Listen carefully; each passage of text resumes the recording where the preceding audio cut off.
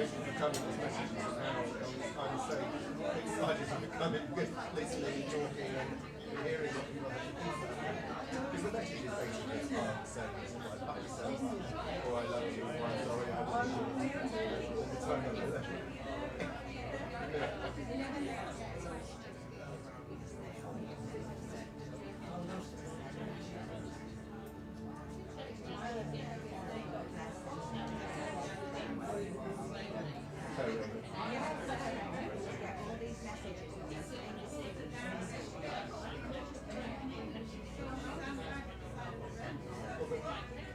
I know, and then the one person I do know, I know two people who were really Lawrence, who's there to meet him, and Jordan Smith, Scottish guy, incredibly amazing, and he just comes straight up with it, including their surnames and the addresses where they live, so I think it's a bit of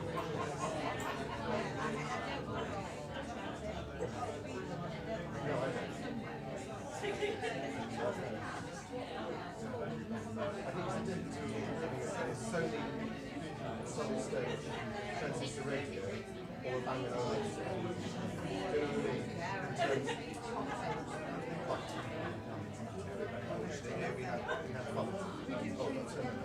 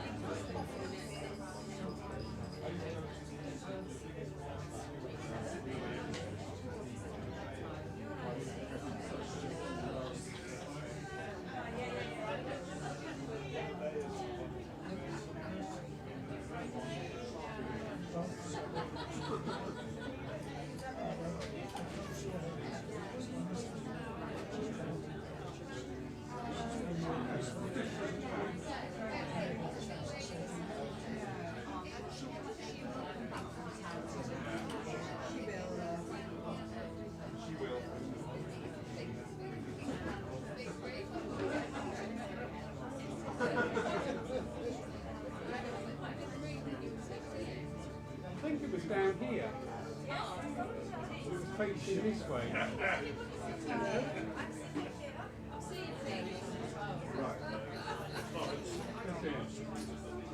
Yeah, in the cupboard in between the two front doors, bottom shelf.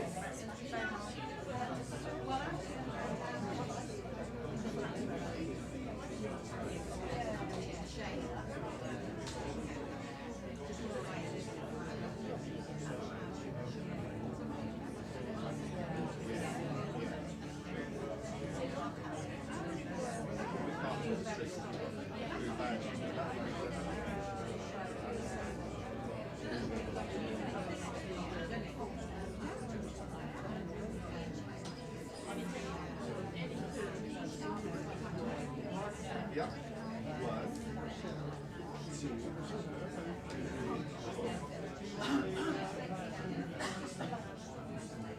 3. Yeah. I'm reading your names.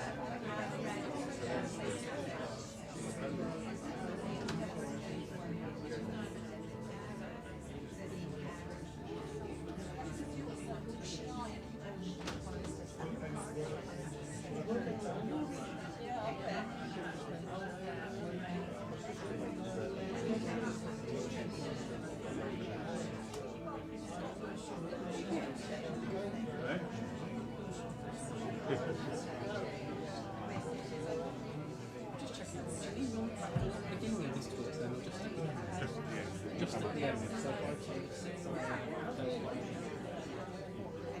just checking.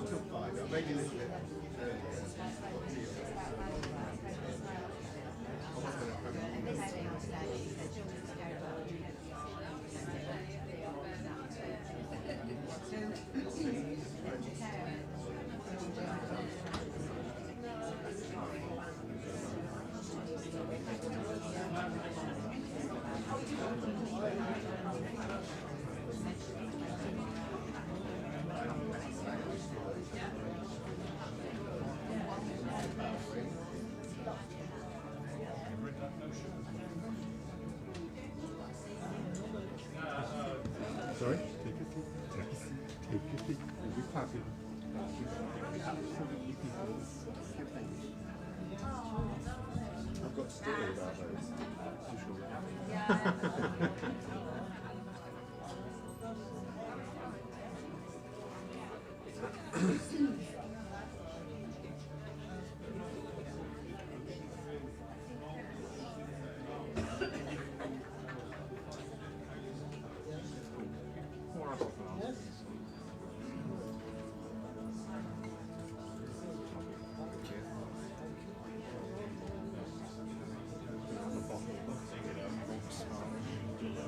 Yes.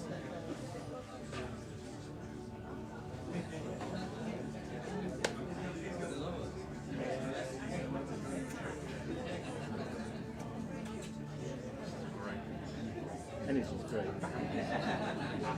The cat was in here earlier, I don't know. Yeah. And we got a doggy as well. Yeah. And sunflowers. And Ted. Seems alright. And obviously, you're not really bursting out to tears or anything. It's nice that he's got all this Couple love of and people, attention. I know and trust give their own address if they're around. That's good. Shall we look? I think we shall. Good morning! Good morning! Yes! If ever I have another idea like this, would you please just slap me? Alright? I woke up this morning and thought, oh good God, what have I done?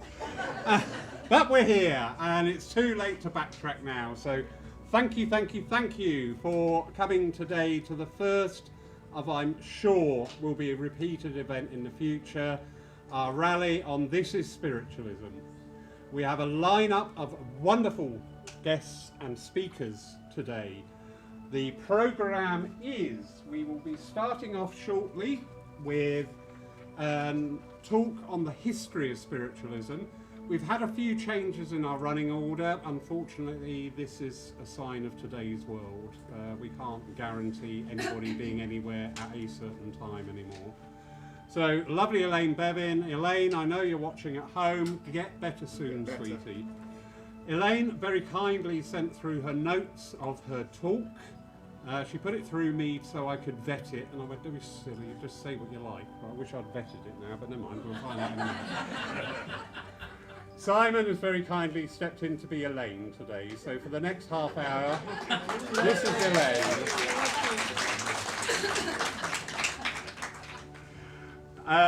The idea is with the talks, all our speakers will be giving a talk for 25 minutes, half an hour, 35 minutes, around about that area. Time for questions. Questions are really, really important. If you do not, or if you don't understand something, this is your golden opportunity to ask questions. We have got some fabulously, no, that's the wrong word. I nearly said well endowed. Well versed. I don't know. I never looked. I never looked, Glenn. I went like that. Well versed practitioners of spiritualism. There is so much knowledge in this room today. Utilise it because it's there for you to use. You are not a spectator. You are a participant. And today's energies and today's direction of the talks and the questions and the answers is generated by your presence. So, we will kick off when I've finished rambling on, very shortly with the lovely Simon, with a talk on the history of spiritualism. 12 o'clock, we have the wonderful Brian Walker. Where are you, Brian? There you go. Brian will be talking about healing within our movement. 1 o'clock, we've got a short break for lunch. Thank you, everybody who's pre-ordered their meals. That will save huge queues and everything. So just at 1 o'clock, yeah, I'm getting the thumbs up. They're all ready. Just pick them up. Utilise the seating outside because it will not be raining. I have had a word. 1:30, we resume with the wonderful Leonard Tapp, who is our guest for this weekend. Did a wonderful demonstration last night, and we'll be taking a point, or has fully booked for tomorrow for spiritual assessments. I am such in awe of Len's knowledge. I seriously am. I just clam up when Len's about because he knows everything. And yeah. please don't, Len. 2:30, we have Science and Spiritualism with lovely Stephen at the back there. 3:30, change in the programme here. Bill Rich had a COVID jab, thank you, and he's had an adverse reaction to it, so he's not travelling down. So you've got some mush called Lawrence Saville, all right, stepping in. One of my passions, the purpose of the evidential mediumship and its place within spiritualism. And then at 4:30, who better to hear from than Spirit themselves? You all know Mark Stone. Mark will be giving a short trance address from Spirit, again with the opportunity to ask questions. So absolutely fabulous lineup. This evening we have a demonstration of mediumship from Mark Stone, Stephen Mager, Leonard Tatt, and I'll be standing in for Bill's absence. So 1 out of 3 is a bit wobbly, but the other 3 will be fine. I'm sure they'll rescue me. Without further ado though, if we could ask, just join in for this moment, join in for this time. Hello darling. That's all right. We'll stand outside, I'll take notes later. Divine and infinite Spirit, that whom we know as God, we ask your blessing, your presence, your love, and that encompassing gift from the spirit world today, for this special day, for this day of learning, for progression, for understanding, for coming together, for building up those relationships, both here in the physical and there in the virtual world. And we know that this day will flow. The energies are here, they're strong, they're vibrant. We know that the blessings are upon this day and all that is to be achieved and will be achieved in the future.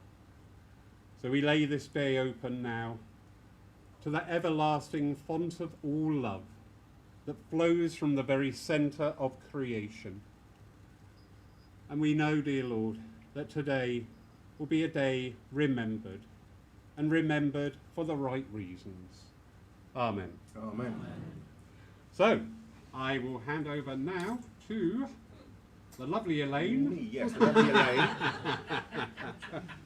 I said to Elaine that I would channel Elaine today. So, here we go.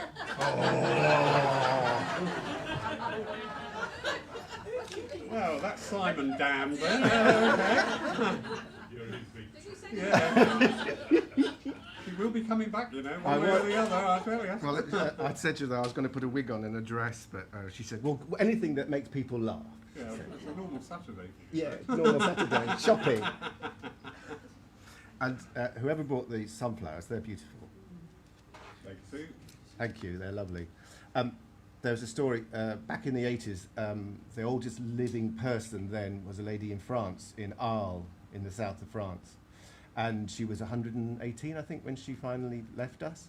And she was interviewed by Sue Lawley, and she looked immaculate and amazing. And of course, she was this amazing national treasure. Thank you. Good critic already. And she said to I think her name was Florence something or other, and she said, Madame, how have you managed to live to 118 years old? And your complexion, you have no wrinkles. And then she went, ah, Miss Lawley, I do have wrinkles. I'm just sitting on them.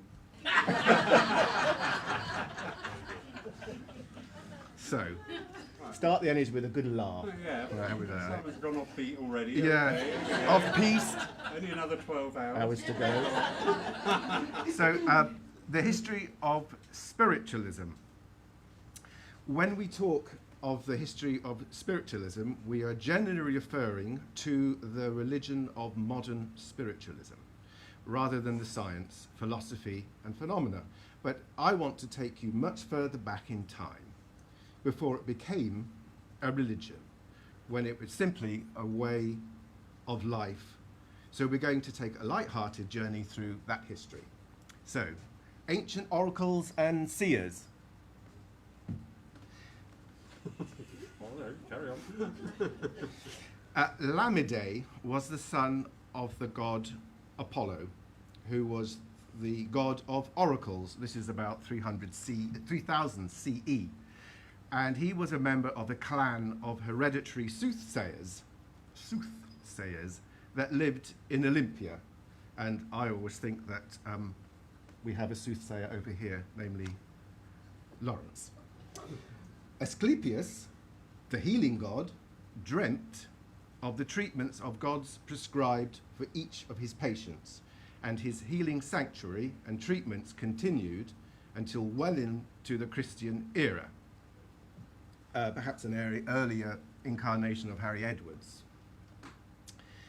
Roman augurs and oracles actually formed a committee called a collegium, which eventually had 16 members. Their job was to observe signs such as the behavior of a group of sacred chickens, cluck, the path of flights of birds, and interpret them for the people. Another sort of example of an ancient form of Stansted Hall. Stansted Hall is the College for Psychic Sciences. The oracles of Zeus' first temple was an oak tree that grew on sacred land. A written question would be submitted to the priest, who would then interpret the rustle of the leaves to provide an answer for the inquirer. And for this case, with this church, if we're going to do that, then Elaine suggests we get a bigger basket to take around for the collection. Here we go. I've got to get this word right. Pythia was the oracle of Apollo at Delphi. One day a month, she would fall into a trance-like state and utter prophetic words. It is interesting to note that she would prepare herself for her trance state by washing and purifying herself, the way mediums today still use a process of attunement to prepare themselves to link with spirit. And if any of the people here who are giving demonstrations want to be washed down, we can get a hose and a yard broom for you to purify you before or after you come on stage.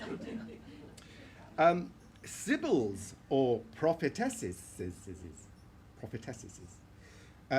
legend has it that the Sibyl predated the god Apollo at Delphi and would sit on a rock and prophesy in a state of ecstasy. Ultimately, there were 10 wandering Sibyls whose prophecies were actually recorded in books, and the last recording being of a message given to a representative of the Emperor Julian, 361 to 363 BCE. And again, Lawrence, the lady here who wrote this says that sometimes when we look at you, you look in ecstasy like the Sibyls. Thank you, Elaine. Thank you, Elaine. Nearer to home, in the UK, Druids were priests of the Celtic tribes and were known to be seers and diviners, although no evidence of specific messages remain. They also sometimes held political power as advisors to the rulers of the day. How about Laurie becoming Prime Minister? What do you reckon? Many cultures, belief systems, indigenous peoples and tribes around the world used seers, sages and shaman for the guidance of their tribes or people to steer them through difficult and traumatic times. Hippocrates, the ancient Greek physician, 460 BC, 375 BC, was known as the father of medicine, was known as an excellent doctor with a keen scientific mind, and is quoted as saying, "The affections suffered by the body, the soul sees with shut eyes." And maybe that's still a thing these days with various forms of clairvoyance. Moving on, so we come to the birth of modern spiritualism. Favourite guy of mine, if people will recognise this guy's name, Emanuel Swedenborg, 1688 to 1772. Was a Swedish mining engineer, and despite being brought up in the Lutheran faith, he experienced psychic events from childhood that culminated in clairvoyance in his mid-50s. So there's a chance for me now. He was able to give a clear explanation of the process of death and of the world beyond that, and that was not based on any religious standpoint. And if he came today, I'm sure this church would be packed to the rafters with Mr. Swedenborg. Then we come to a gentleman called Edward Irving, born in 1792 in Scotland. You can be here for Scotland. Was brought up in the strict Scottish Protestant faith and became a pastor in a small Scottish church in London. In the churches, they started to experience speaking in tongues. At first, this was unintelligible, a bit like me now. Sounds which some felt were very similar to chants. Then, gradually, they became prayers and then sermons. They were obviously psychic events, but were restricted by the dogma of the narrow sectarian religion at that moment. And there are still parts of the world where that type of dogma and restrictions exist. Then members of the Shaker Society emigrated to America in the 1780s and established 60 societies there, which by the 1830s saw an outbreak of psychic events and spirit possession in these communities. They were mostly, and I found this interesting, they were mostly Native American Indian spirit beings, and these events continued for 7 years and were recorded. The records, it stated that the new era of events would also be preceded by the discovery of great mineral wealth. Well, a short time later, the massive Californian gold fields were discovered, which started the famous gold rush, and then the Hydesville rappings occurred in 1848. And Laurie, this will verify that some churches used to write down the messages from the mediums and give the notes to the recipients at the end of the service. Taking note there? We don't, we record it. That's true. They record it, Elaine. Yeah, get with it, Elaine. Yeah. Prior to the Hydesville rappings, it is recorded that the rappings had previously occurred in buildings in Oppenheim, Germany in 1520, in Tedworth in the UK in 1661, and then in Epworth Vicarage, UK in 1716. Andrew Jackson Davis, 1826 to 1910, born in New York to an uneducated mother who had experienced visions throughout her life. His physic abilities developed during childhood, and he experienced clairaudience and clairvoyance and clairrayner. Sorry, that was my turn. But his full potential only came to light when a local tailor who practiced mesmerism devoted his time and energy to working with him. Davis became known as the Poughkeepsie Seer and developed his clairvoyant powers for a diagnosis of diseases and described how the human body became transparent before his spirit eyes. Each organ was seen clearly with a radiance of its own, which was dimmed when disease was present in the organ. He could also leave his body whilst in trance to visit those in need of his help. Davis was able to describe the process of dying by watching the soul leave the body and the separation of the silver cord that connected the body and soul. He saw the departed soul being met by family and loved ones before appearing to walk off into thin air. Davis also prophesied the coming of the motor car, the typewriter, as well as the coming of spiritualism. On the 31st of March, 1848, he stated that about daylight this morning, a warm breathing passed over my face, and I heard a voice, tender and strong, saying, "Brother, the good work has begun. Behold, a living demonstration is born." And I was left wondering what could be meant by such a message, if only modern mediums were as clear when going to give information today, Lawrence.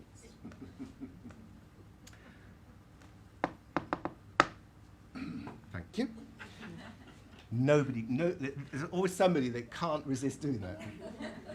I know it was in the film Who Framed Roger Rabbit. Right, one more time, I love it. Thank you. The Hydesville rapping started in 1848 in the home of the Fox family in New York State. They had already been recorded incidents in the house under previous tenants involving footsteps, knocking and rapping sounds from 1844 onwards. However, in March 1848, two of the daughters, Margaret and Kate, challenged the spirit, who they had named Mr. Splitfoot, to imitate the sound of their clicking fingers, which it managed to do exactly. Kate then snapped her fingers without making a sound, and the rappings also matched the number of times she did this silently. The mother then asked a series of numerical questions about dates and peoples, which it answered correctly. These events were observed by over 300 people in total during this period. Finally, on the 31st of March, 1848, the spirit identified himself as a peddler named Charles B. Rosner, who was murdered by a previous tenant and buried in the cellar of the house. This fact was eventually confirmed 56 years later when human hair and bones were discovered in the cellar along with a peddler's tin box. The house and tin box now reside at the Lilldale headquarters of the NSAC in New York. NSAC? National Spiritualist Association Of America. America. Oh yeah, that'd be the A. Yeah. Many scientists and professional researchers undertook studies of mediums during this time to prove that it was all false. However, many ended up becoming ardent spiritualists, much to their surprise when presented with unshakable personal evidence that they had seen. So since that time, there have been numerous gifted physical and mental mediums and healers, mainly in the US and the UK. However, a form known as Spiritism, which is a branch of spiritualism, was established in France in the 1850s by the French teacher Hippolyte Rivail under the pen name Alain Kardec.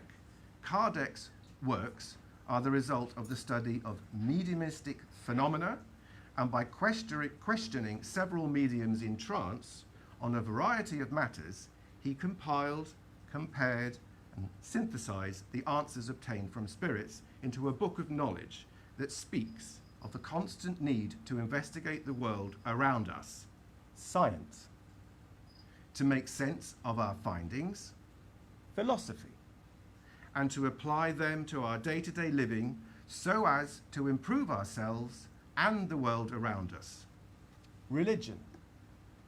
This approach is often referred to as the triple aspect of Spiritism, the conjoining of science, philosophy, and religion. It postulates that humans, along with all other living beings, are essentially immortal spirits that temporarily inhabit physical bodies for several necessary incarnations to attain moral and intellectual improvement. And Lawrence, I wonder what the spirit world would think of our efforts so far today. And so our trips through history have come to an end. And thank you, Elaine. And there are now questions, I understand, which I can't answer. Thank you. It's like a tag relay. Thank you, Simon, and thank you, Elaine, for your lovely talk. So Ladies and gentlemen, we're opening up for questions. I know we're only first moment of the day, but are there any questions to do with things to do with the history of spiritualism or just in general that you've got questions at this moment? There may be things that we'll come on to later. So if there's things about healing, lovely Brian will be dealing with that. If there's things about the science, Stephen will be dealing. Len and the philosophy.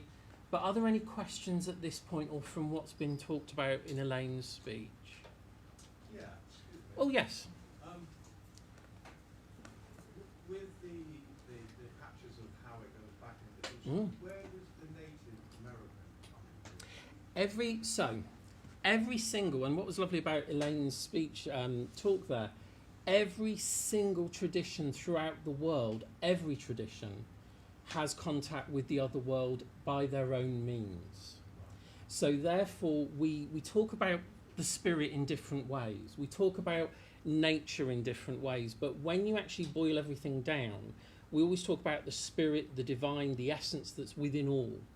And so when we think of Native American traditions and that closeness to the land, that everything is kind of in harmony and taught in harmony, you'll see that replicated in other areas as well, not just with the Native American tradition in America, but in other areas as well. So when you boil it down, even in what we would think of orthodox traditions, there were mediumistic experiences and phenomena. So in Native America, you often will find that there is histories of materializations and healings and things, very much so. Because again, there's a tradition of sitting together. You know, wherever you look about spiritualism or in other areas, when people come together and sit and open to that greater power, however they define it, the power of the spirit will work through them. The hand of the spirit can be seen.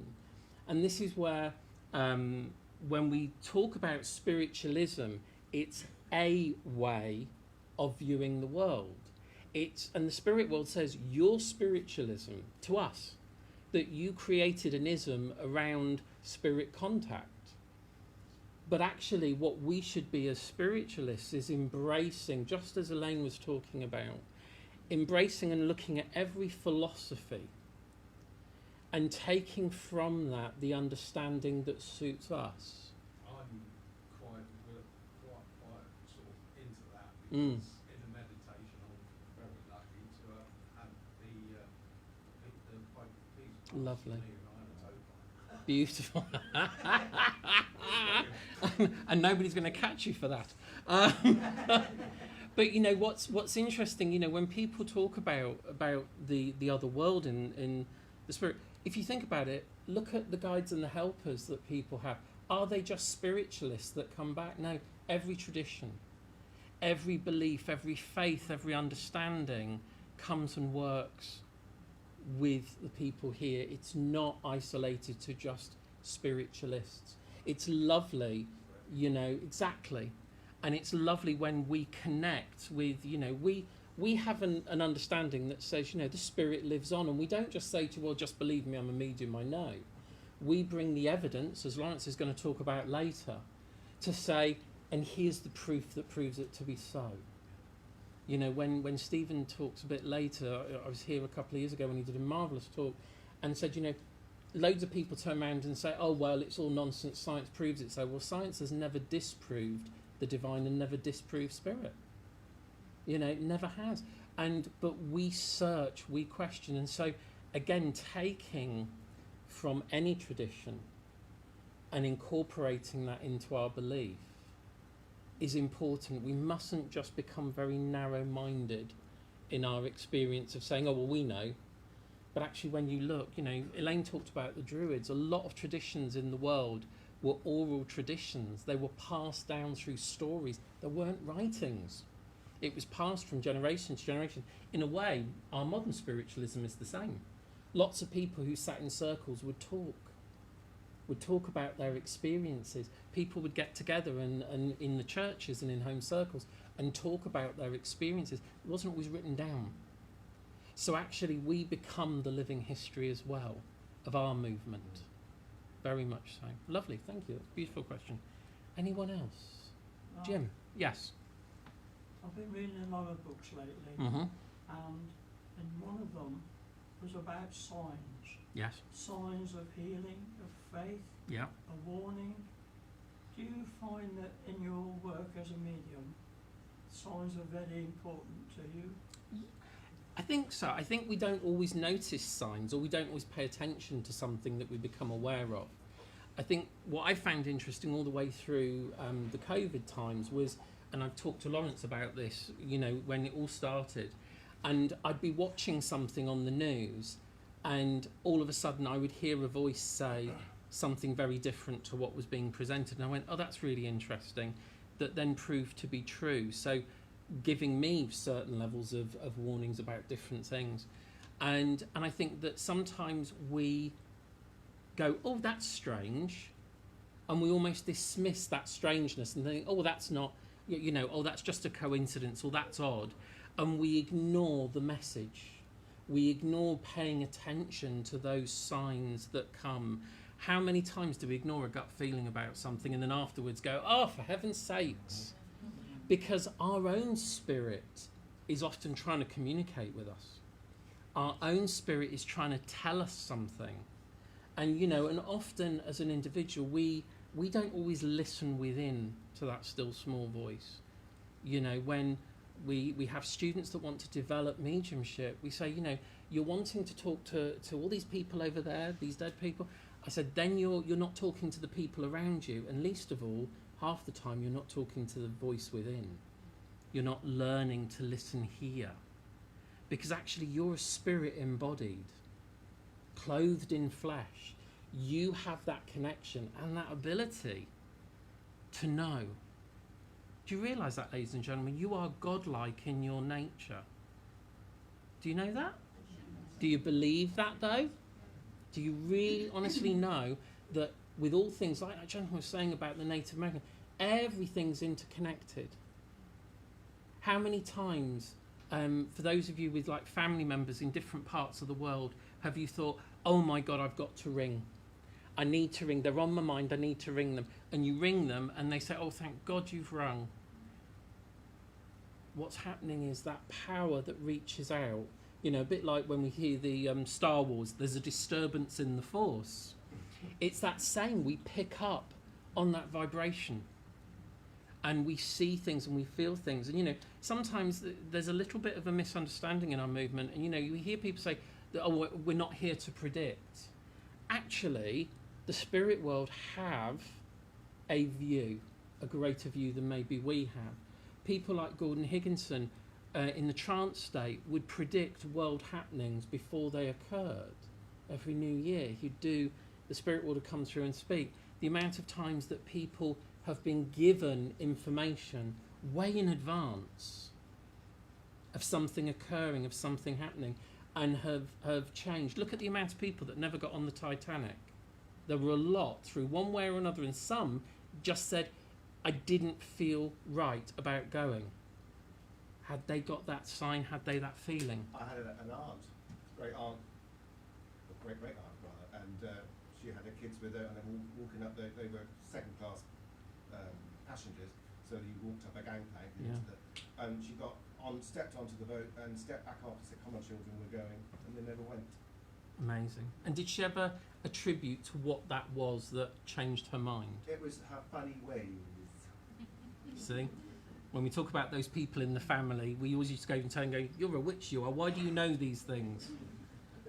But, you know, people that respond to that, you know, so when you notice something, when you notice something that stands out, or a little alarm bell rings, or you get that little, almost like the voice on your shoulder. I mean, for me, because of working with the trance states, I hear sometimes the what I call whispers.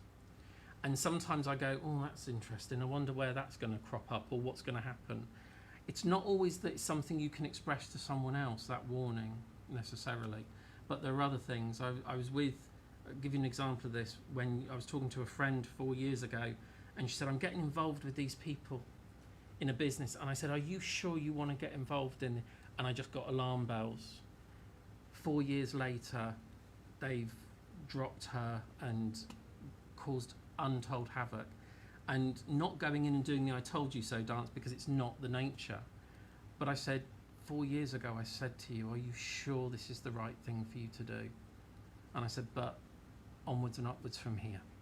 You know, so sometimes you know, we can get warnings for other people, doesn't mean they'll listen.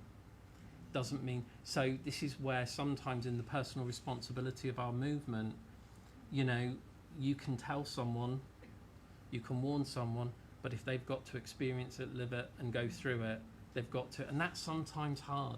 This is where the oracle, Cassandra, cursed to have prophecies but never be believed. And that still happens within our movement today. People see and hear things and are not believed still, thousands of years later. So, you know, it's going back into our lovely ancient history.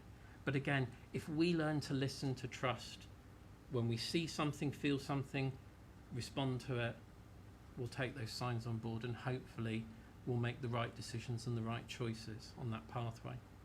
Thank you, Jim. Bless you. Sue. We listen to survival evidence and that from our loved ones and friends, etc., but we also listen to our spirit guides and helpers.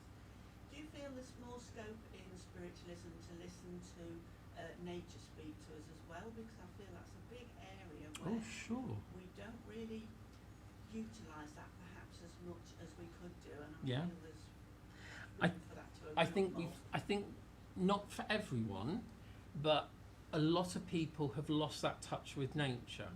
I mean, if you think about, if we go back a generation or two, everybody would be out doing something with the land, even, you know, if they're doing their allotments or whatever.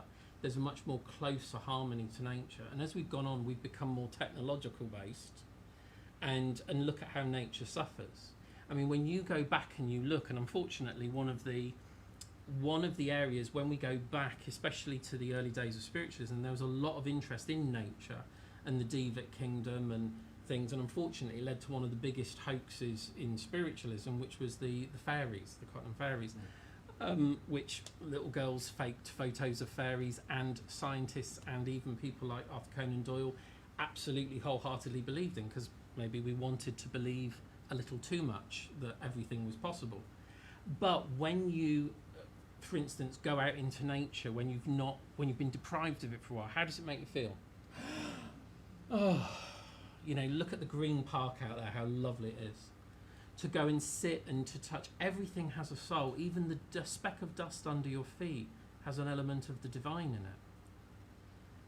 And you know, and again, we're looking out there all the time, where this is where we're living. This is what we're around. And to sit and actually tune into the power of the divine in nature, that every living thing is part of that power. God of the granite and the rose, soul of the sparrow and the bee. That power and energy flows through everything. But again, we don't spend enough time on it. Modern, have to be careful, not use broad brush, but a lot in modern spiritualism falls on this communication, but not always the broader brushstroke of all life, of all experience, of all energy and power. And I think there is a lot to be said to go and sit in nature and to be aware, again, a bit like the Andrew Jackson Davies quote, the breath of life flowing across me, something has begun, this change in this power. And you know, we do need to sit more with nature, we do need to look at it more, especially in the situation and the circumstance that we're in. But of course we're ignoring that and we're thinking of the technology, the houses, the homes, the people. Whereas if we actually started to listen to nature, maybe we'll find some unpleasant truths about where we're at and what we're doing, not only to the planet but to ourselves by the technology and the advances that we have within us. Oh, second question, go on. It's not a question, I'd just like to pay homage to a snail that I saw once climbing up my French window where I live somewhere else, and suddenly I became aware of the light within this snail, and that touched something deep inside, because I realised the light that was, and the spirit within that snail was the same within myself and absolutely everything else. Yeah. And that was really one of those key moments. I just wanted to mention the beauty it of because oneness. it's like, thank you for showing me that, Yes. revealing that to me. Yeah, and I think, you know, that connection to animals, to nature. How many people do we meet that says they'd rather trust animals than people? Because there's an openness, there's an honesty, but there's also that connection. You know, we may not speak the same physical language, but on a spiritual level, we all communicate. And again, animal communication is another part that, you know, although is taught by some mediums, other mediums will go, nonsense. But yet, there is a power and a light and a spirit and a soul there that has an understanding. Lovely, bless you, Saint. Anyone else before we have our break? Mark, Yes. do you believe that it's a case of seeing is believing? Well, if you see, you see. However, sometimes the feeling, we were having a little discussion at the back about phenomena of spiritualism. And, you know, I've had experiences over the years, as all the speakers have, and they'll tell you about their individual experiences, where there is stuff that becomes undeniable in phenomena. And there is stuff that becomes undeniable in different ways, not necessarily just physical mediumship and materialization of spirit, which I've sat in a few seances where I've seen remarkable things, and I've just felt so privileged to have had the chance, because it's you know, rarer in many respects nowadays. Not, I think, because there's an end of that phenomena. I don't think people are willing to sit long enough for things. Everybody wants things yesterday. But when you can see something, I saw a wonderful transfiguration medium called Diane Elliott, who was a student of the great Queenie Nixon, who was renowned for transfiguration. And I saw a lady who was only 5 foot high change physically into the size of a 6'4" trucker. Her hands turned into these massive shovel-like hands. Her face puffed out, curly hair appeared, and it was this woman's husband. And it was remarkable. And during this demonstration, more and more, this face and body changed. It was absolutely remarkable. And towards the end of the demonstration, she changed into this very craggy-faced Native American gentleman with this plait of hair, very old and wizened, very wise-looking face. And this figure looked towards where I was sitting and said, hello. And I nudged this woman next to me and I went, say hello, he's talking to you. And she went, hello. And he didn't respond. And he said, hello again. And so I nudged the woman on the other side and I went, he must be talking to you.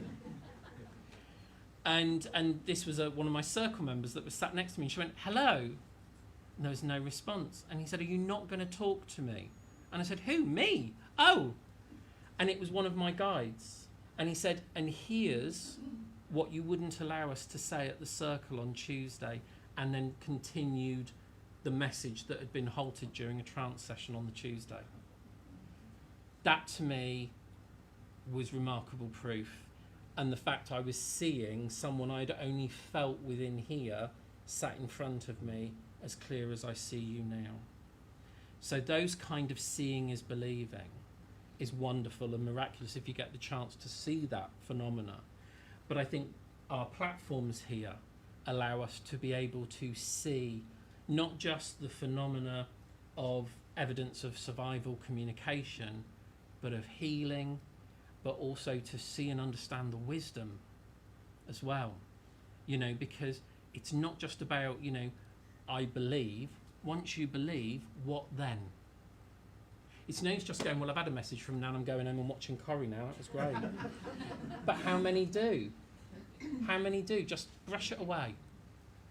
Whereas actually, you've just had proof to you that not only you cannot die, but you are a living, deathless spirit. What does that mean? Where does that go? What are you going to do with it now? And that's where our movement, and days like today, and the Lyceum services, and all sorts of things that Lawrence has been doing here at Poole, gives people a greater chance to see more of what the spirit world is capable of, not just the very thin vision of evidence of survival. There is so much more to who and what we are. There is so much more to what a church is than just a demonstration. It's the community of people. Very briefly, I think, because otherwise I'll get in trouble. I just want to say that years ago, because it was pretty normal to me to see spirits and that, I used to not understand why it was so important for survival evidence, because it just was. It took a friend to say to me about how much comfort it can bring, how much healing it can bring, and that was very humbling when she actually explained that, because it made that much more sense. And I think that's something else that, sometimes people could appreciate perhaps a little bit more. It's not, like you say, or quick message and then off to watch the soaps. It's for so many people, it can be life transforming, not just in how we deal with death and grieving, but also in recognising and starting to understand more of life. We talk about the philosophy of spiritualism, but actually that is an ever-encompassing and ever-growing area, because life is ever-growing, evolving and changing. And again, we can't just say, well, as spiritualists we have all this correct. We have to look across all the philosophies and all the understanding and realise that it can be life-transforming. But one of the things that has to happen is that nothing's ever just served up onto us on a plate and that's it. We don't have to do anything. We all have to put in the work to transform self. Once we know we've got this, what are you going to do with it? Where are you going to take it? How is the other world? We've often had this discussion, haven't we? There's a great difference between I want and what the other world wants. And it depends on, are you just going to serve self or serve spirit? Or do a mixture of both? But there's a lot of people who, when you start to talk to them about what spirit want, I'm not interested in that. Haven't we had that conversation before? I'm not interested in that. I only want this. No. Now, spirit world aren't going to chastise you for that, to be honest with you. You do, it's your life, you do what you want. But imagine what this changes in the lives of others and in you. The lives that you may touch.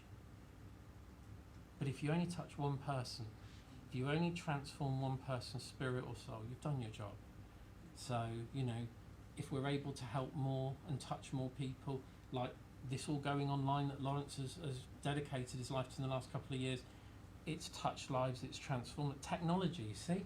We may talk about nature, but technology has made us reach out further, the ability to reach out, the ability to connect. So we have to embrace all of life and all technology, because spirit does as well. Spirit does as well. Brilliant. You're welcome.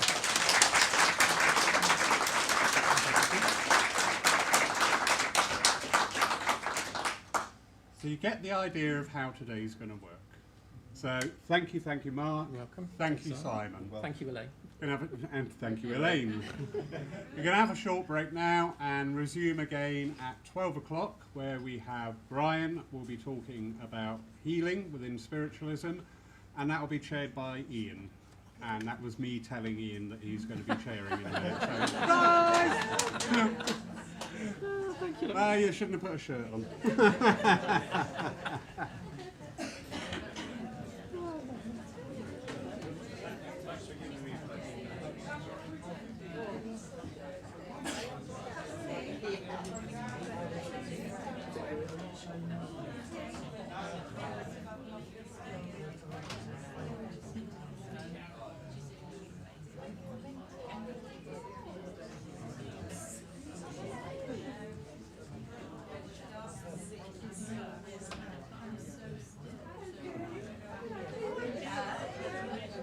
He's right though about the stillness. So I started in a certain state. Back we used to do and transformations there what you're seeing is the emphasize the eternity of life.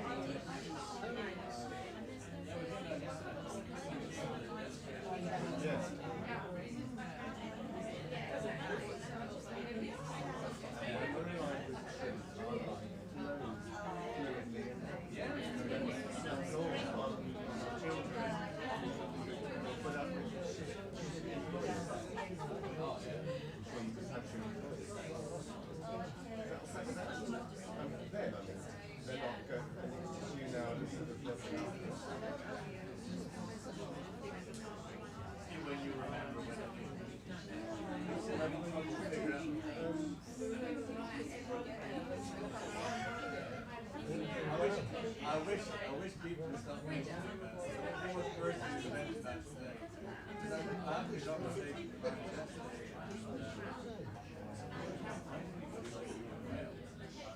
Literally, as you were saying, that's all I had in mind.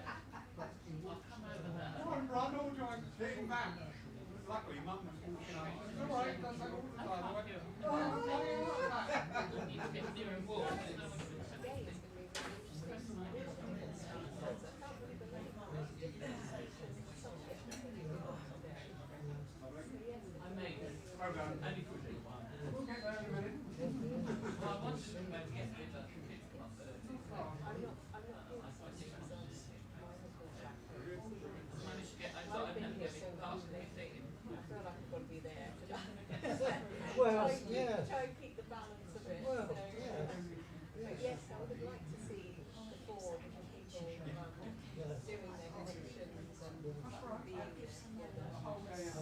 That Mark Stone is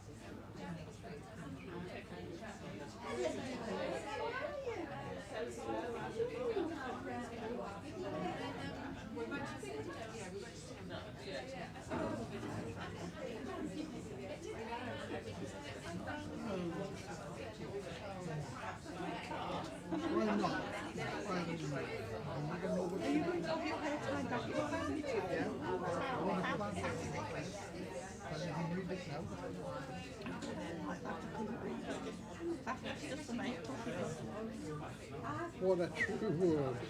Patience. Oh my God. That's what I always say to me. Patience. Don't waste Spirits hang that word out far too often. too often.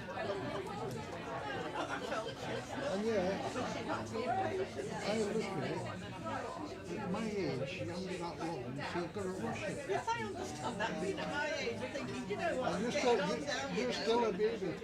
I'm not, I tell you.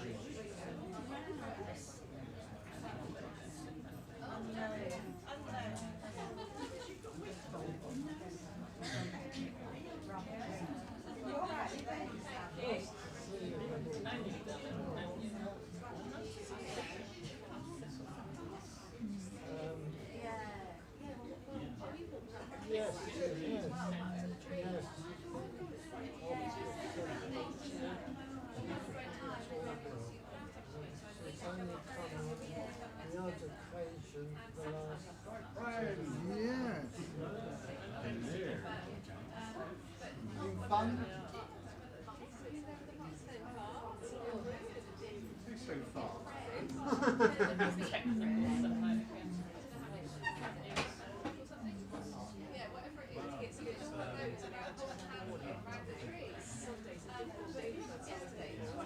Yeah. The whole energy form whatsoever. Yes. I noticed as well a lot of people writing and they're watching the board as well, so they haven't been able to get here.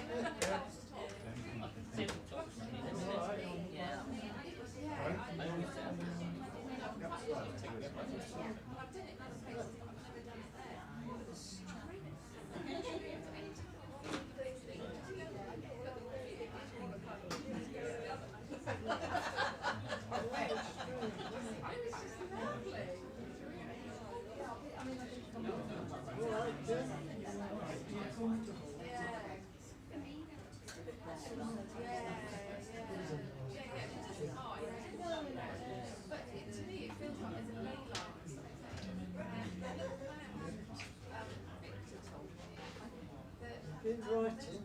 I'm still writing every day. Never stops. Giving it me. It's a great writer.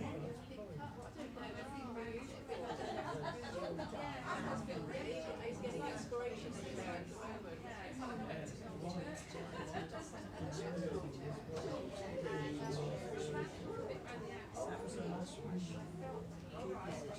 I'm ready when you are, sir. Sorry? I'll just give everybody outside a couple of minutes warning, alright? Everybody at home watching online, thank you so much for joining us. We see we've got people at home in our domestic and also from Europe and America, so welcome, welcome, welcome.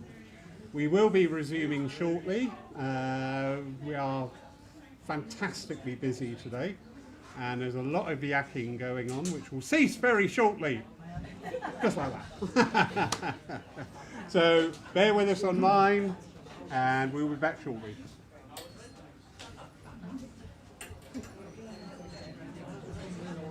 Fun? It's coming in already. Yeah, good.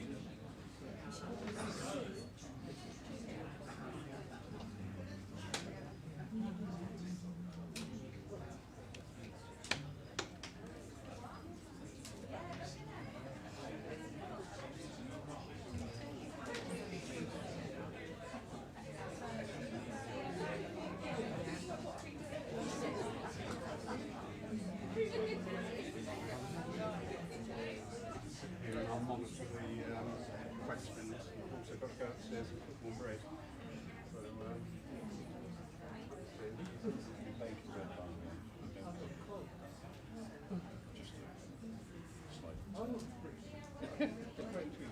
I know. Should have fancy. just for you, mate.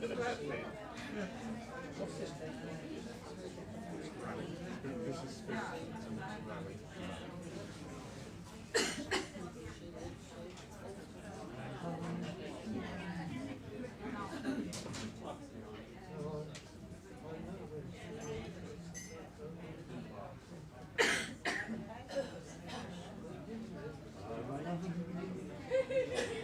A couple of people doing pre-orders for lunch. Yeah, I'll just put mine on. Stupid idea. Well, I hadn't realised we had some pre-orders. Well, I was trying to get people to do it, No, so it makes queuing, sense. but everyone has done it. I'm like, oh, okay. Doesn't matter for 10 minutes later. All right?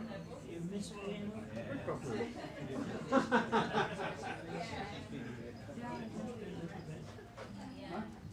Have you heard from Candy lately? Yes, they're coming over to Sue's birthday in a week's time. Sue will be 60 in a couple of weeks' time. They're coming over from the island. They've been in America for the last 3 months, since June. He sold his business.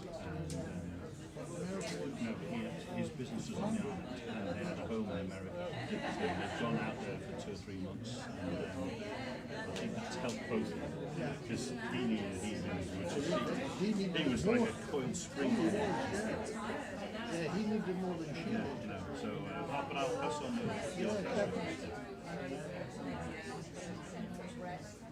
Yeah, she came over to Hale and Islands and done a couple of courses with me. Did she come over? Good, yeah, good. Oh, she's very much into understanding all this. You know, Oh yeah, definitely. because she'd often text me and say, "Tell me what this is about." Yeah, tell me what this is about. And I'm trying to best I can interpret. You know. No, just go connect and then bring it through you.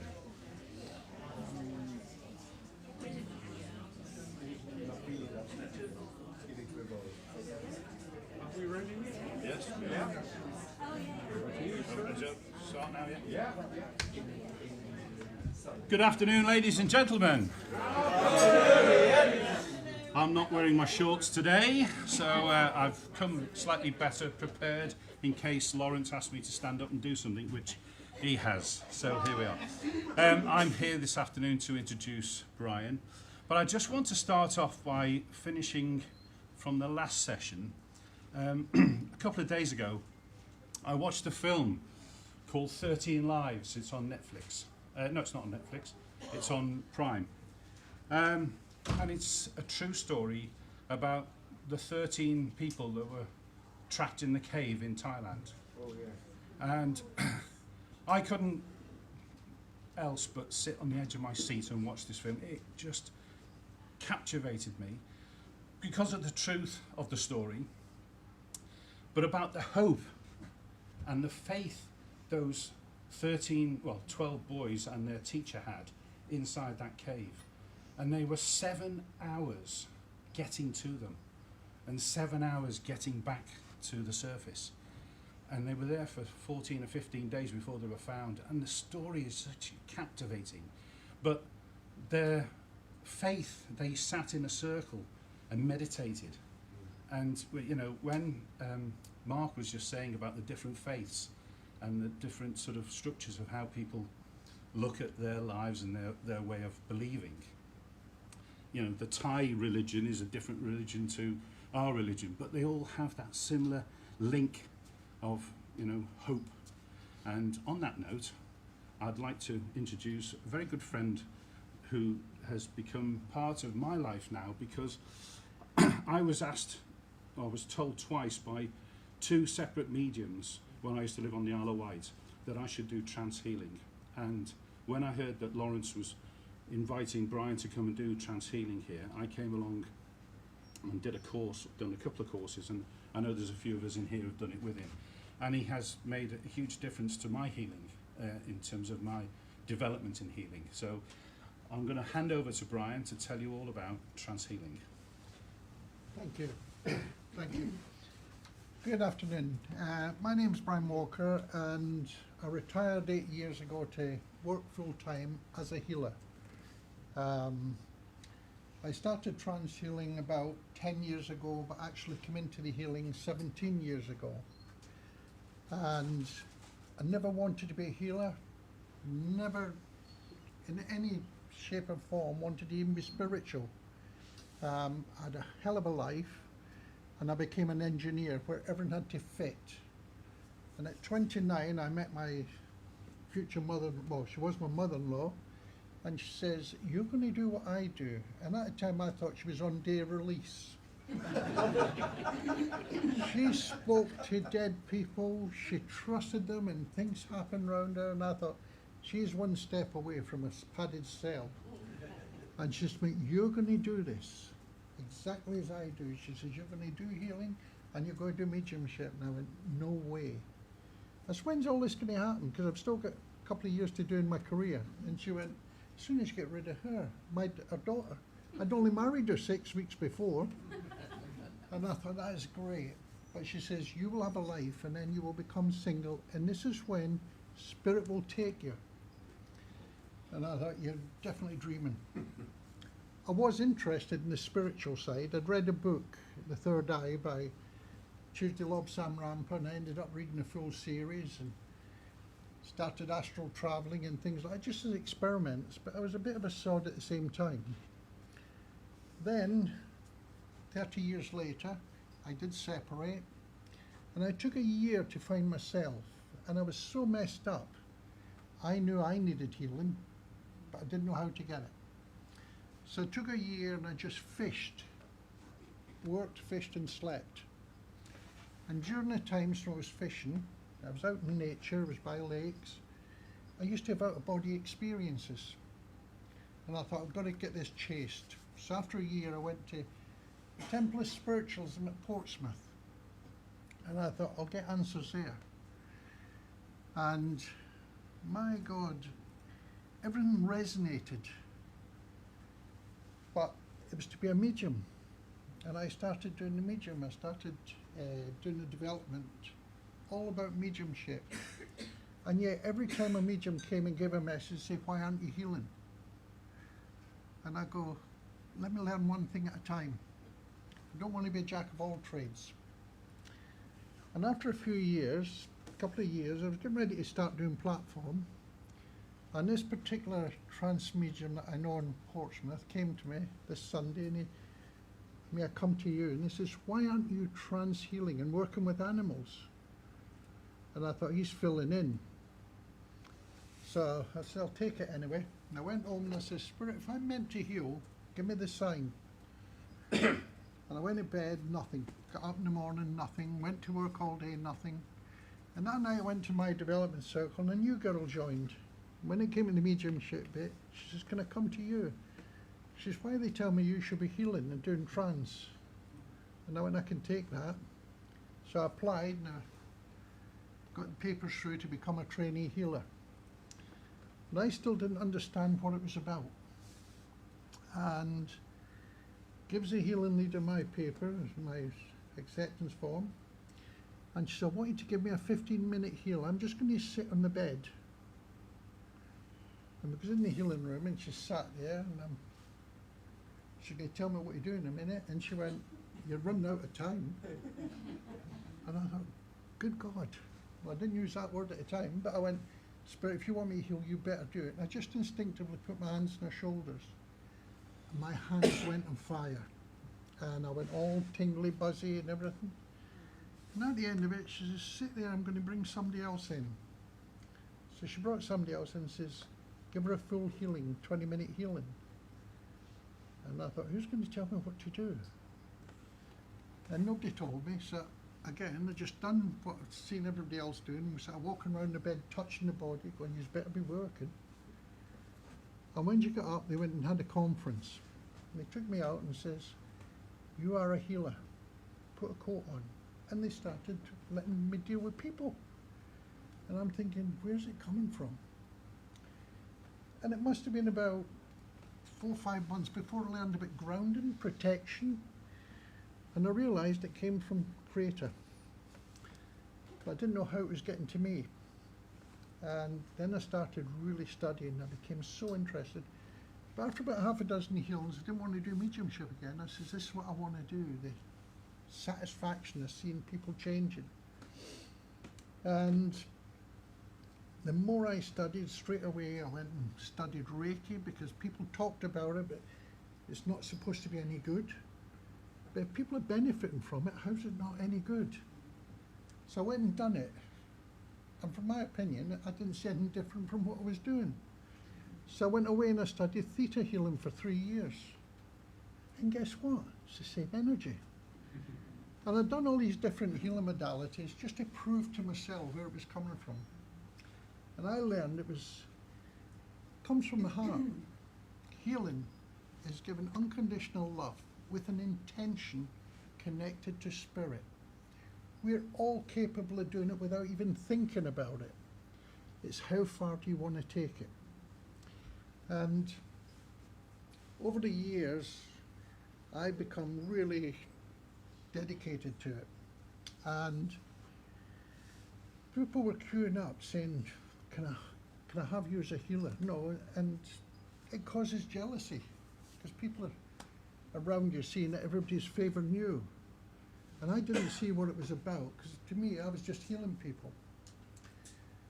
And then this same medium that told me to become a healer, he came in for healing one day, and I was healing him. And I'd done the healing, and he says to me afterwards, come here to whisper in your ear. He said, have you heard of Harry Edwards? And I said, yeah, I've read his books. He said, well, I had a friend a few years ago who was an amazing psychic surgeon. But when I came round there, Harry Edwards was one side of you and my friend was the other. You were doing psychic surgery. And I went, don't be so stupid. He says, you were. I just thought I was going deeper. I was allowing myself to go more into it.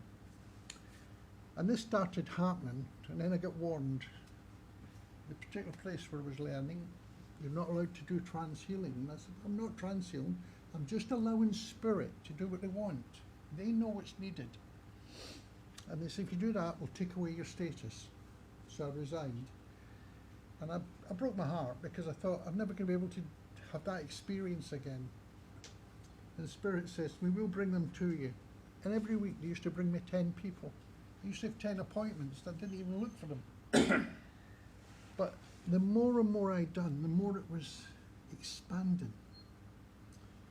And then I started recognizing the different energies coming into me, and miracles were happening.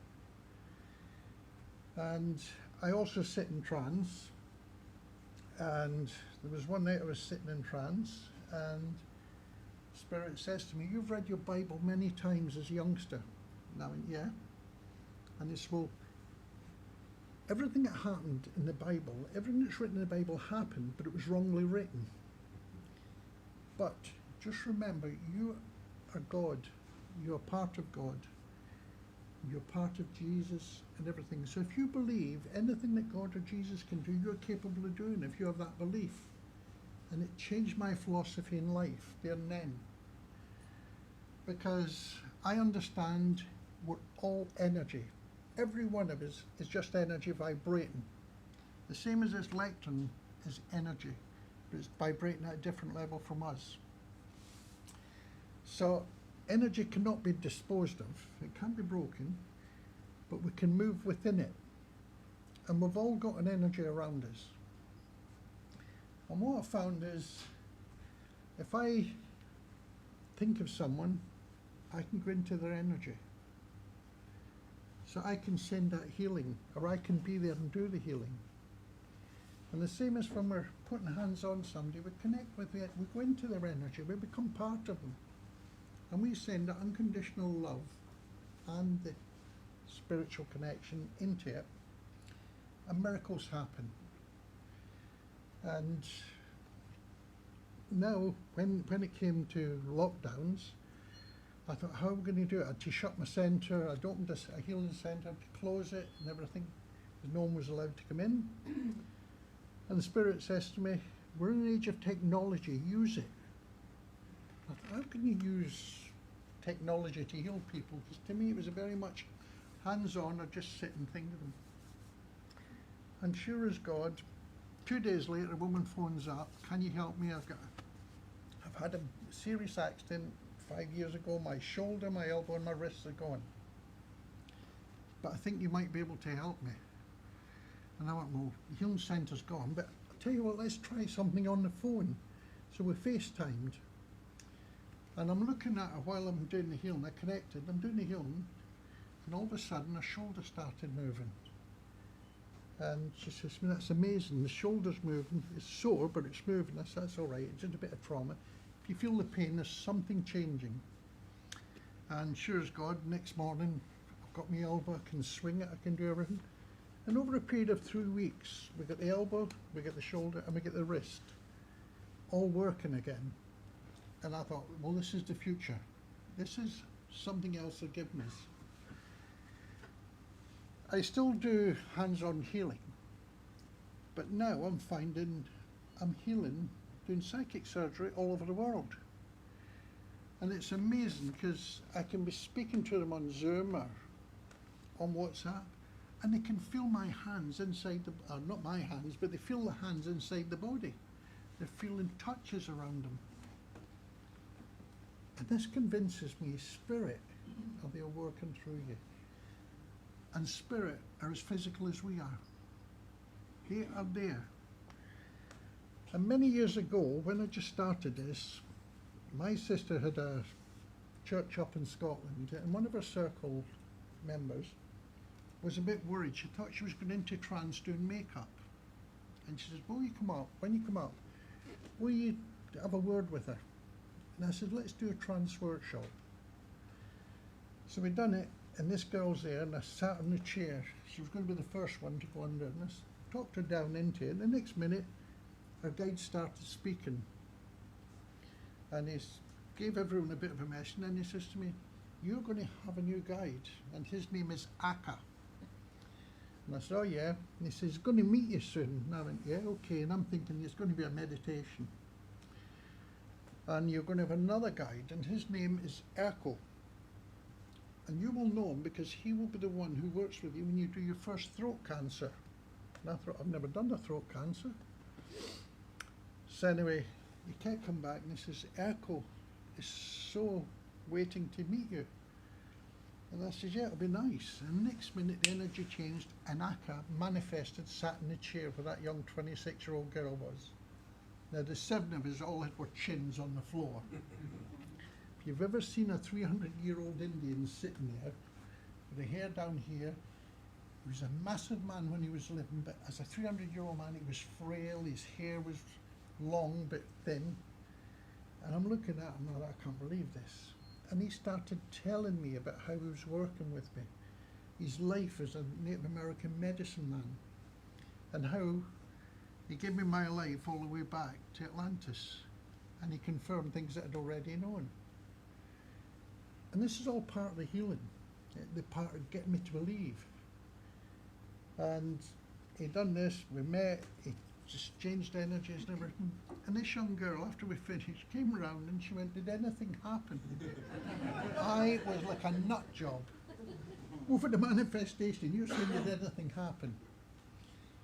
But from there it taught me, let's just follow spirit, let them guide us. Now, I never question anything. When I go to heal, I even prefer not to know what's wrong with people, because my human head will interfere. And when spirit come through, I have quite a collection of surgeons and doctors, healers that work with me, my team as I call them. And what we don't realise is, up in spirit we've got a full team of medical, the same as you'd have in a hospital. All it takes is to ask. When I get someone that is really nervous and panicking, I ask for an anaesthetist to come and it knocks them out. And you can then get into the healing. If somebody is so emotional, I will ask for another deity to come through and help. I interfere that way, but otherwise I step back and allow spirit to come right in. And because of that, I don't see what's happening. I feel things, but I don't see it. So they kept the words. They never let me see blood, gore and guts. It's something I asked for right from the start. I will do this as long as I don't see any of that.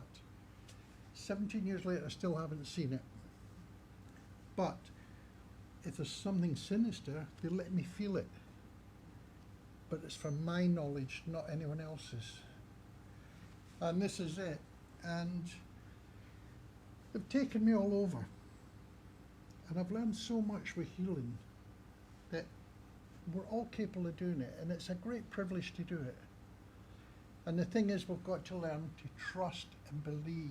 Believe in yourself. Now, I can't even believe the gifts of God because of the start-up in life I had. I was really desperate. I wanted to die from the age of 7. And I'm writing my book at the moment. It's called My Memories, because I don't want to write it as a journal. And as I'm reading the chapters, and I read back to some of the memories, and now, as I'm reading it back, educated, I can see where spirit were healing me in so many different ways. At 7-year-old, I wanted to literally destroy my life. And suddenly, they gave me a dog that was going to be put down and a baby rabbit. And they became my sole purpose in life. They were worth more than me. And I actually put my life in the line rather than see anything come to them. But what an incentive they gave me to keep going. And as I look through different things in life, they've done all these things to give me the strength. And as I look back, most of the people I heal now are parts, mirror images of what I've been through, so you can be more help. And this is it. In healing, we're all capable of doing it. We've done it as parents. When your children were running down the road, they fell over and skinned their knees and screamed like banshees. You pick them up, kiss their knee better. No, mummy will kiss it better, or daddy will kiss it better. The crying stops, you put them down, they've forgotten about it. That is unconditional love. That is what healing is. And we're all capable of doing it to a degree. And it's how much you want to give into it that you take it further. You also say you can never heal your own. Well, 8 years ago my daughter was run over at 45 miles an hour. And I was on scene within 2 minutes. And I looked at a wax model lying in the road. And all of a sudden I seen all this energy around her, and I just put my hand through it. I knew I had to grab her hand. And the next thing, I'm holding her hand, my mind was elsewhere, I was just panicking with it. And then I hears, "Don't let me go, Dad." And I held that hand right through to the hospital. And she was a non-believer. She thought I was mad. But the next morning I went to see her in the accident emergency up in the ICU unit. She said, "Dad, see that stuff you talk about? It's real." And I says, "What do you mean?" She says, "When that car hit me, I felt all the bones smashing up that side. And as I'm flying through the air, I seen bits of my life." She says, "And then just before I hit the road, a voice says to me, 'You're not going to die.' And then I landed and felt the other bones breaking, but I relaxed." She said, "The next thing I seen was your hand coming through a mist and holding me." She said, "I knew as long as I held on to you, I was all right." And she's lived, but she's got some disabilities. But that was my unconditional love for my child that helped bring it. And that's all healing's about, is giving that unconditional love. And we do it to people every day without even thinking. No, we see people and God, no, bless them. That's all you need to say, bless them. And that intention goes to them. It's not always about gripping them on a bed and slapping them on a healing bed and putting your hands on or putting your hands on their shoulder. I do it to people. Done it in pubs, I've done it in taxis. Just put my hand on them. Just take the hand. I've done it in a restaurant or a cafeteria. I've been sitting talking to somebody broken. Just take the hand. And it's all right. People just think you're patting their hand. But you give them the most amazing healing. And it doesn't matter what we call it. You hear people saying Reiki's this, Reiki's that. This type of healing's wrong, that's wrong. No, it's not. As I say, if somebody's hitting you in the head with a feather, tapping your head with a feather and you're feeling good, that's healing. It's good. If it's making someone feel better. But the depths you can go to, you can take it, you can literally turn their lives around. Since I started doing the trance surgery, I've had cancer tumours removed from body, inside body, outside body. I've had spines put back. And these are all things that I've never learned anything about that. This is just me trusting Spirit to come and work through me. And we're all capable of doing it. And now they say you've got to teach it. Because the way the world is now, we need healers. Everyone needs healing. But the first time I met my mother-in-law and she said, "I want you to do your healing," I went, "I don't need healing, there's nothing wrong with me." But she knocked me out for 45 minutes and I felt fantastic after it. So you see, we don't always realise it's emotional as well as mental, as well as physical. Any questions so far on anything? Yeah, I've been told through spirit and not meditation, through readings and everything that I'm supposed to be a healer. Yep. I know my father is who is passed. Yeah. I'd like to progress further in encapsulating that feeling so I can heal Yeah. and help people. Yeah. That's what I want. My wife, she suffers with, I still think it's like a sciatica, but she's having a job to get up from the floor and walking. But you And see, I have gone from her shoulders and down her back, over her buttocks, and then down the back to her legs, and she says you can feel the heat. what does that tell you? Yeah. Yeah, I know, but I want What I would say then is, somebody needs to open me up. yes. Well, this is one of the things I do is I hold workshops on energy healing. I call it energy healing. And it opens people up to learn how to contact with a trance surgeon or the main healers, the main guides. And once you've done it a few times, it's amazing how you gain that confidence to call on them, to connect with them, and take it forward. We are all capable of doing it. I've just been away for 3 days in Wales to do experimental trance surgery with another trance surgeon. He's a homeopathic consultant. He's an amazing man, but he's a commercial man. let's just say Kishan and Co. And we've done 26 healings in 2 days. 22 of them were utter miracles. And at the end of it, we're sitting down with all the feedbacks and everything, and we're analysing it. He said, Brian, I couldn't work with you. I couldn't do what you do. That's why not. You've been working alongside me. We've been working together. Why couldn't you do it? He said, because you heal everybody that comes to you. He says, people apply to me for healing, and I monitor it. And I think, well, his attitude's wrong. I'm not doing him. I can do the healing, and he's not going to change. So what's the point of wasting the energy? So I only take the ones that I think I'm going to get a result with. And I says, but the difference is I work for Spirit, not Kishan Incorporated. I says, so anyone that Spirit brings to me, I give the healing. I'm not there to question or judge. I'm there to give the healing. I says, and God forbid, while you're judging, you'll never be a great healer. You will stay doing what you're doing. I says, but that's why you can never work with me. Because you want to work for a company that's materially based. I do it for spiritual. I'm employed with Spirit. End of story. It's like I work in a restaurant and people come to the door, I've got to feed them, it's what I'm there to do. Doesn't matter where they're from or what they do. I'm there to do it. And that is the difference when you can accept it without the judgment.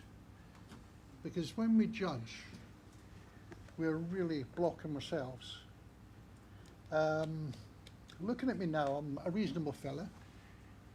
18, I was a total alcoholic, 2.5 litres of gin a day, 7 days a week.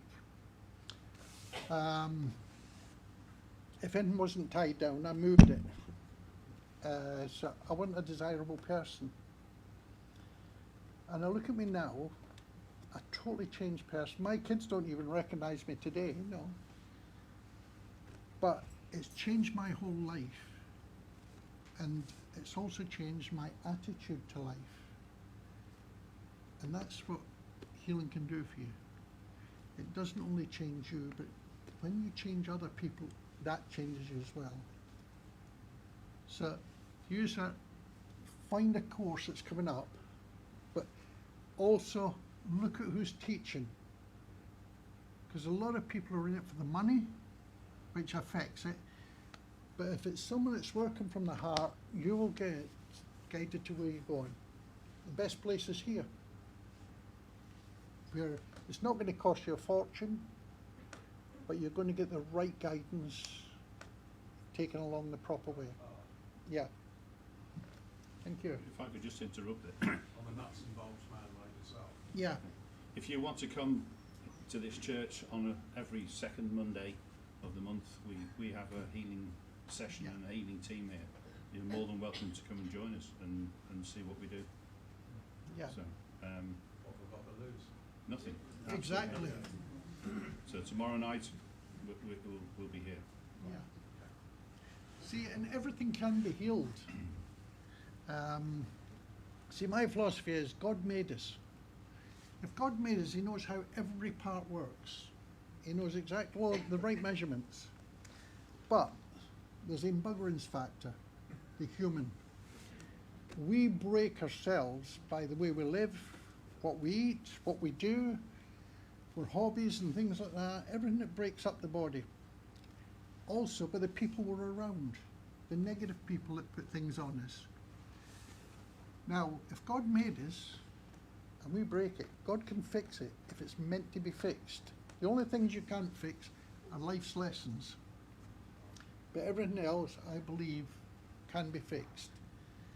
And impossible to me means I am possible. Impossible is I am possible. I always believe there's a cure. If there's not a cure, there will be in another way. There'll be some assistance. We might not, like at the moment, I'm dealing with a lot of cancer people. I know they're going to pass with it, but it's amazing how it's took away fear. It's amazing how it's changed their attitude to it. So although people are saying, well, you didn't heal them, I have in other ways. I've healed them emotionally, mentally, and that can be just as important. So there's so many aspects to healing. And to learn it properly and to do it just from the heart is an amazing gift. When I heal somebody, I always look at their eyes when they come round. And the eyes are the gateway to the soul, but you can see so much when somebody's coming out of a healing session. And you can see the emotion. You can see where they've been. You can see confusion within them. You can see what's happened to me. It's amazing. And I like to see that. And it gives me a bit of an uplift then. And see, what you've got to realise is you're only working for spirit. But as long as you remember you're part of a team. Because if spirit don't turn up, nothing happens. And this is it. It's like being in, yeah, money's nothing. I work in about 60 to 70% of what I do free. Because people can't, not everyone can afford it. But when I do it free, spirit look after me in other ways. I will always be rewarded in some way when I need it. And this is it. So, and my life's enhanced all the time for it. Any other questions? When you go into trance, does it affect your own personality? No. When I go into trance, it's like going into a deep meditation actually. I set my intention and then I just connect, invite the team to come, and I just go down. And I step back and just allow them to come in. I take nothing more to do with it then. And I feel the spirit entering and things like that. I feel the guides coming in and working. And then all of a sudden, I feel their energy going, I know it's finished, so I come back. And I buzz after it. I must admit, when I've done a good day of healing, like when I come here once a month, and I'll do quite a few healings in that room. But I'm buzzing for about 4 hours after I go home. It doesn't drain me, it lifts me all the time. Because every time you do a healing, you get a little bit back. This is Spirit's way of turning you into an addict, so you'll keep at it. You become a healing addict. If I don't heal for a couple of days, I start to miss it. No, and it is. And a couple of years ago, they actually stopped me for a couple of weeks. I'd been doing too much, and they said, you've got to stop. You cannot do any healings now for 14 days. And I thought, yeah, okay. And they went, you will suffer. By the end of the 14 days, I was climbing walls. And then on the 14th day, I'm at circle, and I thought, I can heal now. And it's 9:30 when the circle finished. We used to do healing on each other, and I went, I can heal now. And Spirit went, no, you can't. It's up until midnight. And I thought, that's been pedantic. But I done it, and yes, I got the plus afterwards. And this is it. It doesn't take anything out of me whatsoever. I take out myself more driving to go to the things than I do, but the actual healing, to me, only seems to take seconds. It doesn't take any energy off me. And this is a thing people have got to realise. There's many ways of healing, and one of them is, I said it earlier, magnetic healing, where you give of your own energy. And you're there, and you've not connected. You're giving that healing to that person, they will feel fantastic. After it, you will feel drained. And that person is wonderful. They've gone out, thank you, they've got a great healing. An hour later, they're back to where they were because your energies wore off them. So you've got to be careful and make sure you do your grounding, do your connecting. Connect with the source every time. And otherwise it will drain you. Can I just ask, when you go into trance, is there any chance that you may come across hypnotherapy? Is there a line between the two? Well, there's a lot of similarities because it's altered mind states. And a lot of my friends that are in trance are actually hypnotherapists. And even when I'm healing, and I'm taking people into that altered state, there's a bit of a bit of hypnotherapy comes into it. When I tell you to relax and things like this, I use my voice to make you relax, to take your brain down to relax. And then I go in and just let them do it. But yeah, it's only altered mind states. See, I hate the word trance, because people get this impression that you're unconscious. When I'm healing, I'm in an altered state, but I can hear everything that's in the room, I can see, I can look around and see. I'm more aware of things, I'm 110% more aware. But it's not a case of you could walk behind me and I wouldn't notice it or anything like that. I'm fully focused, so it doesn't do me any damage. And then, depending on how deep I need to go, I just take myself down. Like a meditation, you just keep going down. So, and when you're in a trance state, your hypnotist will talk you down to a depth that you need to be in to get the work out of you. So there's not a lot of difference. But I've never been trained in hypnotherapy, because I'm not going to run about the stage like a chicken. Yeah. But it's earlier on you were talking about talking in tongues and that. Some of the churches where they do the talking in tongues. 16-year-old, this one was a bit of a rebel. My father had told me at 15, I hated church, I was made to go every Sunday. And he said, when you're 15, you can give up Sunday school and all that. And I thought, fantastic. My 15th birthday, I didn't get up. And he went, what are you doing in bed? And I said, I'm 15, don't you go to church? Because I didn't say that. I said, you didn't have to go to that church, but you will find a religion. You will go every Sunday. So I experimented, and I found the happy slappy clappies, the Evening Pentecostal. And as a teenager, you went into this meeting, and they're there with guitars, drums, microphones, singing. It was brilliant. Energy was through the roof. And I thought, this is for me. And within a year, I was actually given sermons. And I experienced giving the talking in tongues. And the first time I had it, it worried me. And the second time, there was somebody next to me, and I went and touched him and said, oi.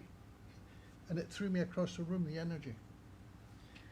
And I was so into it that I wanted to actually become a missionary. And then I found out the pastor was a hypocrite, so I walked away, never to go back to spiritual again until I was in my 50s. But yeah, that was my introduction to religion, where I learned about energy. Because when we're singing, it lifts the energy right up. When we're laughter, the energy's right up. And even when I do healings at times, sometimes people think I'm a bit of a nutter because I'll laugh and joke.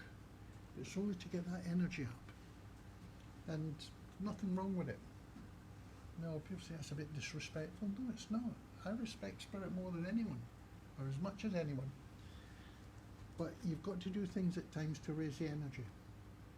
When we sit in our trance group, I call it karaoke in the dark. We've got no lights on, play music, and everybody sings. Don't matter how bad a singer you are, nobody can see you in the dark. But it lifts the energy. And you see, healing is just working with the energy. It is working with the energy. Any more questions, anyone? Can I ask about spirit guides, please? Yes. When your spirit guides come in to help you with the healing, do you also have the spirit guides of the person you're healing come in as well? Right, 9 out of 10, when you're healing, well, say 9 out of 10, it's probably 10 out of 10. When you're actually healing, remember, when you go for healing, your guides are coming with you. Your guides are with you all the time. You've got your main guides with you. And quite often, when I'm healing, my guides will come in, and if the person that I'm healing is quite developed, it's amazing how their guides will sometimes come in and actually assist. And you will feel it, and you will know it as well. And they will say, well, my guide was there. But another thing is, one of the things when I'm trance healing, quite often I will be aware that my guide is talking to your guide at soul level. which changes the depth of the healing. Because you think you're getting a physical healing, and all of a sudden you go home and your mind starts changing. No, I've got to change the ways I'm looking at this. This is where the soul, the guides are talking to each other. Because your guides are involved in it as much as mine are. Thank you. Any more? Any more questions, anyone? Okay, that's all, I think. Yep. Yep. Thank you. Thank you for listening.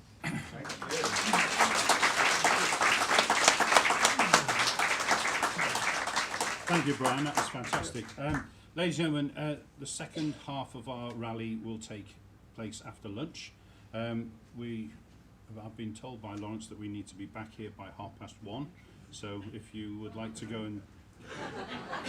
I missed that. Yeah, so if you've ordered some food, please go and collect it, and we'll resume back at 1:30. Thank you very much indeed. Thank you.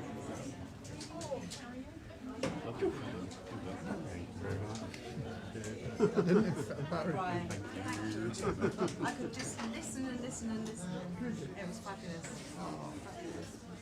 Really good. See, I don't know what my talk felt. How do you do it? There's no say that allowing the guide.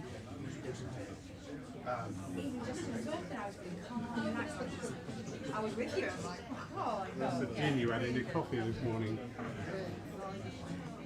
While we're breaking for lunch here in the UK, just a quick hello to everybody out there watching us online. Hello to Finland, hello to Norway, hello to Sweden, hello to Denmark, hello to the Netherlands, hello to Edinburgh, hello to Fort Lauderdale, and hello to Pennsylvania. Thank you for joining us.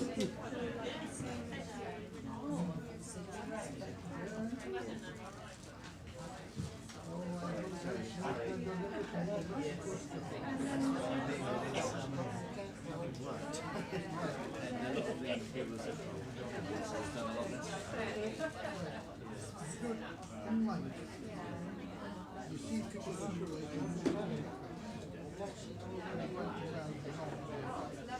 see people that crowd mine starting at 3 euros and 10 months and they're right on to the 50 pounds.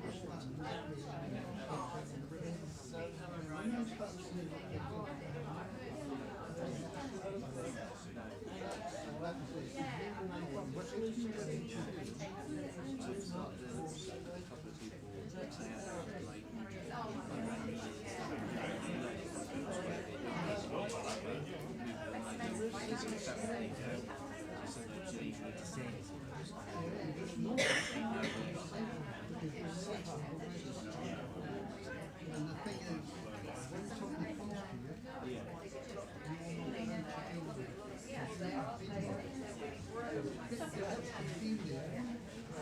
read about it.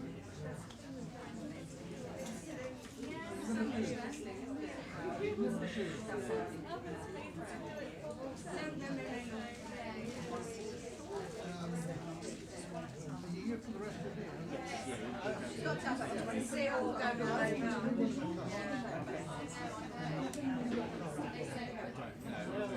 Well, right on the back of one of mine, your phone number, your phone number. And when I'm doing a work,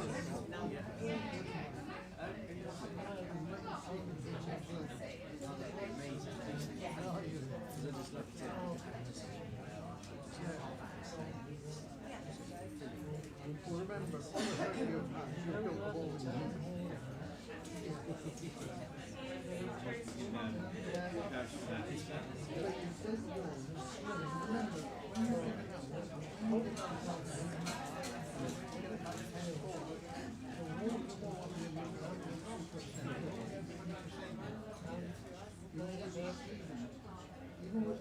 Anyway,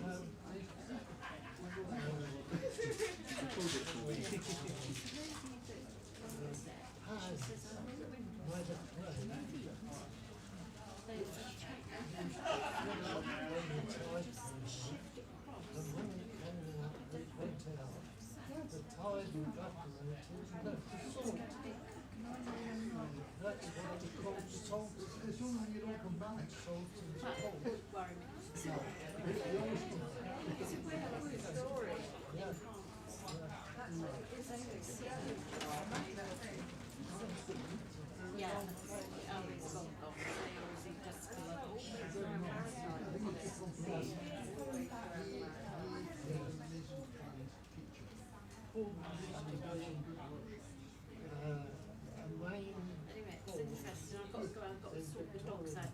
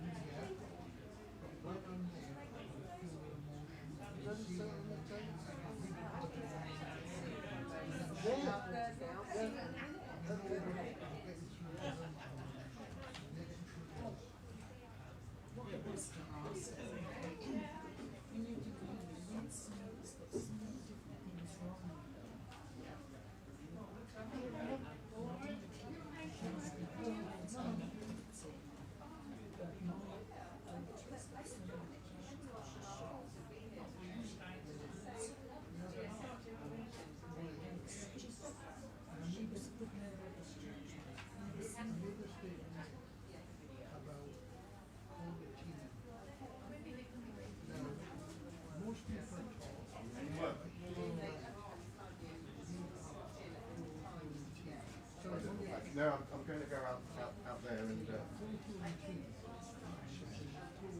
As a hospital, if you were your doctor and you had 5 or 6 complaints, so you'll prioritise and say, let's look at your headache first, we'll sort that. It takes 3 months, and then it goes, right, let's look at your chest now.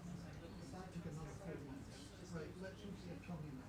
Before you know it, so you're gone. And by that time, everything's escalated. Surgeons working at the time, and I bring them in as this team teaching me, and we do everything in one, right? And this is where I go,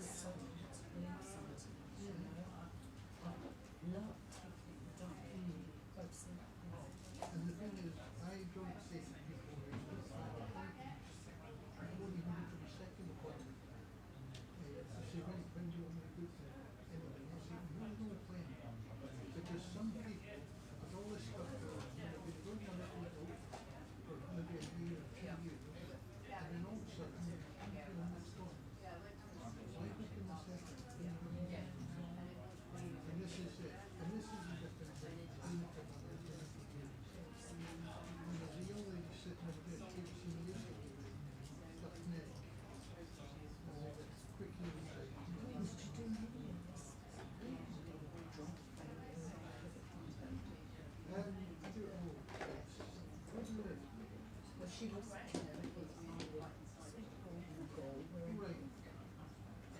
Yeah, see what happens. I do a clinic here every month. And I come in and we do then from 6 to 12 people. I'll book her in. Yeah. Because I'm at a loss, and she's so spiritual herself, and she she does her meditation, she does her yoga. And it must be worrying her as she's going further back on it. Because it makes you think, my unit is great. Yeah, I know.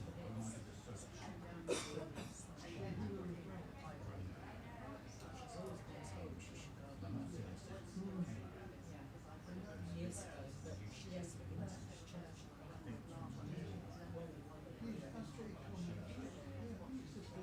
So was that in the afternoon?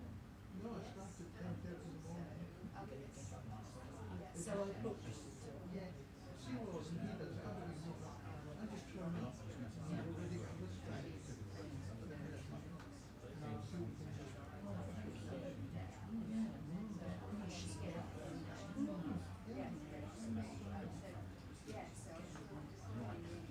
Have you ever found the crazy subject?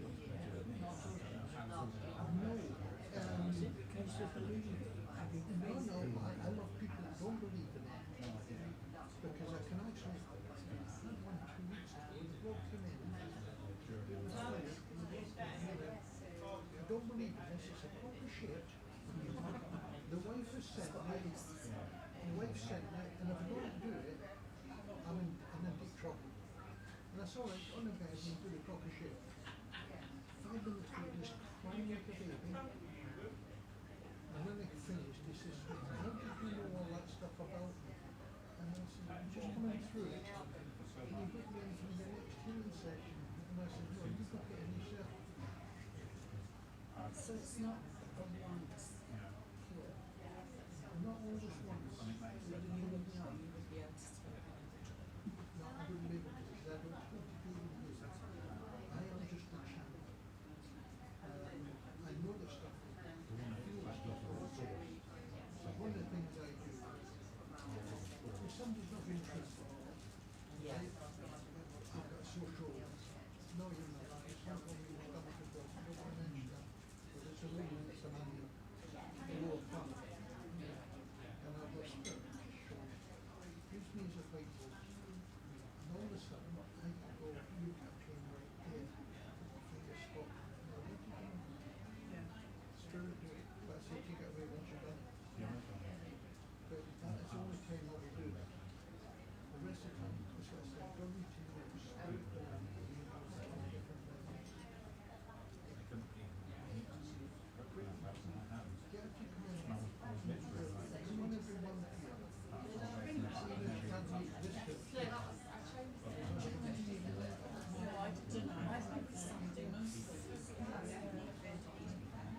Lawrence for nuts.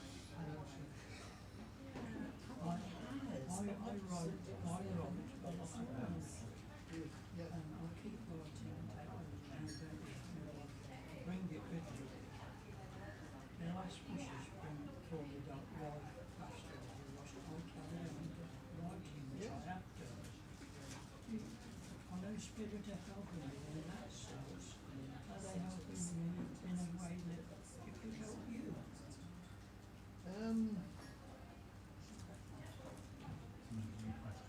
Spirit, when I stood up there this morning, I was a little while ago, I hadn't a clue what I was going to say or do.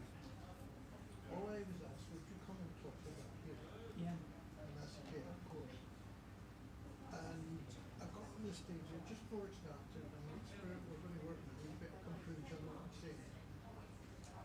And I didn't know how it was going to start, I didn't know what I was going to talk about or anything, and it just flowed, and then changed out. There was something said, and I could, so it is when you said like, everyone was breathing, and I remember doing it, before I got into spiritual, I pictured her on something, and I pictured her, and I'm going to give you something real, she said, no, I used to do it, I'll give you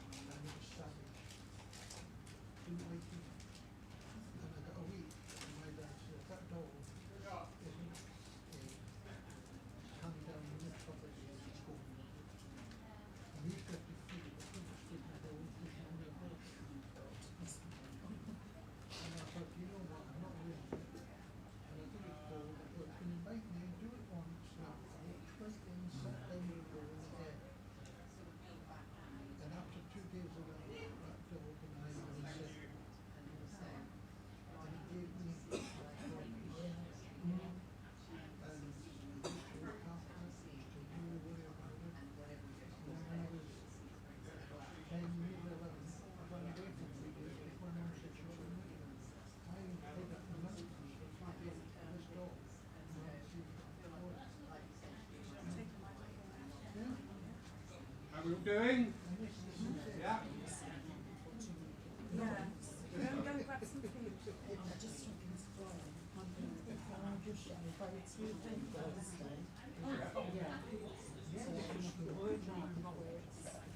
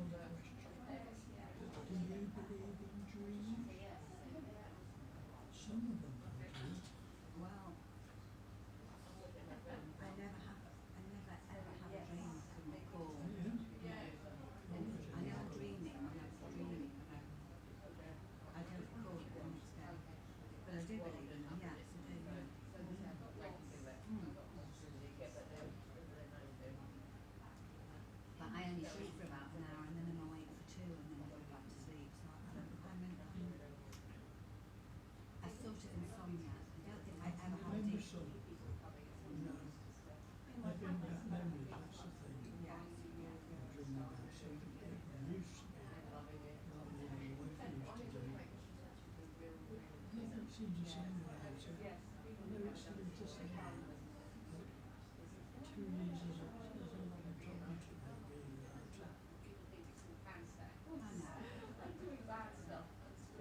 I said to him, oh, he's gone outside, thinking he was the front. It's So he's gone back out, he's speaking to You just miss that familiarity, don't you?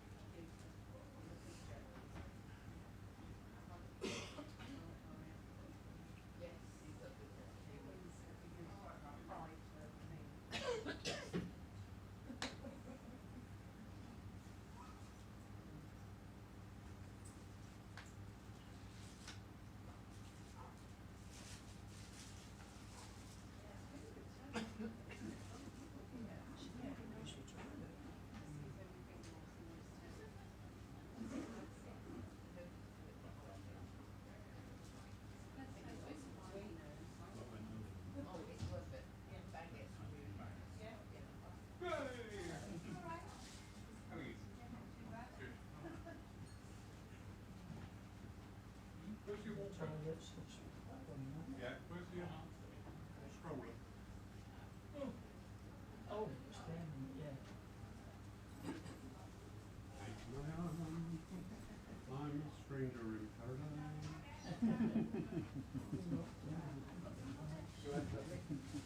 Thank you.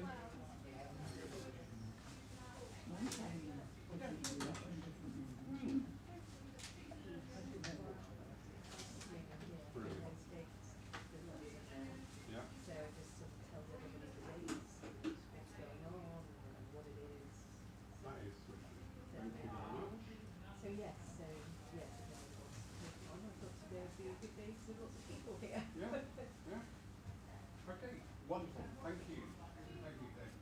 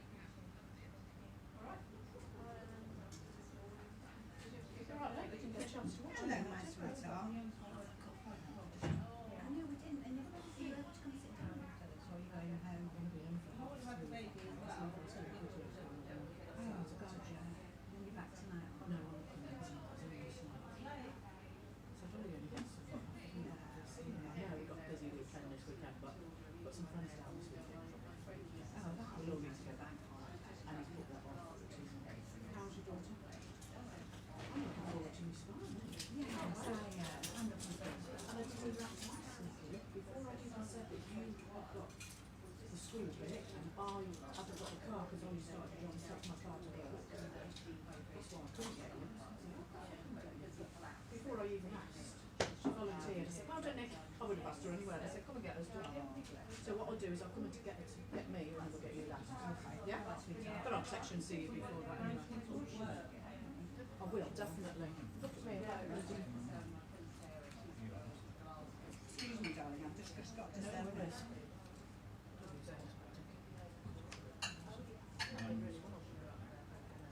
It did. You've done amazingly well out there. We just have the 2 spare things left over, don't we? I don't know what it's on.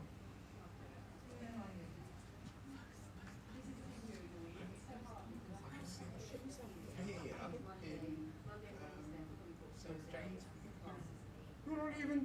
Yeah, that made me laugh. I always have to do that. Yeah, that's a good idea. You're not leaving. Oh, all right. Hello.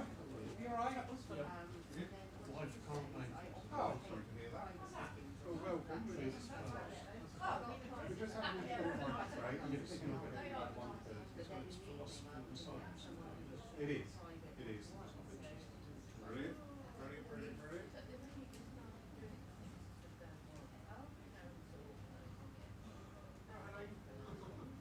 I haven't got back to you yet.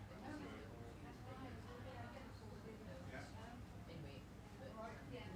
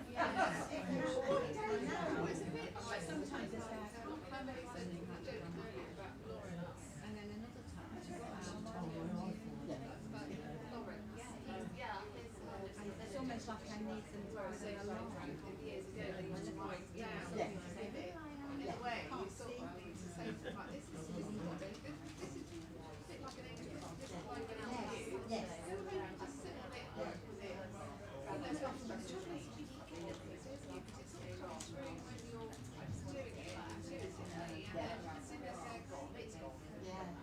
Which it need to be, otherwise you can carry the weight of everybody on your shoulders. Oh, yes, yes. Yeah, and that's what I've learned. I've learned that when I focus at least I go away from it. It's very interesting. Go to the ladies' room.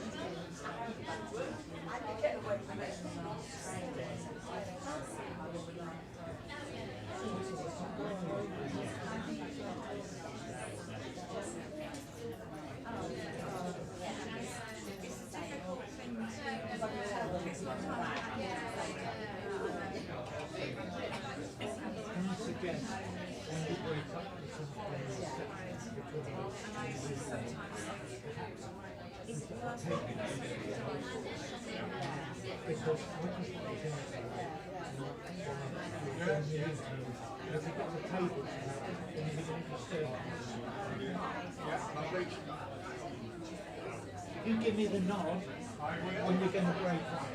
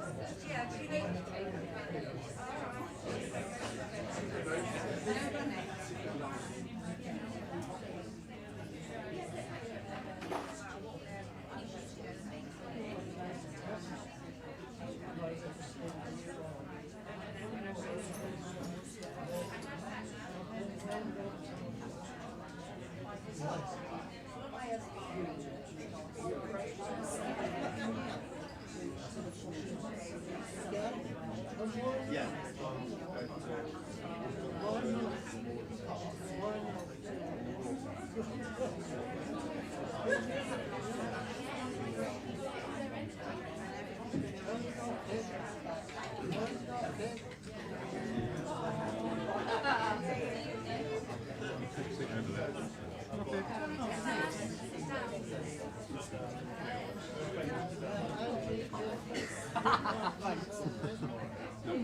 They're out there.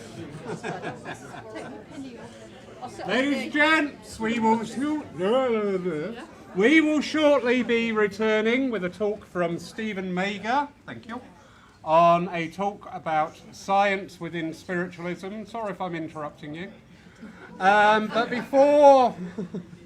before we do, 3 people here have done an amazing job today in feeding and everything.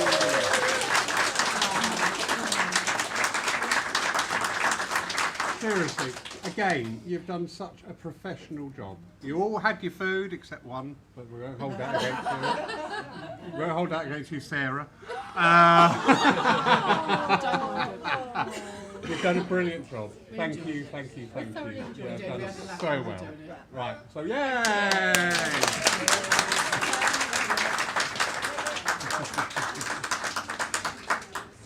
You know what, I'm always amazed at the people that step forward to help out here.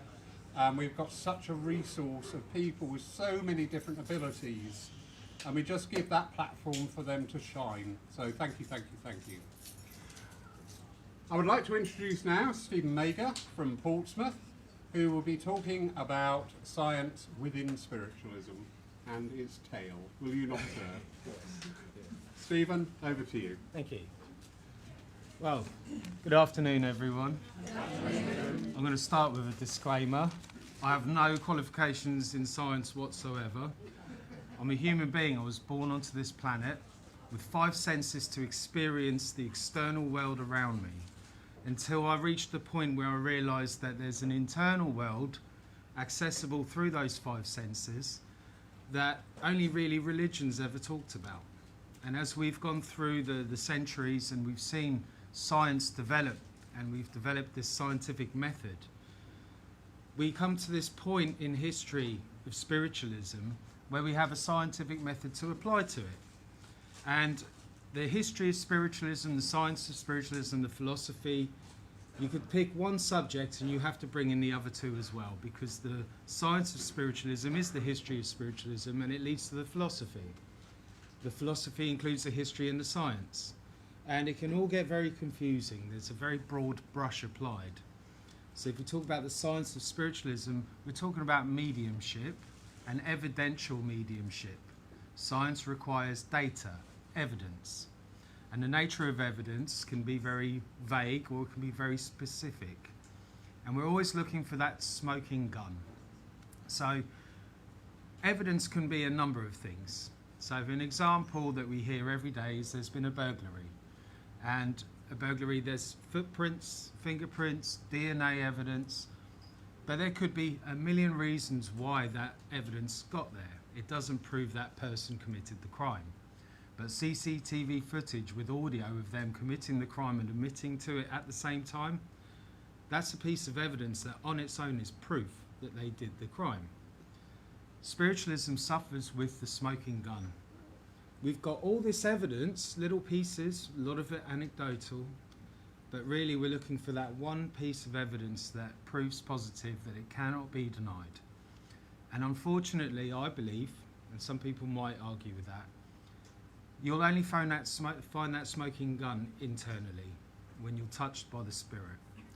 So it doesn't matter how much evidence you're going to have, it's your internal experience with God that will tell you whether what I'm saying is real or not. And so for the next sort of half an hour, 45 minutes, I'm going to take you through some of my own thinking. And it's just my perspective and my experience. But having left school with very little education and having a life experience between when I left school and when I found spiritualism, looking back, I had all these experiences to look back and see where spirit were intervening in my life. And there's so many different synchronicities that happen to a person that to you are absolute proof that there's a higher force guiding you. But when you say it to someone else, it's just anecdotal. And in any sort of science, documentation beats conversation. So you've got to get it documented. The Hydesville rappings, as you heard earlier, were documented by over 300 people. Many of them were journalists and people with scientific backgrounds, and they signed affidavits to what they witnessed and experienced. Multiple points of reference saying that the same thing happened. And so those multiple points are lots of pieces of evidence to say that there was a phenomenon that occurred at that time. But I'd like to look at the evolution of spiritualism hand in hand with the evolution of technology. And we can go back to the printing press. The printing press is responsible for the Reformation because people now could translate into text the Latin version of the Bible into English. And so anyone who could read English now had access to the Bible even though they didn't have Latin. So it was a form of technology that expanded the spiritual minds of people, and it brought about a big revolution in human thought. But it's not modern spiritualism as we're talking about the Hydesville rappings. So as technology evolved, we ended up with something called the Telegraph, where you could communicate through Morse code and wires using electricity. Electricity is an invisible form of light, and people could communicate instantaneously through this invisible form of light using a code. And so, although the Fox sisters probably didn't even have electricity in their home, in the common collective consciousness, the telegraph existed. You could go to a post office in the nearest town and send a message instantaneously to another town using this code. And so I think it's no accident that the Hydesville rappings were just that. people were communicating through a code, and it was a really simple experiment that they did. And you can do it yourself, 1 for yes, 2 for no. So you ask the spirit world a question, you tell them 1 for yes, 2 for no, and they respond with their answer. And books have been written this way. Whole books have been almost transcribed. A, 1, B, 2. Luckily there's not too many Z's in the English language, but people went to the effort of actually dictating books through this form of mediumship. And it evolved, and you had a lot of physical phenomena because people at the time needed it. Today, a lot of that physical phenomena can be very easily replicated using technology that we have now. But at the time, that technology didn't exist, so these physical manifestations were a little bit easier to investigate with an open mind. But I also noticed, and again, it's only my perspective, so you can look back yourself and see if what I'm saying makes sense. But along came the radio. And as we see the evolution of spiritualism, there was more direct communication from the spirit world through trance mediums and direct voice physical phenomena. And again, as our technology evolves, the human consciousness can understand these things a lot more. I mean, the radio was invisible forces of light transmitted through the ether, through thin air, invisible to the naked eye. But they could be received by something that can tune into that frequency. So people started using their mind to tune into different frequencies, and we saw spiritualism grow in that way. And then along comes the television. And with that, you can see far more mental mediums. They can accept that information can be impressed on your mind in such a way that you can see and hear it just like a television show. And so there's this television show going on in your head all the time. And that you can actually transcribe that to another person through mediumship. And then comes the internet. Moses might have been the first person to download from the cloud onto a tablet. But the internet shows us that there's this realm of information that's accessible through tuning into it and downloading the information from the spirit world. So technology, all it's really done is open our eyes to the truth that already existed. That there are different frequencies that you can tune into and transmit from. And our minds, our brain, are just a conduit. That's all it is. People like to say that it's actually producing consciousness, but it could also just be a conduit for consciousness. And the jury's still out, because science can answer a lot of questions. But they ask for one miracle. Give them the Big Bang and they'll explain everything else, but they still can't tell you where that came from in the first place. And we shouldn't be combative with science as spiritualists. We should work with it in harmony. But the problem with that is that science is going to be biased depending on who's paying the scientist. And it's in our history of spiritualism, the bias has always been an issue. Spiritualists are biased naturally because we have had that experience and we're trying to prove ourselves right. Those who were opposed, they did it on behalf of the public, trying to protect them from charlatans or people who weren't qualified to speak. But as time went by, a lot of those scientists were so convinced by the phenomena, despite the rigorous scientific boundaries they put on it, that they actually said, no, this is genuine, and they threw their careers out the window. I'll come to a few of them again later on. But then I asked myself, where's this technology going? And what's it going to mean for mediumship, for expanding the human consciousness to understand? And we only have to look at the internet. In 1969, I think it was the 28th of September, Princeton University and the US military created the first internet connection between two computers. 20 years later, Tim Berners-Lee gave us the World Wide Web in 1989. And then in 2009, something happened. There was this explosion in social media because of the smartphone. Suddenly everyone had a smartphone in their hand and everyone was on Facebook, MySpace, I think that's gone now, isn't it? Twitter and all these platforms. And there's a gentleman in the States called Ray Kurzweil. He's a futurist. He predicts technology and he's extremely accurate. And he believes in the year 2029 is what he calls a singularity, when the human being and the technology will merge And the phone will no longer be in our hand, above the hand, it will be under the skin. And a lot of people are fearful of this. And they're fearful of technology outsmarting the human being. Because if you look at how memory grows in phones, it goes from 1 to 2 to 4 to 8, 16, 32, 64. And then instead of megabytes, it's gigabytes. Instead of gigabytes, it's terabytes. And they believe that technology will outstrip the waking human consciousness. Well, I mean, my phone's cleverer than me already, so that's fine. But that internal connection to the God force, nothing can outstrip its creator. We created the technology, but the spirit within us is unlimited. So I've got no fear of technology overtaking the human being.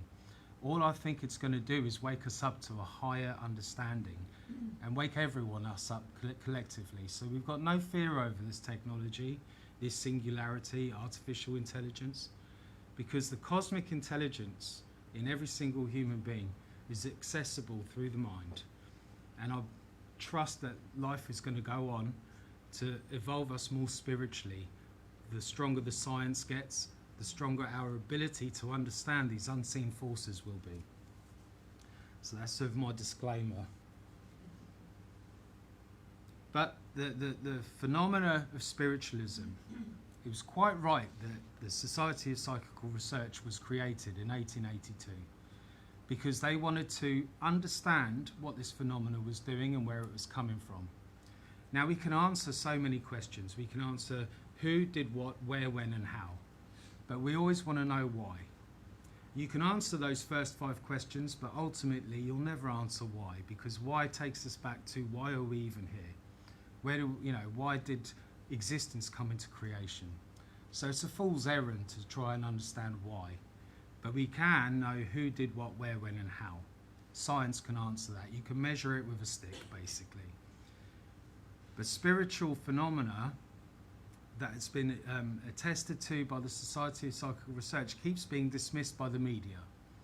It's been proven in the laboratory, and you can go back and read the journals of the Society of Psychical Research and see that for yourself. It's been proven in court through several different trials, including Helen Duncan. And every time it gets to the point where spiritualism comes up, the case gets dismissed so it cannot be recorded in history. But there has been precedent set in British law and other laws that recognises mediumship is a reality. It's only the media that wants to make a laughingstock of it. Because when you remove the fear of death, you remove a lot of fears. And then they can't get you, can they? Because they need your fears. The news, insurance companies. Who's going to go out and pay for all those insurances when they're not that scared of dying, you know? But, to get to the point, science is extremely important because when it comes to spiritualism, if you can actually get someone to understand there's a tangible reality to spirit, then it opens their minds up further. And a simple lesson in dowsing for the energy around a person.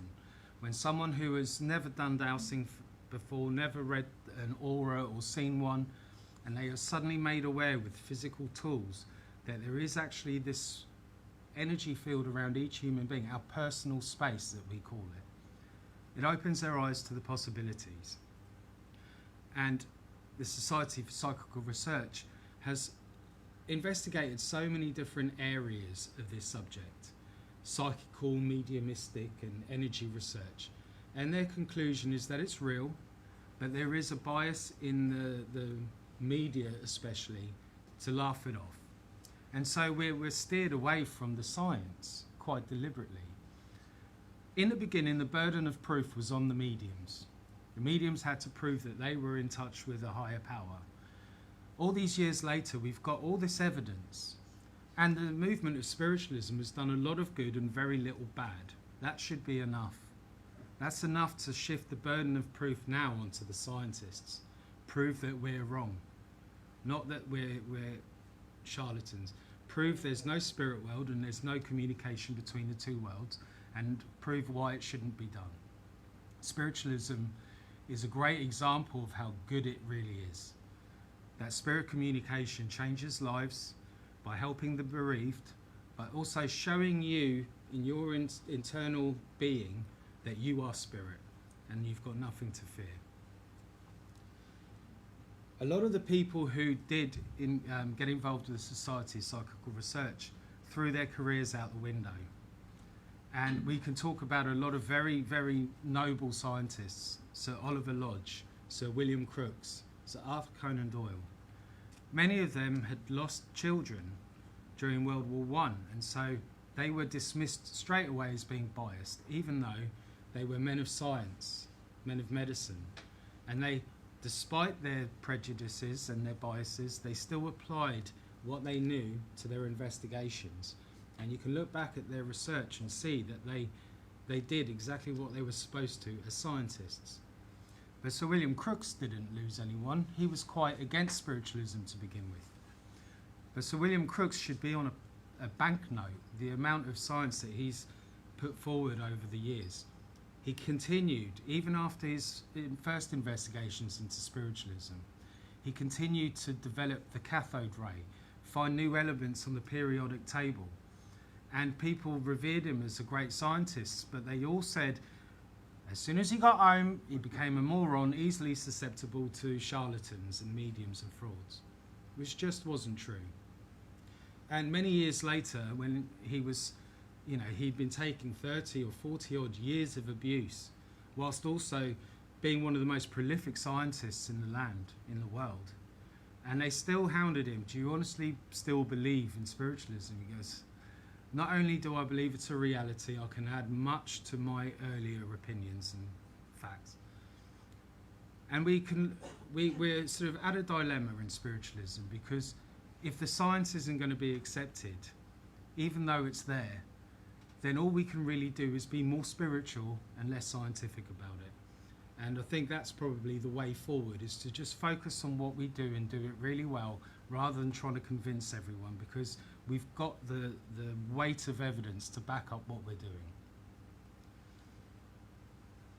doing.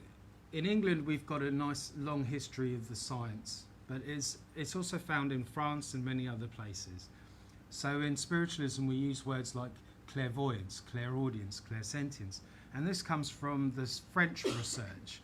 As you heard earlier, the gentleman, his pen name was Allan Kardec, but also Charles Richet was one of the leading scientific researchers of his day. And like many of the other scientific researchers, when investigating spiritualism was put into his hands, the authorities believed that he was going to completely outright dismiss it all and prove why everyone was crazy.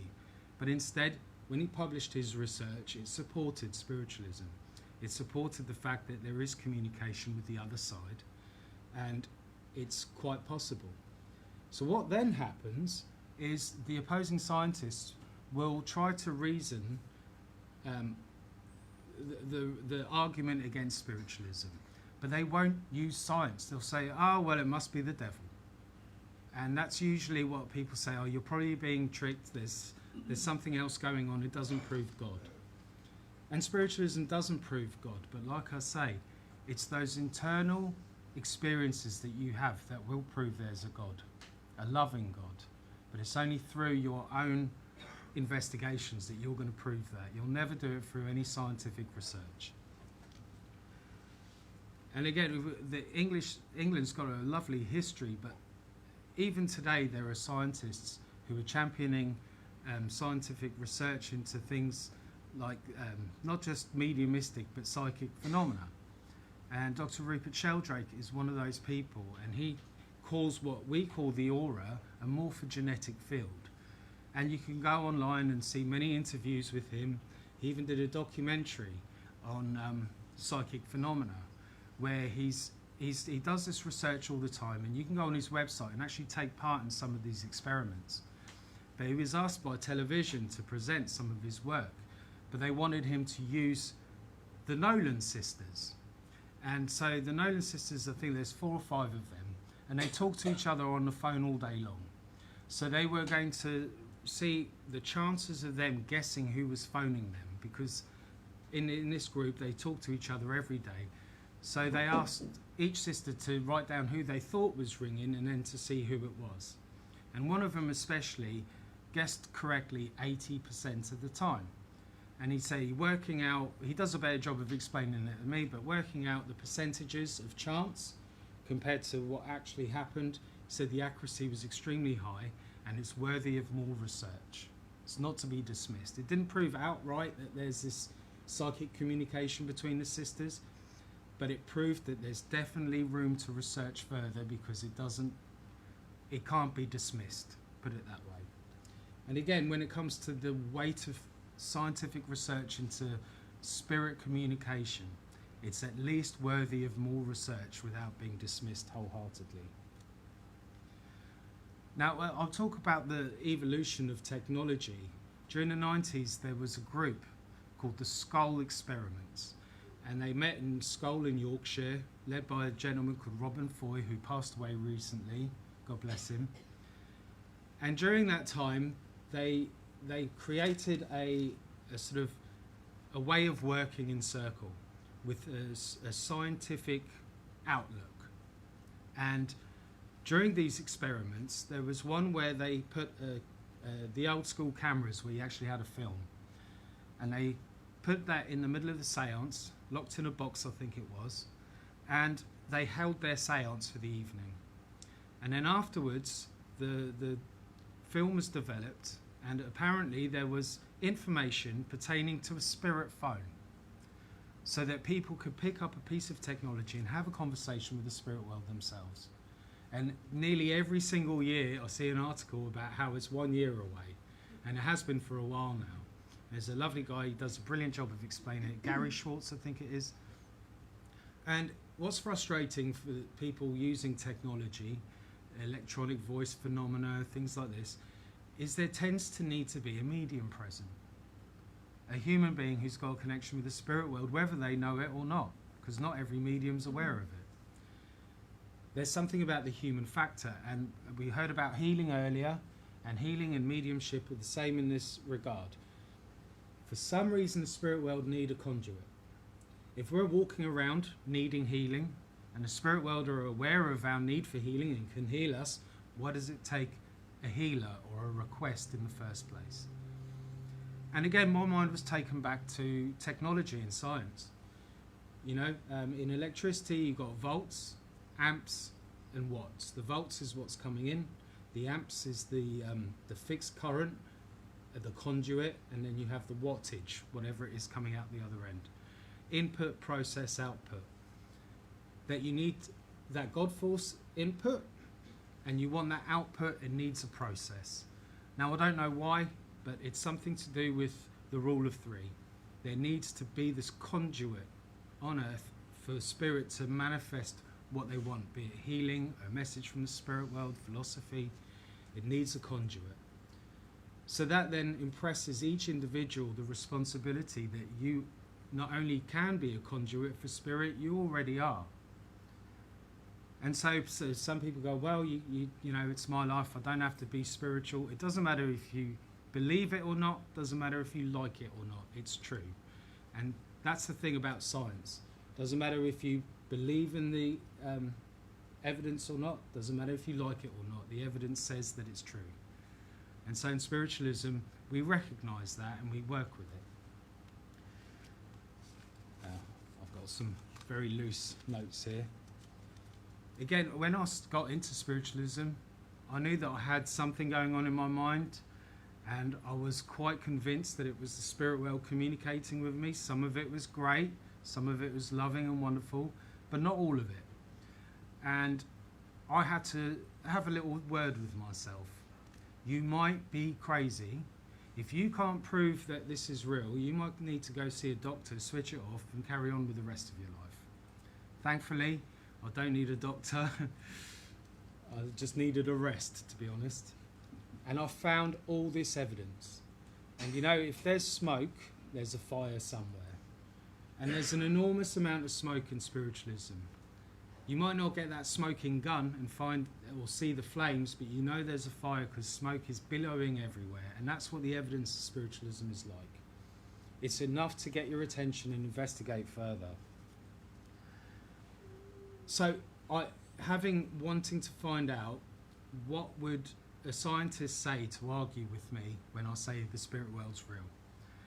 Most people that I talk to will go, well, it's been dismissed, it's a load of rubbish, science has proven it. And I was like, where? I'm looking everywhere for the evidence that the spirit world's not real. I can't find one shred of evidence. But I can find loads of evidence saying that it's real. It's very, very one-sided. And I thought, well, I'm going to reassess the situation. I'm going to go back and I'm going to explore all the science that I can again and again and again. And there are some leading figures that speak regularly on documentaries and television. And I listen to the Joe Rogan podcast. It's the biggest podcast in the world. And before I came to Paul for the first time last year, I was giving talks about an example that people use to dismiss spiritualism. I wasn't expecting to hear it from Neil deGrasse Tyson, one of America's leading scientific voices. And when it gets to this topic of psychics and mediums, he said, oh, well, that's easily dismissed because of James Randi. And James Randi was this gentleman who had a television show during the 80s and 90s where he put $1 million prize up for anyone who could prove psychic or spiritual phenomena.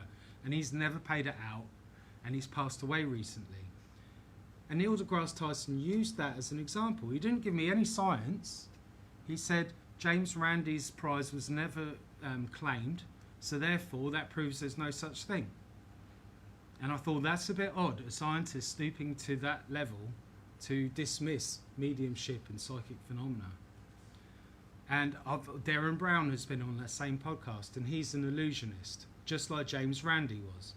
And he used James Randi as an example, said we can replicate anything a spiritualist can do using magic tricks, smoke and mirrors and illusion. But then when I asked them how they recreated the phenomena, they said, I can't tell you because I give away my secrets. But spiritualists can't say that. We're supposed to say exactly how we're doing it, and we're not sure. We just know that we've got that love connection to the spirit world, and the evidence that comes can then be taken or dismissed by the person receiving the message. It's that simple. But again, I kept listening to these scientists, and again they give James Randi as an excuse. Michio Kaku was on the Joe Rogan podcast 2 months ago, and he's a wonderful speaker. He's so intelligent, puts it so simply, and he knows the literature. When he talks about a subject, he talks about what the research was, who was involved, what their conclusions were. And again, it came to the subject of mediums and psychics, and he turned around and said, well, James Randi's prize was never claimed. And I was shocked that Michio Kaku also used the same example. No science whatsoever to dismiss it, just this example where this James Randi was a stage illusionist. He made his money in Las Vegas, and he got this TV show. It got put on the networks, and it ran for many years. And what they would do is every time someone gave a decent piece of evidence, they just made the goalpost bigger and moved it along and said, I'm sorry, to the point where it was never going to be accepted. And it still stuns me today that this James Randi is used again and again. And he passed away a few years ago, and I know it's a little bit ill humour, but I was just sat there laughing, thinking about that first conversation he has when he gets to the spirit world. Because that's where we're all going. Every single one of us is going to leave this physical life and realise that we continue it. That's a continuous process. So why worry about the spirit world when it comes after death? Well, we live in the spirit world. Science shows us that we only understand a very, very small sliver of the visible spectrum. That we only live in an octave, and that we move on to another octave just alongside us where our loved ones already occupy, those who have walked with us and passed over. And evidential mediumship is where those people that lived a life with us on earth communicate through a medium experiences that we had with them to convince us that it's them who's speaking. But a lot of that could just come from your own mind. If you're walking around with a name in your head, it's not that unlikely that a psychic's going to pick that name up and give it back to you and go, wow, you read my mind. How do you know it's not mind reading and it's the spirit world? Well, evidential mediumship then goes up a notch where you ask for specific information that happened to that happened since that person passed over. So they're showing that they are aware of situations that happened after they died. And ideally, that information would not be in the mind of the person receiving the message. It'll be external to it. But that's a golden nugget of mediumship, but it still leaves a few questions. We're still not 100% sure, and we never will be. But science itself is never 100% sure. It is being rewritten every day. The science that was so concrete 50 years ago is being re-examined over and over again, and we're realising some of the mistakes we made, whether it's in medicine, technology, or what have you. It's still evolving. And whether or not we find that smoking gun that's going to prove God, the spirit world, and all things, we may never quite find it, but you will receive more than enough, and be confident that the mind of those amazing scientists is the same mind that occupies in your being, that you're not that separate to it. You should have the confidence to know that you can reason a piece of evidence yourself. And if it doesn't stand up to your own reason, you should not accept it. You should only accept it when you wholeheartedly understand that it's, first of all, true, it's loving, and it's useful. If it's not those three things, you don't have to accept it.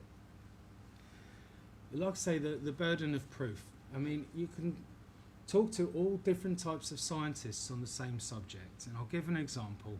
If you ask a child what colour the sky is, they'll immediately tell you it's blue. And they're correct, aren't they?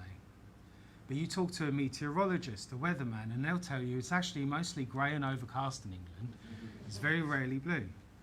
And then you talk to an astronomer, and they'll say, well, that's actually an illusion. The sky's all different colours at night. You've got the Milky Way, it's indigo, it's violet, and you've got all these different coloured stars.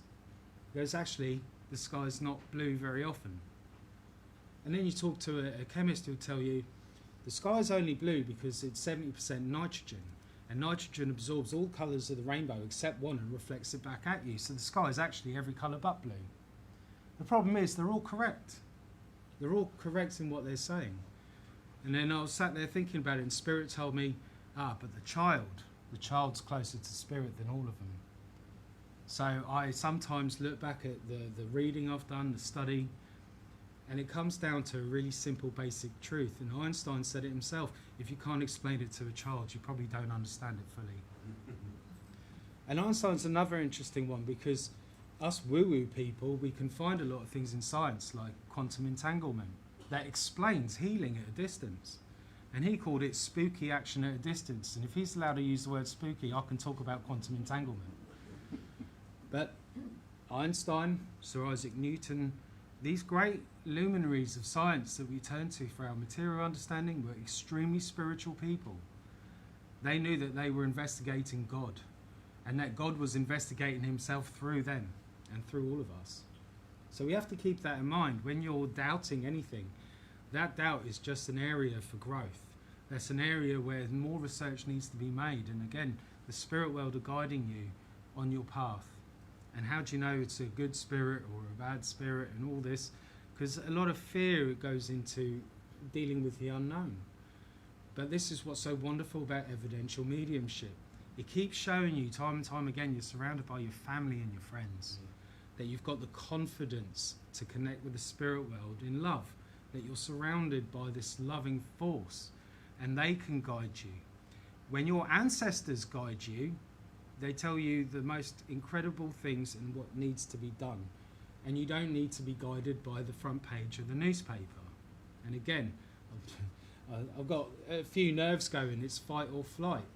But when you're a spiritualist, that brings out the fight in you, because you can see people with an honest intention trying to grow spiritually, and you see this attitude pushing against spiritualism, dismissing it outright without any evidence. So it gets you a little bit angry, and it makes you go and do talks in Paul Spiritualist Church. And we can go back to the hierarchy of evidence. CCTV footage is probably better than a footprint or a fingerprint. So we need to tell the spirit world, we need to tell ourselves as mediums to do a little bit better, to enhance what we're doing and grow it, and to make it more concrete here on earth. But as much as all the science really helped cement that in me, what's really important is the next generation, the children. They're all walking around, they're going to be tuned into whatever's coming, and we should have no fear whatsoever. But we also need to teach them that they're spiritual beings. Spiritualism shows that we're physical, emotional, mental and spiritual beings. And the ancients have been teaching that a long time through the elements. And the elements represent earth is your physical, water is your emotional body, your etheric body, your mind is the air, and fire is your willpower, your spirit. And one of the things I was taught very late in life is how to deal with your emotions, the water aspect. And science was used to point that out to me. You see, Andre Celsius decided he wanted to measure the point water froze at. And then he marked that and called that 0. And then he wanted to measure where water boiled at, and he marked that as 100.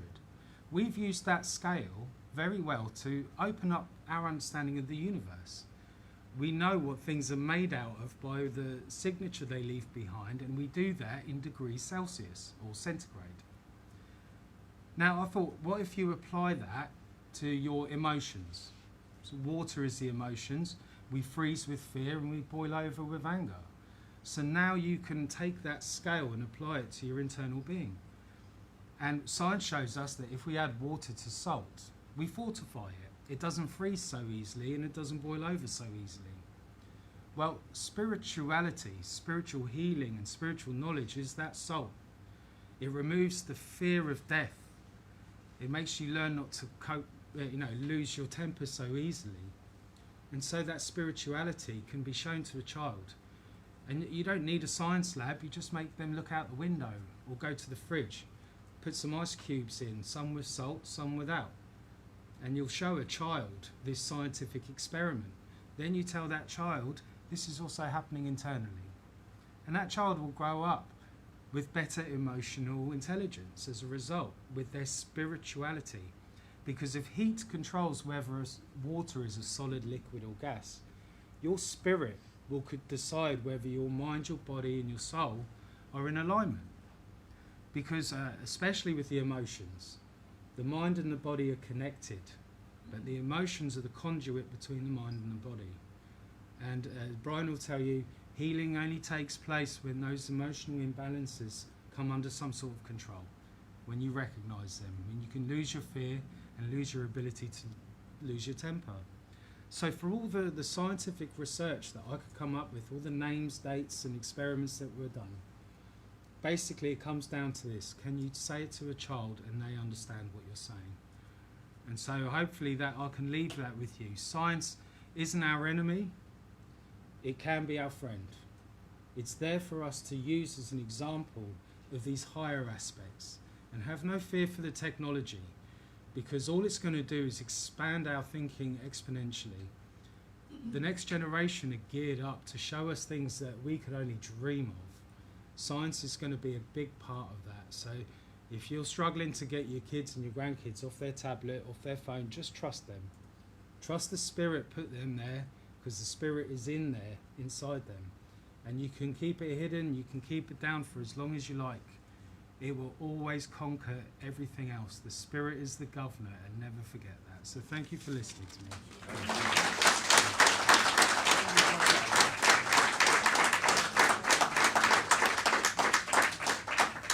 Has anybody got any questions at all? Simon, hang on, wait your turn. Simon.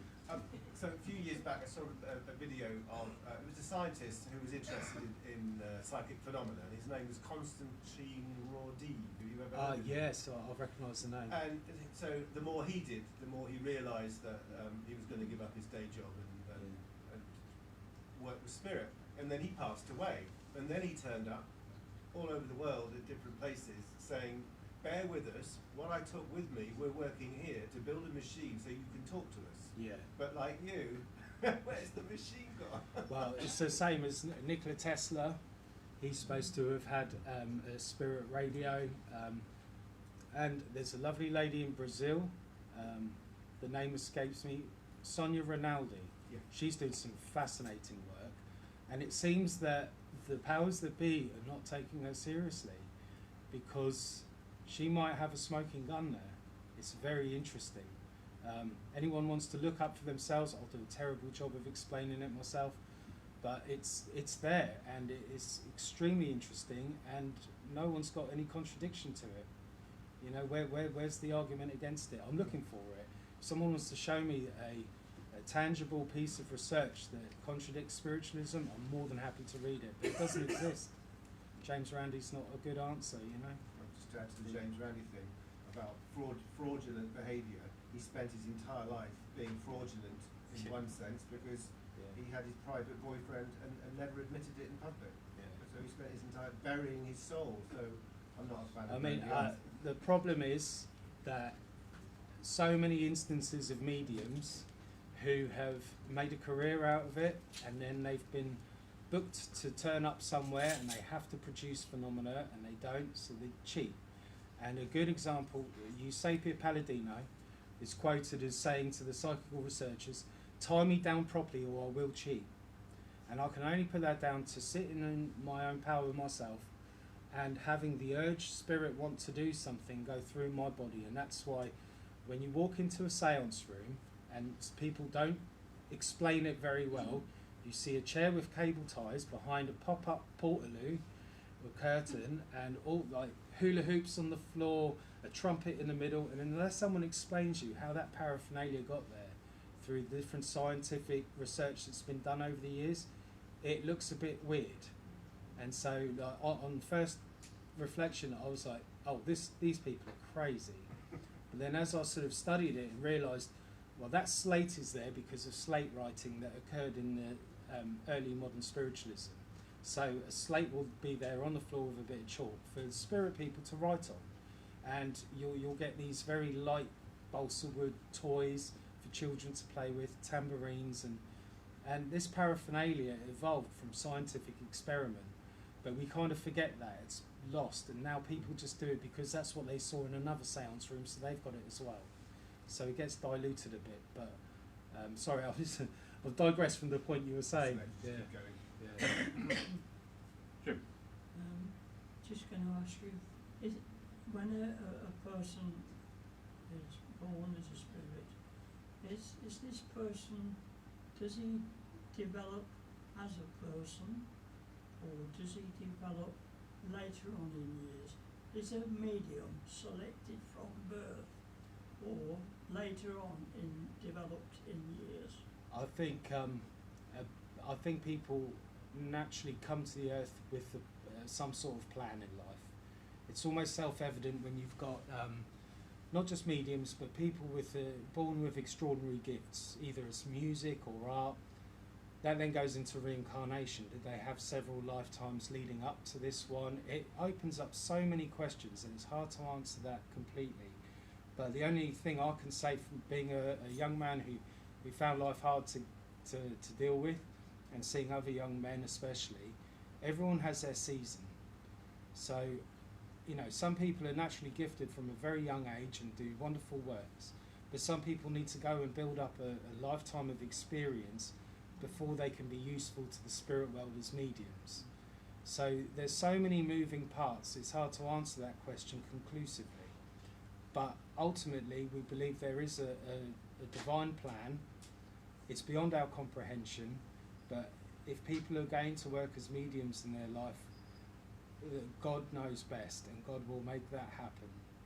You've just got to put yourself where that learning is going to take place, and trust, because it's too easy to just go, right, I need to direct my life, I'm going to be a medium. It was decided for you long ago, and your own gifts need to be brought out, and then trust spirit where they take you.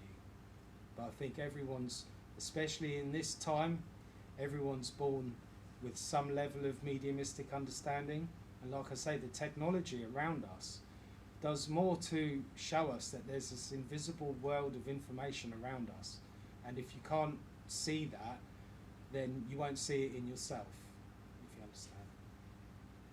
Lovely. So, I'm a visitor to your church, but I would like to fill in a few gaps, if I might.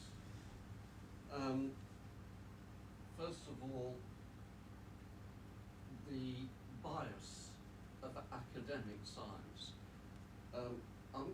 mention a few names, and these are all friends, or have been friends, they know in the world of spirit. Bob Yarn of Princeton University did a series of experiments. Now, I should explain that Bob was a professor of aerospace engineering. In other words, he was a solid engineer. And he demonstrated quite clearly that mind affects matter. As a result of his experiments, the university demoted him, closed his laboratory down, and more or less gave him the push, because it didn't fit into the academic background. In terms of healing, a different subject, another German scientist, Fritz Popp, demonstrated quite clearly that there is something coming from the healer's hands. Now, Popp was a scientist who showed that cells communicate through light particles, photon particles, and he was able to measure the photon output in the hands of healers compared with ordinary people, and the photon output was much greater with the healers. There was an experiment done, again different, in America, and I've forgotten the reference here, but it showed if a DNA sample was taken from a subject, and that subject was shown film that stimulated different emotions, the DNA would kind of unravel and reform itself. And the DNA sample didn't have to be in the same room. It could be as much as 150 miles away, and it would still pick up on the emotional changes in the subject. And finally, I'd like to mention another German scientist, a mathematician, who was credited with being the equivalent of our Stephen Hawking. And his name was Burkhard Heim, and Heim had built a radio whereby you could sit in the room and listen to him make a conversation with his deceased father. You'd hear the father's voice come out of the radio. And one of our most famous scientists, one of the fathers of quantum physics, David Bohm, disappeared every year for 2 or 3 weeks. No one except his wife knew where he was. And it's because he'd gone on a yoga meditation retreat, and he was fearful that if his colleagues found this out, they'd try and destroy his reputation. That's the field of science. So William Crookes, for example, was he was a financially independent investigator. His inventions had earned him more than enough money that he didn't have any bosses. He was free to continue his investigations, and so many very, very great scientists have been shut down as soon as they present something that probably at worst needs more investigating.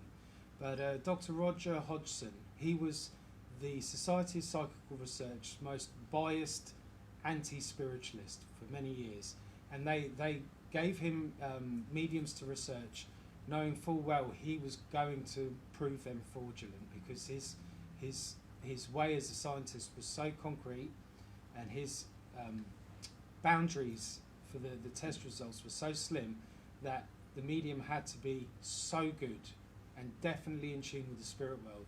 And it wasn't until he came across Mrs. Lenora Piper that he finally changed his mind. But if you read Wikipedia's version of events, they go, well, he met Miss Lenora Piper and he just fell in love with her, so accepted everything she said. And it simply wasn't true. And you'll find this with every serious investigator who doesn't dismiss spiritualism.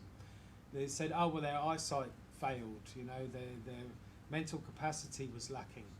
But their mental capacity was still good enough for them to discover elements in the periodic table. Yes. But like I say, with William Crookes, people said, well, he was fine until he left work, and then he was an idiot, you know, and they'll say this about nearly anyone. And the problem is, it's media driven. if we had, by the time Helen Duncan's court trial went through in World War II, Lord Denning decided to review the Witchcraft Act, and what we ended up with was the Fraudulent Mediums Act, which was an unfortunate name because it suggests that all mediumship's fraudulent, but when you understand the way law is written, if you can have a fraudulent medium, it means there's a genuine one as well. And there was another investigator who also said about Lenora Piper that she was the white crow. You only need to find one white crow to prove not all crows are black, you know, and having that evidence, it makes everyone think, well, what about my own mediumship? Perhaps I can deepen my connection with the spirit world and be helpful to other people. So having that evidence, you know, same with science, they shouldn't be deterred. But if we can find a way to make science so that people who can research things that are unpopular with corporation, we can somehow get funding, and we'll change people's minds. But you know, I should really have put it in my talk today. Right now, there are a lot of investigations. Northampton University is working with the Spiritualist National Union at Stansted. They've got a laboratory there, but there are several other research groups going on. I'm a little bit apprehensive because a lot of them seem to be leaning towards the fact that as spiritualists we're all very sensitive, so therefore we're open to suggestion, and hopefully science isn't just trying to dismiss us all as easily impressionable, suggestible people. But Minister Val Williams, it was a couple of years ago, she was talking at my church, and she was talking about working with some scientists who picked her up randomly, took her to a laboratory where she was blindfolded, and she gave a series of messages as they came to her. And they came in the order that the scientists had asked them for them. And it shows that the spirit world were working with these scientists. There have been a number of efforts over the years to investigate very good mediums, and the phenomena just wasn't produced. And this is where a lot of the mediums then faked it. And the reason the phenomena wasn't produced is because the spirit world knew the bias of the scientists and were giving them nothing. So there's got to be this union between science, the spirit world, and the medium. And if one of them hasn't got the best intentions, the spirit world are not going to work with them. So it's kind of left a funny taste in spiritualism's mouth for a while, because you know we've been begging the scientific community to take us seriously, and they haven't done. But now they are. Like I say, the next generation is going to have an enormous opportunity to really, we all want it to happen in our lifetime, but I do believe our children, you know, armed with the technology they're going to be armed with, but also because of the work we're doing now, they'll have the confidence to be in take mediumship somewhere we can't even dream of. Brilliant. Because everything's energy, frequency and vibration, sometimes I question that about mediumship and where we're going with that as well.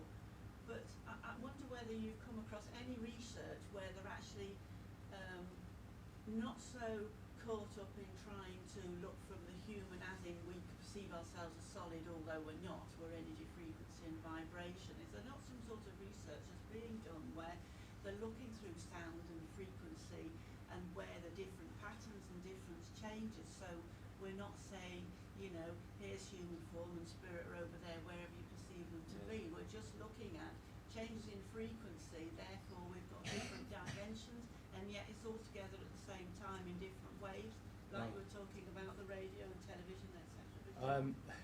I think a lot of that has been done, but it's in the hands of top secret organisations. I think if you're wondering why all that research was done in the late early 1900s, it's because it's top secret and it's got some bureaucratic stamp on it.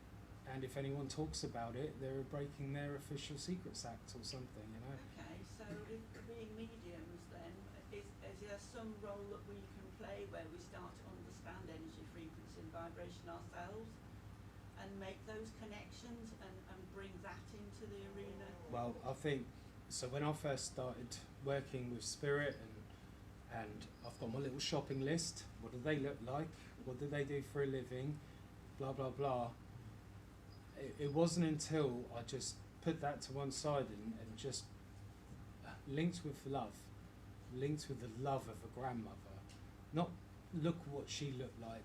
The first link was that love between her and her grandchild on the earth, and then everything flowed from that. So I'd love to give a very specific answer to that, but I don't think you can really write down the frequency of love.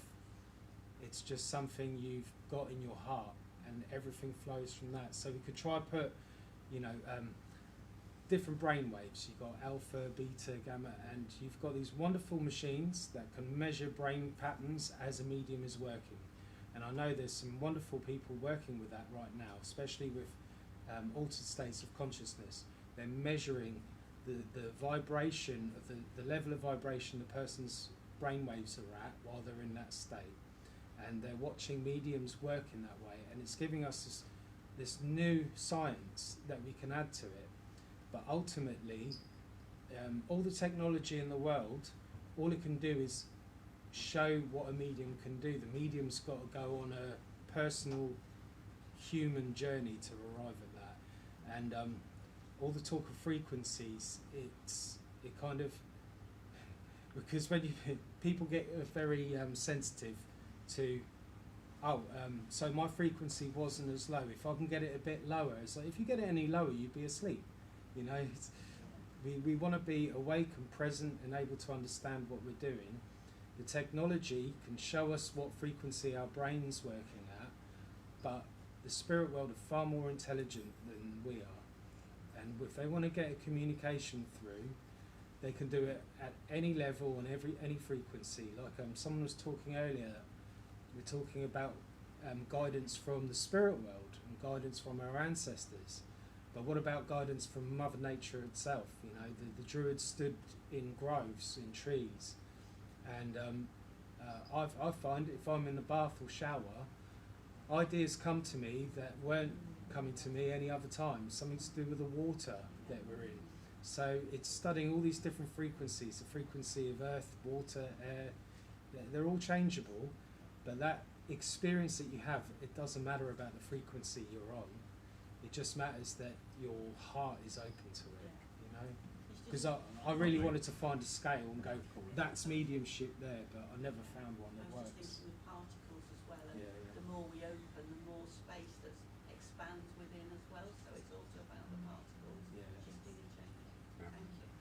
Thank you, Stephen. We're going to have a quick break because we are overrunning a wee bit.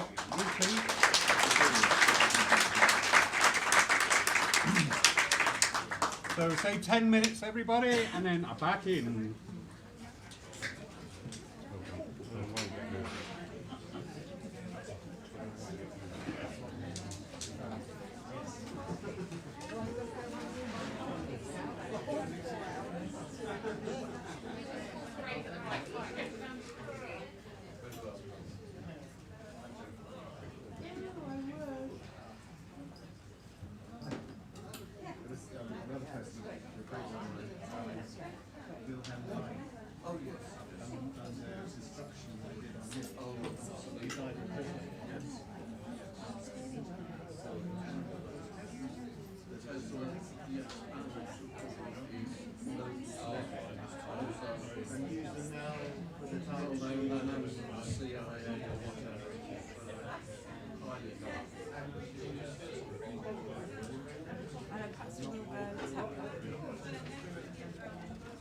It's Laurie, evidential leadership talk. That's what I can't say till then. Should we go? And then we'll go.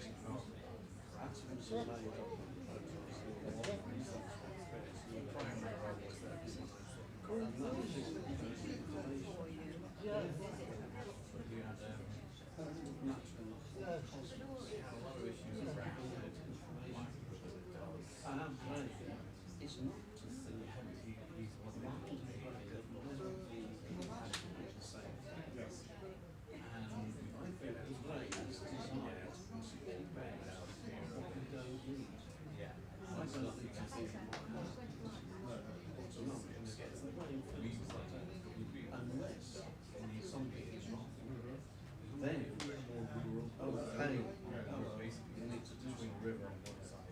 And experience so important. If they ever want to retire anyway. And all I need now is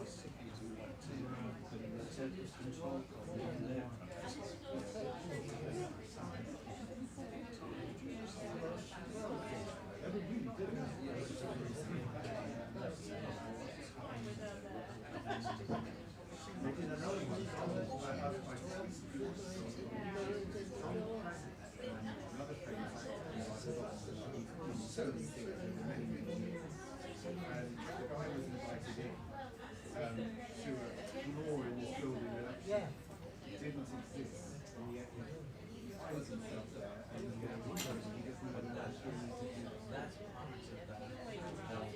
And then Donald Preston gives him more nuggets, and he will not know. And it turns out he works in all-encompassing, all-knowing, big brother type situation where they create and construct the news by showing us plans for the future events that we're all going to experience. And it's very pressing now than it was over the last 2 years. You're ever interested in something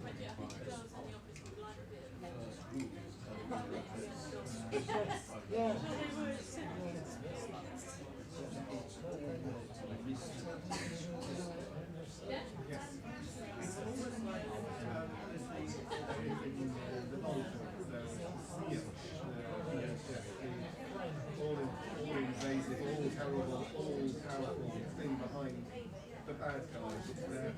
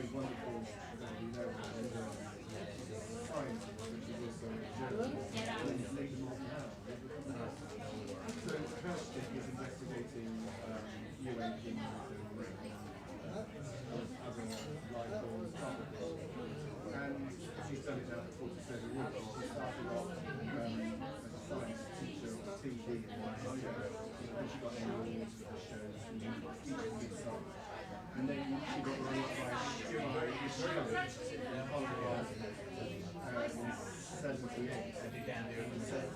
It was like European or something, so she went to the farm and dead animals, steer, with rectum removed, tongue, the animal mutilation, and that's what got her started in all the years now. So she found it, and she's firing away at it. She always has this phrase, down with those tentacles. She always talks about the dynamics of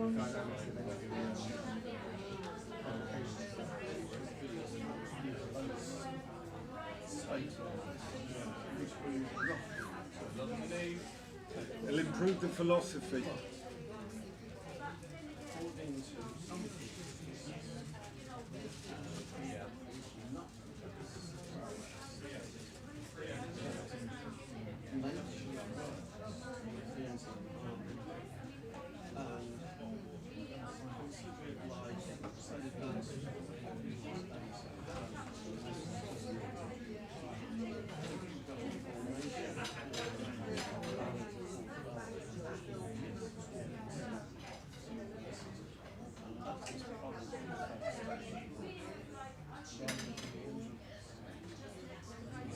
with the metal tray and then the salt or whatever it is, and then the frequencies turned up, and suddenly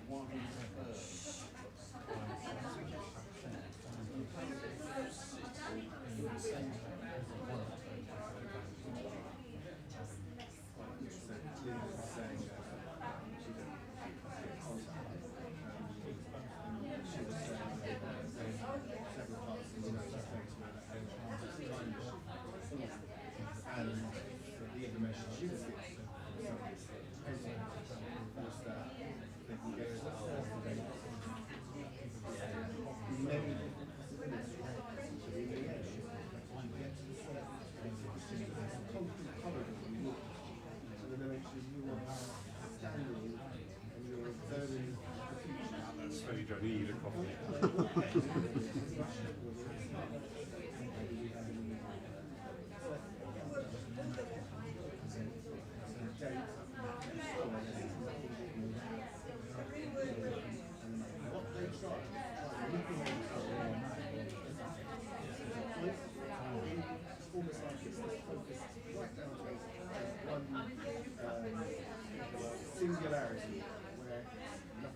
Right, ladies and gentlemen, are you next ready for the next round?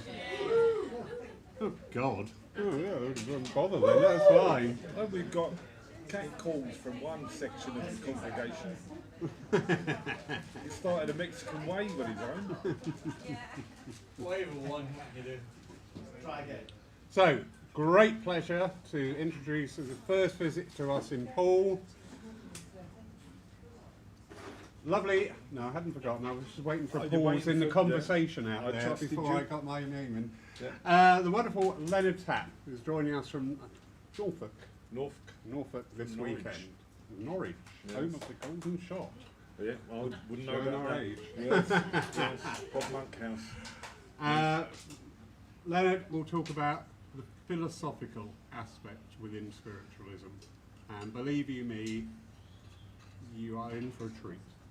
Thank you, sir. Good afternoon, everyone.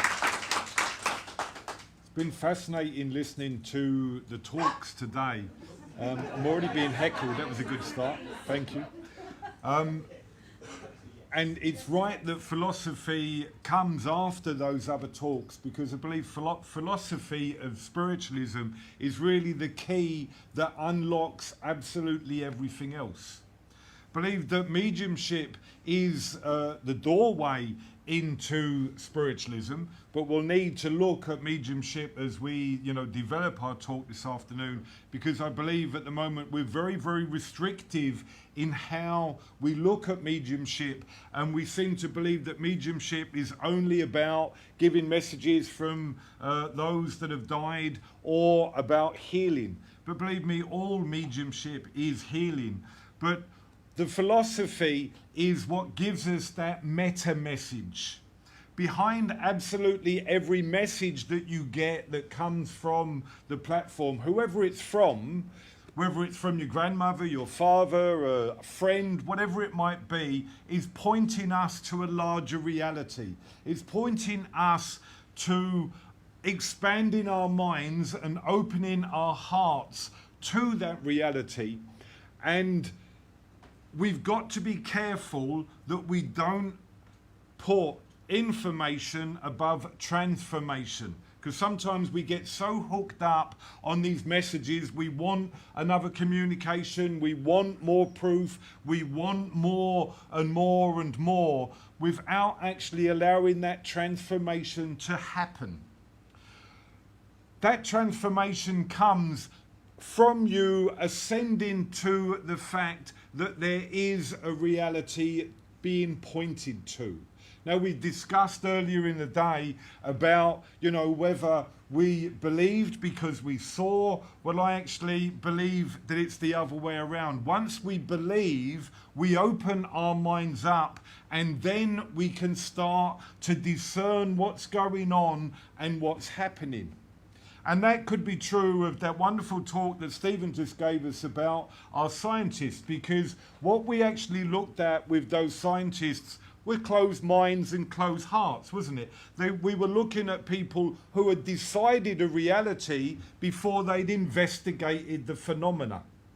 And our philosophy is about discussing what's going on and looking at this reality so we can decide what it means and where we should be going from that reality, or to that reality. We tend to talk about there being two worlds, but what we're actually being pointed to is the fact that there's one world. We're being pointed to the fact that we are all connected. So often within spiritualism we talk about this difference between mediumship and psychic, and we denegate the fact that something's psychic as if it's some sort of dirty word. And yet mediumship is a psychic faculty. Mediumship works through the mind. But the thing with it is, and the problem that we encounter, is that I'm not my mind. I have thoughts, but they come through my mind. They come through my reality, which is something that we begin to understand as we meditate, as we start to contemplate what's going on.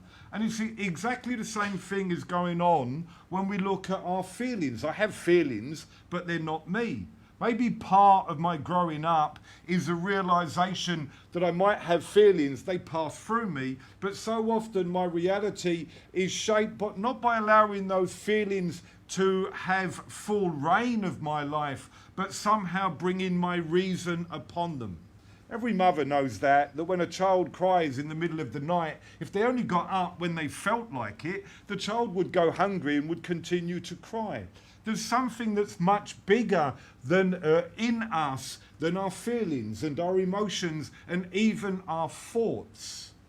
But what we've actually come to, in our society is we actually have what's called an ego warrior that helps us and protects us, and actually sometimes we use so often to defend against opening up to this larger reality, because we feel that to make ourselves vulnerable, we're going to open ourselves up to hurt. We're going to open ourselves up to suffering. But there are two very big spiritual tools in our life, and they work in every religion, they work in every reality, and they even work in the lives of people who have no knowledge of what it is that we do. And those two great spiritual tools are great suffering and great love. And in fact, our great suffering is united to our great love, because we suffer in direct proportion to the amount that we love, don't we? And that's that other reality that mediumship is waking us up to. The realization that that love is eternal. It's the love that hasn't died, but everything else has. Our ego tries to protect ourselves. And our ego, I'm not saying the ego is a dirty thing. I'm not saying that the ego is wrong and something that we have to banish ourselves of completely, because we couldn't put on an event like this if there wasn't some sort of egoic involvement. We wouldn't be able to function in the world. But our lives really, or the first half of our life, is about building that ego. It's about building relationships. It's about building a career. It's about building financial reality. It's about building all of those things that are so important in a life that help us to live our lives well and in a good way. But the second half of our life is really about letting that reality go, that ego go, so that we can open ourselves up to that bigger reality, which is actually where our spiritual lives are really found. But the ego tries to defend against all this. The ego tries to tell us that we'll lose ourselves completely if we give ourselves away.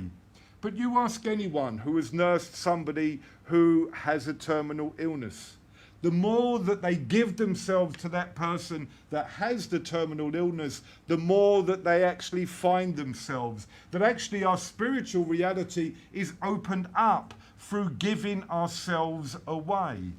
And the spirit world are not a world that's off and down a tunnel. It's not something that's separate from us. It's actually something that we're part of. We live in a spirit world now. And mediumship is about showing that we're all connected. We're suffering in our world at the moment with this overemphasis on individuality. This overemphasis on making sure that I'm okay and whatever happens to anybody else is of no consequence to me, because the only person that I really need to look after is myself. But spiritually, we know that that's not the case. Spiritually, we know that there is something in us that suffers if anybody else suffers. There's something in us that is at pain. If somebody that I love is in pain, then I'm in pain. And if I'm not in pain when somebody I love is in pain, how much do I really love them? The problem that we've got is not being spiritual, it's being human. It's being able to live in a world where there are different opinions, where there are different perspectives, where there are different values, and being able to flourish alongside them and not feel threatened in any way whatsoever. Islam has this wonderful tenet. They say God has created all sorts of religions to see how we get along together. And the truth of it is that we're not actually getting along very well together at all. And there lies the problem: tribal religion. If I've got the truth, then they haven't got the truth. If I've got God, then they're outside of God because they haven't got the truth, and therefore I can do whatever I like to them. That's the whole reason why we've had genocide in our world, genocide that still goes on and that we see rear its ugly head once more in our time, and we're told that it's basically the Ukrainians that are suffering rather than the Russians who are suffering too. They're good and they're bad. That's not the case, because wherever people are, there's good and bad. Good and bad reside within me. Good and bad is something that actually I have to recognize in myself. I have to assimilate what's called the shadow side of my personality so that I can actually consciously choose the good. I have to know how I am treating other people so that I can actually realise what causes them harm so that I can treat them in a human way. We know that when we watch it on the telly, because we'll see violence and we'll talk about how inhumane it is. But the truth is, most of those inhuman acts are caused by our negligence. They're caused by our lack of action. They're caused by the fact that sometimes, as Gandhi said, we sit idly by and we let evil run rife in our world. The spirit world come back again and again and again to inspire us to live. They don't come back again and again to give you the same message. They don't come back again and again to tell you that you have to go out there and create a life where you stand up against injustice, because where there's injustice anywhere, there's injustice everywhere. To get you to stand up for the person who's suffering because they are suffering for you. To get you to realise that you are the power that shapes this world, that moulds your reality, and that at times you just let run rife in the world, and therefore you become a victim of circumstance. Sometimes in our modern world, we're at fault in this as well, you know, within spiritualism, because one thing that's a bit of a bugbear of mine at the moment is this whole idea of manifesting. The idea that if I get my mind in the right frame of mind, that I can have absolutely anything that I want, and that the universe is just ever so ready to pour huge wads of cash into my bank balance. Well, it doesn't work like that. As Einstein said, a butterfly cannot flap its wings in California without affecting the weather in Japan. What we're inspired by from the spirit world is to live simply so that others may simply live. To create a community where all people are treated with the dignity and respect that is inherent within the human condition. But because all of us have been so far removed from that reality, we don't know how to do it. We've had no one to model their unconditional concern that Brian was talking about when we were talking about healing. So we need somebody to come back and do that for us, to give us that love, to show us that way, so that we might actually go out into the world and become that creative power that is moving each and every one of us to serve in the world and to stand up and be counted. All of us are not asked to stand up here, but all of us are asked to allow that creative power to work in some way in your life, to touch another life and somehow heal it. Not by giving everyone the answer to all their problems, not by telling everyone the solution to all their ills, although that's a very male thing to do, a very male energy, because we all want to fix anything, and most men think we've always got the answer, especially academically, and yet all you women know that that's not the case, which is why the world has run into such problems with the patriarchal society that we've all grown up in. But we've also grown up in a shame and blame society. We've grown up in a society where we're quite happy to reject others, to marginalise others. And whilst we've seen great strides within that in our country, where we know that we cannot discriminate against people because of their race, because of their sexuality, we talk about not discriminating against people because of their creed, and yet religious discrimination is the most rife discrimination that there is in our country. But it's also a call to look within ourselves. What is it that each and every one of us are doing that creates these problems, that creates these situations? Mediumship is the mirror of the mind.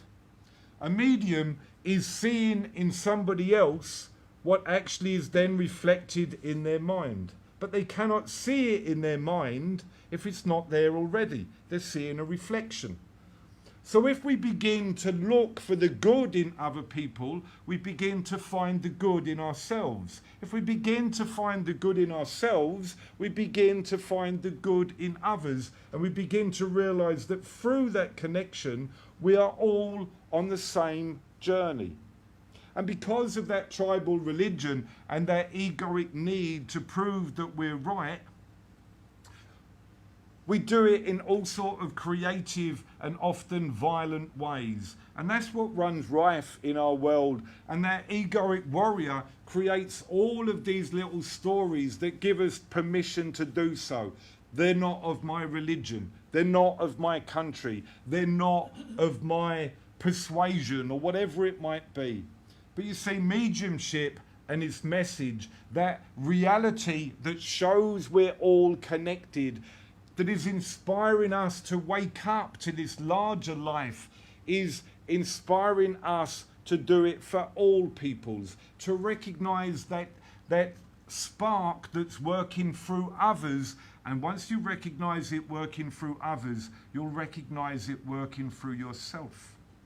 Can you stand up and be counted with all that opposition, with all those problems that are going on in the world? And it seems that once more in our society, we could have gone back 100 years. We could be talking about the events of the 1920s as all of our industries are striking, all of the ugliness of poverty is rearing its head once more. But we as spiritualists know that there is a bigger way and a bigger reality, and that reality is love. We sat and listened to that wonderful talk that Stephen gave us about scientists, and we spoke of all that prejudice that often scientists place in front of their research rather than actually doing the research and finding out the reality that comes from that research.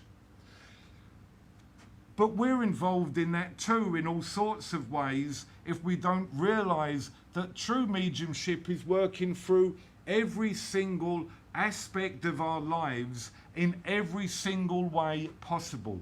Karma does not just work when we're manifesting, it works every second of every day.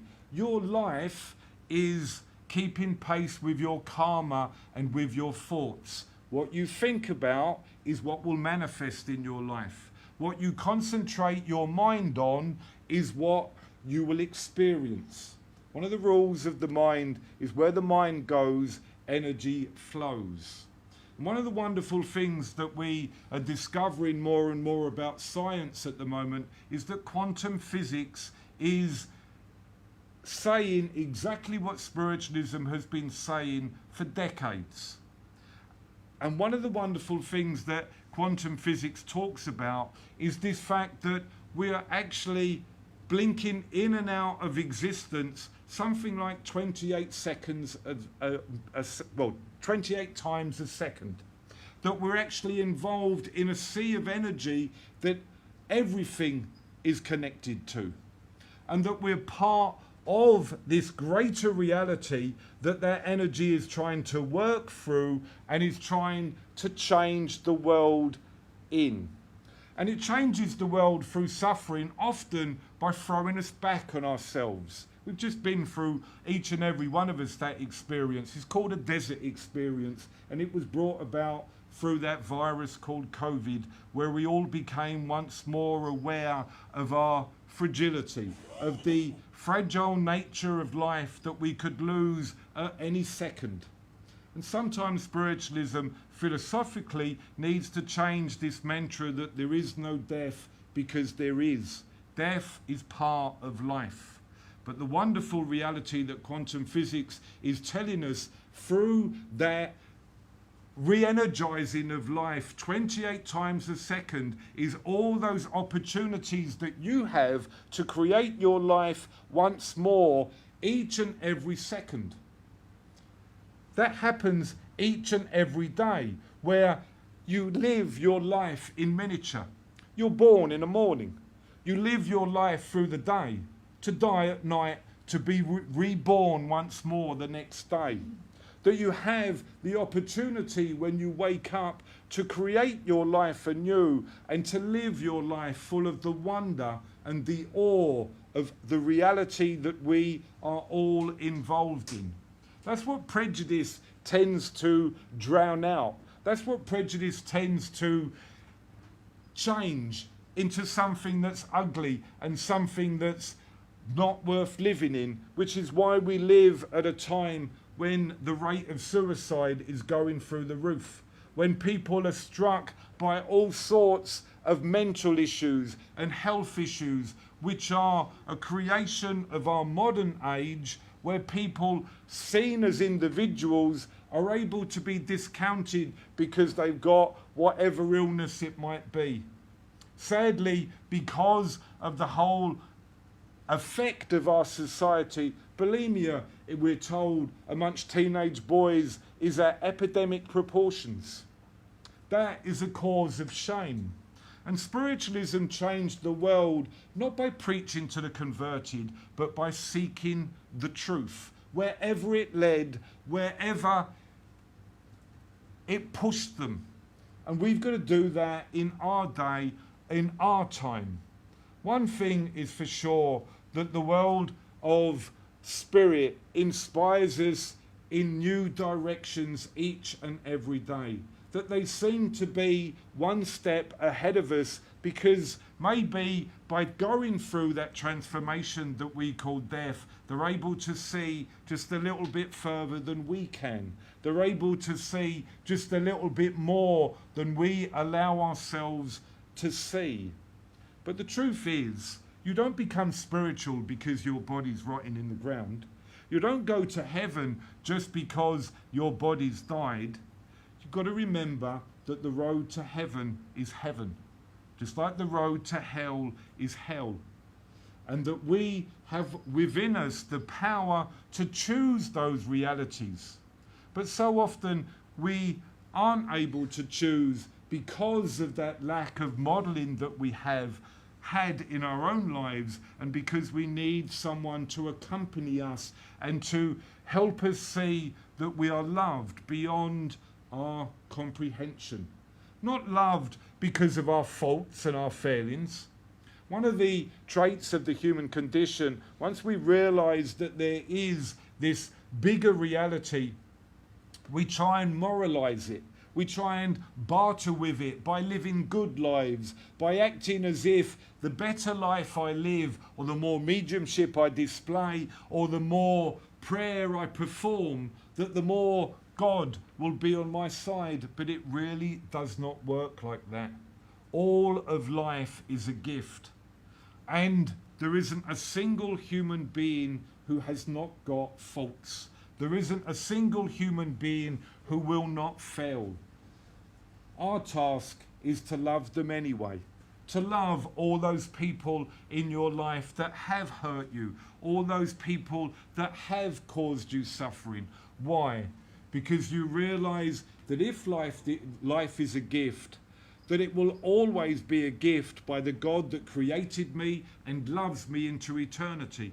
And that if you strip all of those things that the ego thinks are so important, that job, that relationship, even when it's causing us harm and suffering and we know that they're not the right person, but we keep on with it anyway. When we're stripped of absolutely everything, we actually truly find ourselves, because we find that at the very heart of our being is that love that comes from that Creator God who loves us exactly as we are. And that is the reality that mediumship is pointing to, because everybody that you love that has died goes into that world and lives in that world as much as they have experienced heaven now, they will experience it then. Hindu has this wonderful tenet that says the part of us that survives physical death is the part of us that believes it can. And there you find the purpose of spiritualism, so that you can actually join that mantra of one of my favourite mystics, Julian of Norwich. All will be well. In all manner of things, all will be well. So yes, spiritualism can predict the future. It can predict that you will face your cross, you will face that time of suffering, but in that time of suffering, you will probably find that that power that's God is closer to you and more apparent in your life than you ever realized. One thing that we've found through the hospice movement, even the most antagonistic of people get it right at the end. They realize that they have to love and live. We've got the joy of being given that message long before we face our cross, long before we face that moment of transition, and living that life now, and not just living it for ourselves, but living it for absolutely everybody else by sharing that message with them. Not just with the people that will listen, not just in those moments where you feel you might have a receptive audience, but in those times when you have to face injustice, when you have to face that violence and say, this is not the way, and I will not live that way that you want me to live, because the God of love has shown me a better way, and that's to live in his presence each and every moment and reflect that in my life in any way that I can.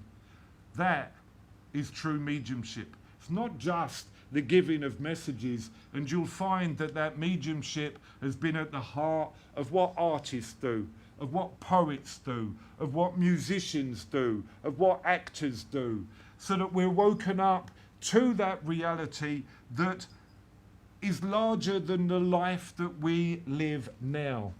I'm reading a wonderful book at the moment which is about a concentration camp internee called Etta Helsum. She found God in a concentration camp. She found God when absolutely everything had been stripped away from her. She refused to hate her antagonist. She refused to hate the people that were killing her people and making them live in the most intense squalor that you couldn't even possibly imagine. And yet, we moan our lot. We talk about our problems, and yet somebody like Etty Helsum found the joy in looking at a flower, and the joy that life in that moment will break through the cracks, will come through all of the problems and still flourish. The problems, make no mistake, are caused by human beings and our attitudes that are able to decide who's up, who's down, who's in, who's out, who's right, who's wrong, which is why we should not judge another human being. Because if we walked in their shoes for 5 miles, we might just make the same decisions that they did. We might just realize that people are going through problems to save me from going through them. That in their pain is my pain, just like in their joy is my joy. In that connection is love flourishing in any and every way that it can. And it comes down to a simple question. Are you part of the problem or part of the solution? Are you going to allow that love to work through your life, not just when you feel like it or when you think you can, but every second of every day? That's why every religion goes through a process of clearing to rid ourselves of everything that stands in its way. Those critical inner voices that tell us we can't, or we shouldn't, or we should, or whatever it might be, rather than allowing that energy to just flow through us and to express itself in any way that it can. If you search for love, what you find is the search for love. If you just love, love finds you. Allow that God to find you and to realize within your very being that you are an eternal being now, that you are a being who will experience all sorts of things in your life, but ultimately you will be loved forever. That truly is the philosophy of spiritualism, and it illuminates the phenomena of spiritualism, it illuminates the science of spiritualism. Each generation seems to begin again right at the start of this journey, rather than learning from those that have gone before and realizing that anyone that we might revere has lived a similar life. I had the joy when I came into spiritualism of going to Stansted for my first week, and the medium that was running the week was a lovely old Glaswegian medium called Albert Best. Albert Best was a merchant seaman. He'd gone to sea during the war, and he came back to his home to visit his wife and 2 children, only to find out that his home had been bombed and that his 2 children and his wife had been killed in that blast. He dedicated the rest of his life to helping people that had gone through the same experience that he had, to give to others so that they might not experience the pain that he had experienced. So if in your life you experience a strong emotion against an injustice, maybe God is inspiring you to stand up against that injustice. Maybe God is asking you to be that voice that says this shall not continue, there must be another way, because everybody deserves to be loved and treated with respect. When I worked in hospitals, one thing that was very evident to me was that lots and lots of people that lived in hospitals, were there for a great length of time, were there because they couldn't look after themselves. They were there because they felt that no one cared. They went to a hospital to receive that caring. Do you care? Do you care about people who you dislike or maybe even hate? That's the story of the cross. A person who was able to love his torturers, who was able to love his persecutors, even when they were inflicting upon him atrocities which you could not imagine. He loved them anyway. And through that experience, God was able to live fully and completely in his life. But he has no more access to God than you do.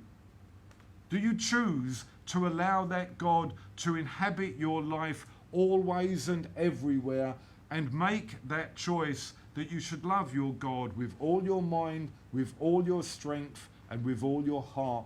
Because when you do, your whole life becomes a prayer, the living prayer of who and what you are. And when you touch that reality, you're set free, not from suffering, but you're set free to choose love. Thank you.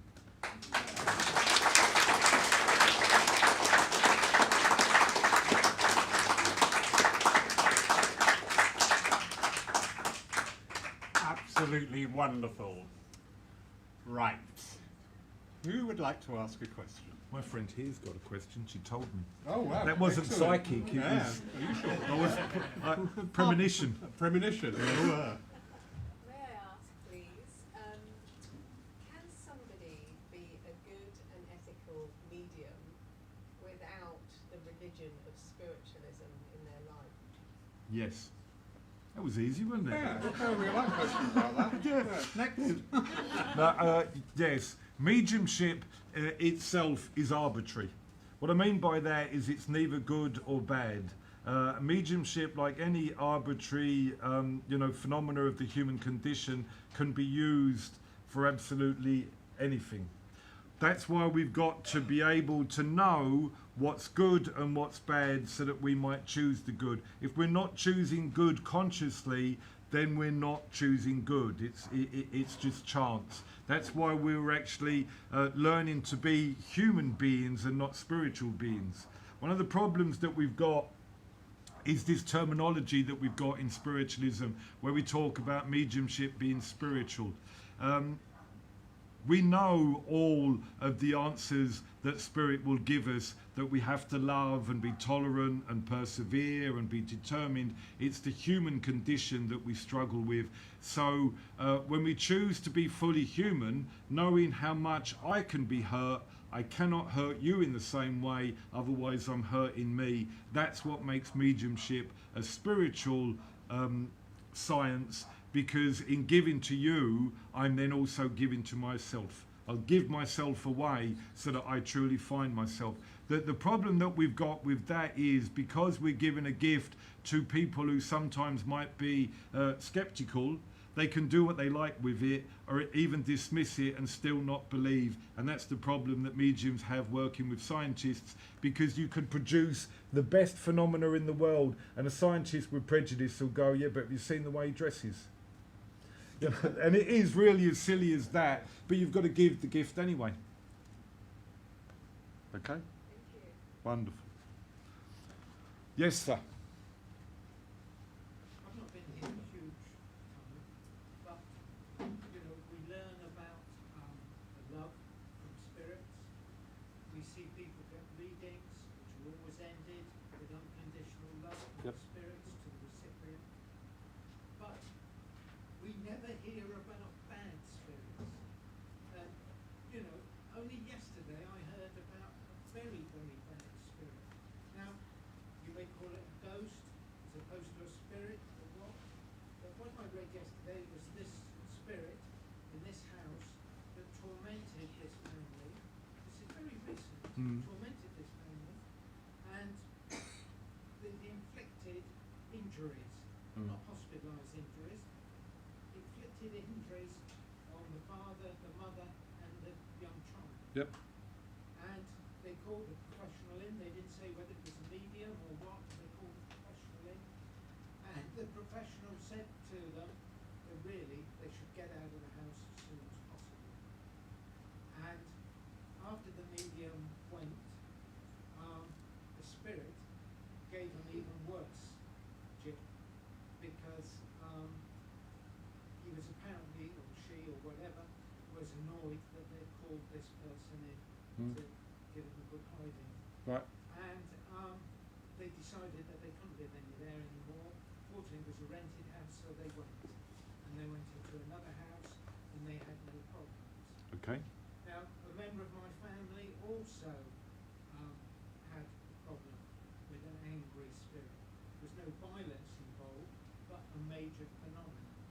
But are there bad spirits? That's a huge topic and very difficult to sum up in generalizations. For one, the place that you're talking of, you would need to do a proper investigation to you know, to find out what was going on. We Come across bad spirits? no, because at heart all people are good. Because of the fact that people have not been given that unconditional parental concern, they can often, you know, make decisions that are not in their best interest. What I mean by that is, and I can't remember off the top of my head, there was a, you know, a phenomena in of one of these mass shootings in America, where the two brothers that did it talked about how they wanted to inflict as much harm on other people as had been inflicted upon them.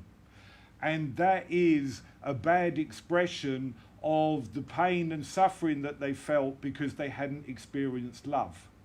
The purpose of mediumship is for us to experience love, and so therefore, and also because of the fact that like attracts like, and you know, I'm protected not just by my own mental discipline and you know, my spiritual understanding, I'm also protected by those that work with me in the spirit world. But if I had entered into one of those, you know, a situation that you're talking about, the only way that you could heal it is through love. One of the problems that we get, you know, especially where you get exorcisms from institutions like the Catholic Church, is where people who are actually more believers in the devil than in the good of God go in and actually find what they're looking for, like the scientists that we talked of before, and actually then create some of these problems rather than actually help them. That fuels a fear, which we know through COVID is contagious. The fear of COVID was more contagious than COVID itself. And the unraveling of the situation that you're talking of is a long and difficult process to undertake, can only be undertaken by love. But once somebody actually realizes that they are loved, For instance, we know, now within mental illness, something like 98% of mental illness is caused by loneliness. And once we eradicate loneliness, and it's amazing phenomena that in a world of mass communication, we have more lonely people than ever. That's the shame of our society, and the shame, that then manifests itself from the other world is people go into that world without an understanding of where they're going. They don't know that they can, even communicate with this world, so they will create in a more noisy way to get attention, which somebody who's lonely will do. We know that through, through our own world, that somebody who needs attention, will shout louder until they get it. Once they then can receive the love that is really their need, and once that love is fulfilled, then they don't bother anyone, because they actually then become part of that greater collective, that whole which is love, and therefore, it expands out, in a good way. That's the simple answer to your question. There are lots of people who, once they get involved in things like exorcism, if you see it anywhere, you begin to see it everywhere. And that's the point of it mediumship being the mirror of the mind, that what we're looking for in others, so if you're going into a situation like that, you would look for what the need was, and the need is to be recognized and loved. We also have the problem in our society of so many people don't have a voice.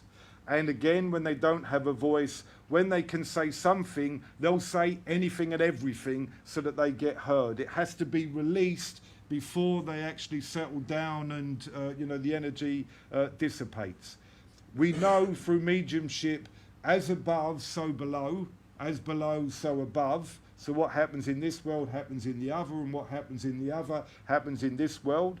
We often talk about healing, from that world to ours, but truthfully mediumship is about healing them just as much.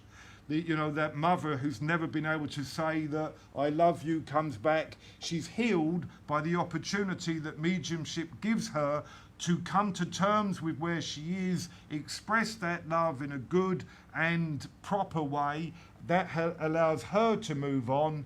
And so mediumship, is a service to the other world that's just as important. So until we get the science and medical professions that look at mediumship as a tool to help mental illness, spiritual illness, and, scientific research, we won't get anywhere. And that's this opening up to the bigger picture that I'm talking about. And I think you've all understood now that it's a big and complicated picture, which I alluded to a few moments ago. I hope that answers the question to a little bit, but that's it generally. If we love, people are set free. Yes, sir. We were taught by Christ, love thy neighbour as thyself. Yep. Perhaps the problem of the world is we've forgotten how to love ourselves. Yep. Would agree with you. Another easy question, yeah. Yeah. But that's that whole point about love, and through loving another, I am loving myself, because love is all that there is. But we get so wrapped up in the bartering of love, especially when we're young, men, and I can't go and talk to a woman. What if she won't return my affections? And what if, and all these resistance, things come up. Exactly the same things come up when we start working with our mediumship. Is it me or is it them? Well, work with it and find out. Approach her, ask her, and you'll find out. And then love begins to establish itself. You have to be careful with loving yourself too much, because that then overemphasizes the ego, which is why that yin and yang symbol is so important, because we need to have balance. Where there's light, there's also darkness, and where there's darkness, there's also light. You at the back, and then you, sir. Yes. So, like a family or friend, if they're giving you bad energy all the time, every day, how can you change that into love instead of bad energy? So, say, I'm giving her love, Yep. and she's giving me bad energy. How do you Yep. change that? Right. that's where that story of Etty Helson that I was talking about comes in. Or you could look at the Christ story too. You know, what Christ does, rather than actually, you know, react to his persecutors, he says nothing. That's the point of the passion drama, and it comes out especially in John's Gospel. You get this whole whole play of being taken out into the crowd, and he's got to answer the crowd. Then he comes back, you know, to be judged, you know, by Pilate, and he doesn't react. If you can find it within yourself not to react to this bad energy, it goes back to exactly where it came from. If you allow it to, you know, to register or become your reality, that's exactly what it does. Okay? So the only way of doing that, and if you think about every argument that we have, our arguments are about proving that we're right. It's about proving that I have a point and that you should not treat me like that. Okay? And if we actually realize that, I don't need you to know it. I realize it. Okay? And this is the point with opinion, and it's the point with religion. I don't need Buddhists or Hindus to know where I am. I'm comfortable with where I am. And that's that growing up spiritually, which gives you that inner power to withstand these things and be comfortable within, because you recognize that God within. It's not easy, but if we look at every experience that you've got as an opportunity to do that, what you've then done is reframed what was 1,000 daggers a day into 1,000 opportunities to love a day. Yes, sir. I'm old enough to remember the last war. Yep. I lived in London for it. Yep. I was a schoolboy. Yep. People never talked about depression. No. Everybody helped. Yeah. Everybody. Yeah. And that's the thing, is that community is what we're missing right now. And the whole point of our churches is not to create more mediumship. It's about creating community. It's about going out there into the world and saying, this is where I stand, and I'm going to love this world as much as I possibly can, even if you differ of opinion, of race, of sexuality, of creed, and realizing that we're all connected. That's the purpose behind any religion, but we're not doing it. We're only helping our own. We're only helping people that we're comfortable with. If you love those that love you, that's not love. It's loving in adversity that real love is found. Anybody that's been through a difficult relationship knows that. If you're just loving when it's easy, then it's not love. And that's the whole reason why most of God's love is unrequited. And he's so humble that he will allow people even to, you know, reject him, say that he doesn't exist, or treat him in any way that he likes. That's humility itself. And what we're asked to do spiritually is to be like that and love anyway. It's not easy. Well, it's like they say about the children missing the school. Mm. I was at school from the age of 9 Yep. to 14, all through the war. Yep. And we didn't know the next day whether our school was going to be there. No. And I think, and that's that whole point that we've just been through with COVID, was to wake us up to this bigger reality that we cannot guarantee the next moment of life. And this is one of the problems that we've had with spiritualism, with this mantra, there is no death. There is. We all experience it, and we experience it every moment. Death is part of life. Sadly, the spiritual results of COVID did not materialise, which is why we're seeing all this social unrest at the moment. And I'm hoping and praying that you know, everyone wakes up to this realisation, you know, to prevent more disaster from happening, which you know, it will continue to escalate until we realise the importance of life and that everybody matters, and everything, animals, and you know, the earth, and because the earth's suffering because of our misuse of it. You know, but there are still people that will deny climate change, even though we've had the hottest, driest summer on record, and they'll still tell you that it's, you know, that it's not a reality. Spiritualism is asking us to wake up to that reality and to stand up and be counted in every way. And sometimes we do these things in strange ways. When I have nieces that they're wonderful girls and they're very much into championing climate change, but as soon as it gets hot, the AC goes on. And you just open a window. What part are we playing? We're asked to live consciously in this world to prevent harm to other people. Because if anyone's harmed, we're all harmed. If anyone suffers, we all suffer. You know, if anybody goes hungry this winter because they've had to make a choice, do I put the heating on or do I feed myself today? Then that is a scandal in our modern world when people are lining their pockets so full with all the money that they could possibly muster. I mean, doesn't it stand to reason? And then it becomes that source of anger, but maybe that anger is there to help us go out and do something. Because all of us have got to stand up and be counted and say, this cannot continue. Yes, ma'am. I just want to go back to where we've got the individuality and the ego forming, and would it be helpful where we could understand love through self-love by looking at ourselves, understanding that the ego is created out of programming and conditioning from birth, therefore it is false. And once we start to understand ourselves and dismantle that, we start to learn to be less judgmental about ourselves. We surrender and accept ourselves as who we are in our wholeness of all the shadow and everything. Therefore we can then look upon the world, we have self-love for ourselves, and we can see the world in a different way. So I feel, and I don't know if you can see this as well, that we've really got to understand ourselves better at the falseness of who we think we are rather than the divinity of who we truly are, to actually bring love into the world. How would you bring that to spiritualism in the way that to encourage people to develop a sense of self and self-realization, self-love, to be able to then truly love the world in the God sense, divine sense, Great Spirit, universal, whatever it is people believe?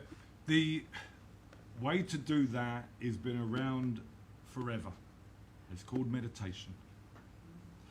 And if we give ourselves time each day to sit and connect with that ground of all being, everything falls away. All our doubts, all our fears, all our prejudice, all our insecurities, all our foibles, and we begin to discover ourselves as we truly are. And we begin to realize that there isn't anything that we need that we haven't already got. And it's this whole point about chasing mediumship and trying to develop it. You already are a medium. You're not trying to develop it, you're discovering it. You're realizing something that you already are. And through that realization, you set yourself free. You have everything now that you need. And it's in that sitting quietly and giving yourself time each day to connect with that reality expands it.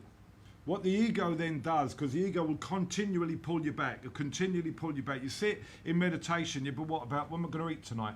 What's happening at work with so-and-so told me, you know, whatever it was. The ego constantly pulling yourself back. But if you have an experience that tells you you haven't found that peace, you've just had it.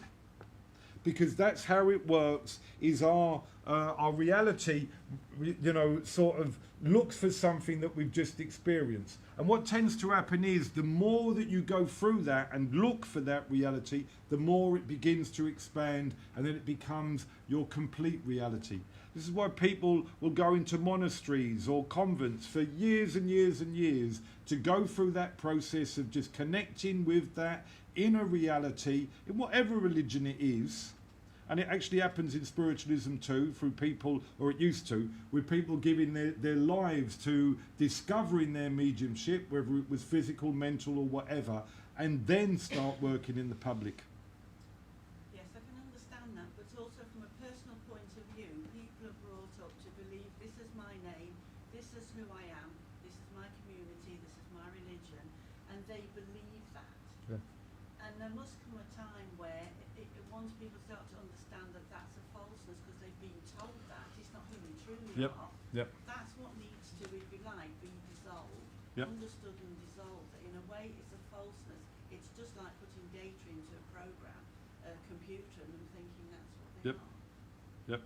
And I think the dissolving of that takes work.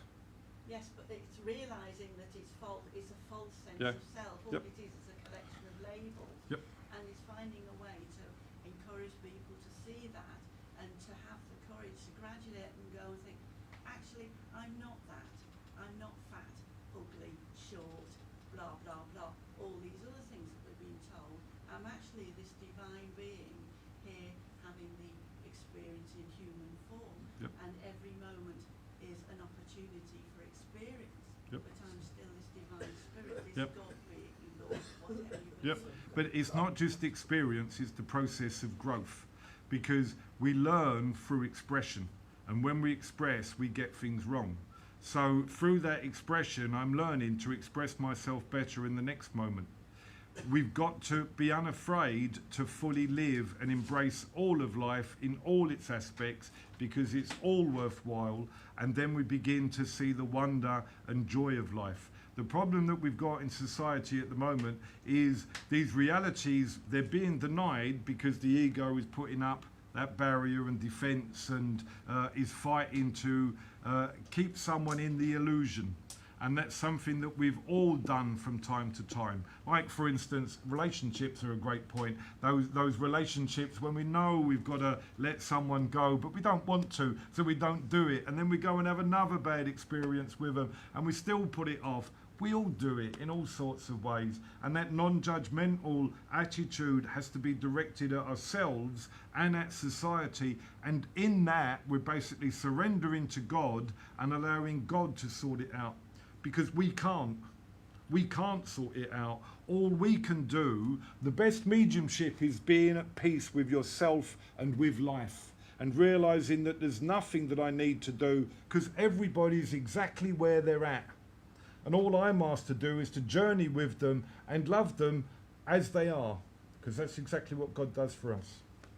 My only thing I just want to add about that is going back to the ego and actually understanding that that's the falseness, and it is through this falseness, this ego, that we have all the conflict across the world in Yep. every form. Yep. And that's gone on for centuries. Since the beginning of And humankind. so that's the bottom line now, Yeah. I see it, that people have to see the falseness of that to be able to find a divinity. Yeah. And then Yeah. live in a I agree with you, and it's summed up by that symbol, because we are at a crossroads as humanity, you know, and it doesn't matter whether it's happening thousands of miles away or whether it's happening here. It's happening in the lives of each and every one of us, and all religions are saying exactly the same thing. But what we've got to do is wake up to that and realise that we have to be the voice that stands up against injustice and against, you know, this individuality that allows people to suffer so that other people can live in, you know, the lap of luxury. We've got a question from a viewer. Oh. Trevor Baldwin is asking, where do you want to see spiritualism in the near future, and is it on course? I would like to see lots of the big publicity rallies that used to be put on up and down the country. I don't know that we've got the mediums at it, you know, right now. Stephen was talking a little bit about Helen Duncan and her trial, but about the same time you used to have mediums like Helen Hughes and Estelle Roberts that not just worked at the Albert Hall, but went into the Houses of Parliament and gave a demonstration to MPs in the House of Comics. Wouldn't it make a great difference if we had that now? Yes. And that's what I would like, but I would like to see mediums working in our mental health institutions with scientists more. I mean, you know, the scope that we could do, you know, good in is enormous. But at the moment, we're just preaching to the converted. Yeah. And some of these big rallies that used to be put on in, you know, big halls up and down the country were phenomenal. you know, we've not got them at the moment. That's what I would like to see. Brilliant. Someone today suggested in conversation that this one, when we have another one like this, it's over in the theatre over there. Oh, did we? Oh, well, we can carry on, we can organise that then, can't we? But they used to be filled. I mean, believe me, there is a thirst out there, but it needs to be taken to people who don't have a fear. We heard a little bit from Ian about his fear, you know, walking through the door of a church the first time. Go to them then. Go. Spiritualism became a movement because you had people like Harry Edwards and Gordon Higginson who would stand at Speaker's Corner in Hyde Park and they would tell anybody that would listen the truth of spiritualism, and they would give messages in the open air to, you know, anybody that walked past and that would come to them. But we're so afraid at the moment, and it's that fear that's ruling us rather than the, you know, the going out there. And Harry Edwards would, you know, fill any hall with his healing. I mean, phenomenal, you know, events that were put on, and we're missing that at the moment. You know, because we seem to have gone backwards, and we're sort of looking small. We don't want to offend anyone. Sometimes we might need to. Sometimes we might need to go out there and say, hold on a minute, there is something in what we're doing. Let's show you. But have we got the courage to do it? I don't know. I don't know that I have. It's easy to, you know, to stand here and say we should be doing it. But don't go and push me out there, will you? Absolutely brilliant. You know what?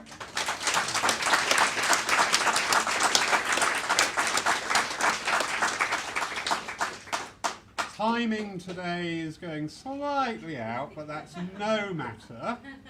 As you are aware, Mark will be giving a trance demonstration a little bit later on.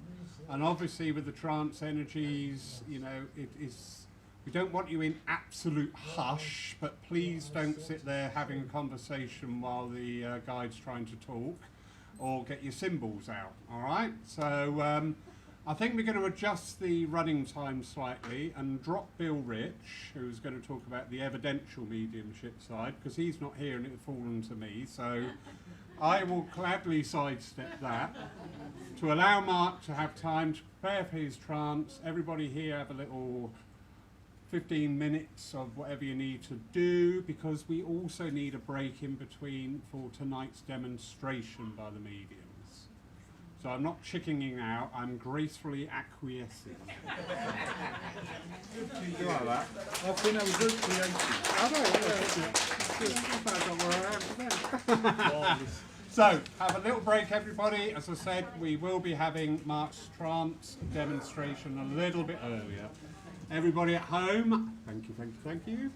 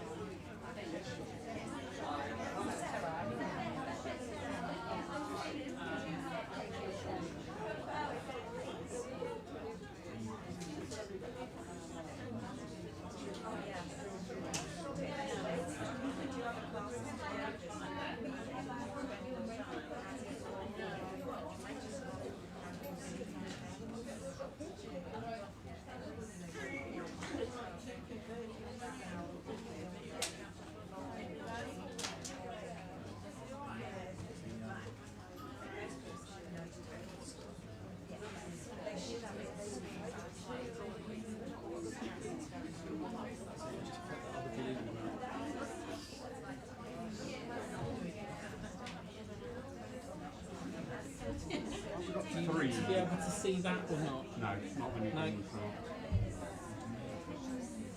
What do we need three? We've got like Well, you, and I'm going to have a little moment to think who that one is. There will always be another one.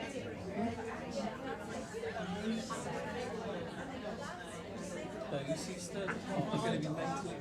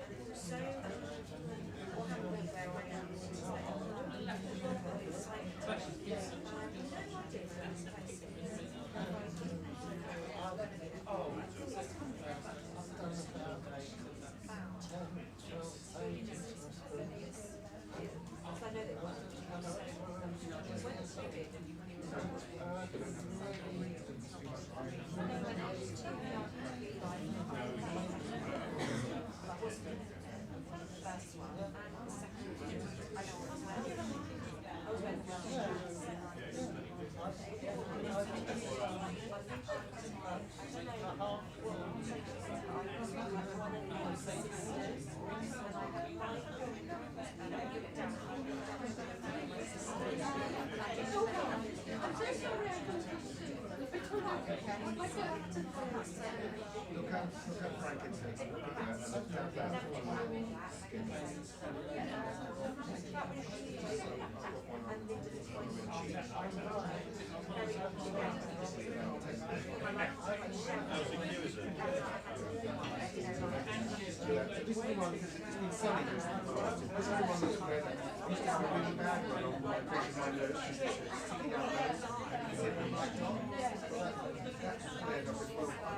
Three days later, everything was be generous with it. And then I had a tooth coming out tomorrow. Cancelled 4 times. I feel it, yeah. And yeah, try it. And it worked. It just really nice noise. I know it works.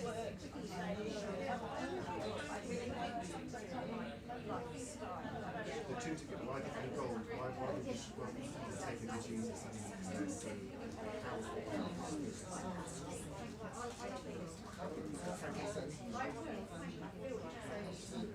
So you look at the back, and then it says, read out what it does.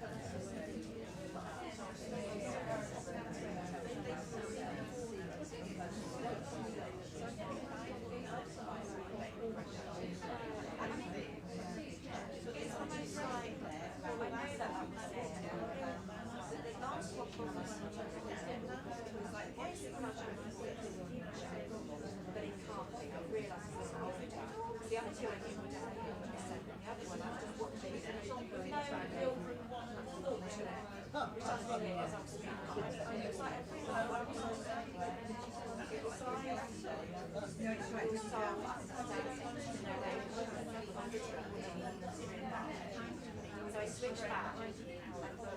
Well, I forget that, I have a child. So it's just, and I thought, right, so it's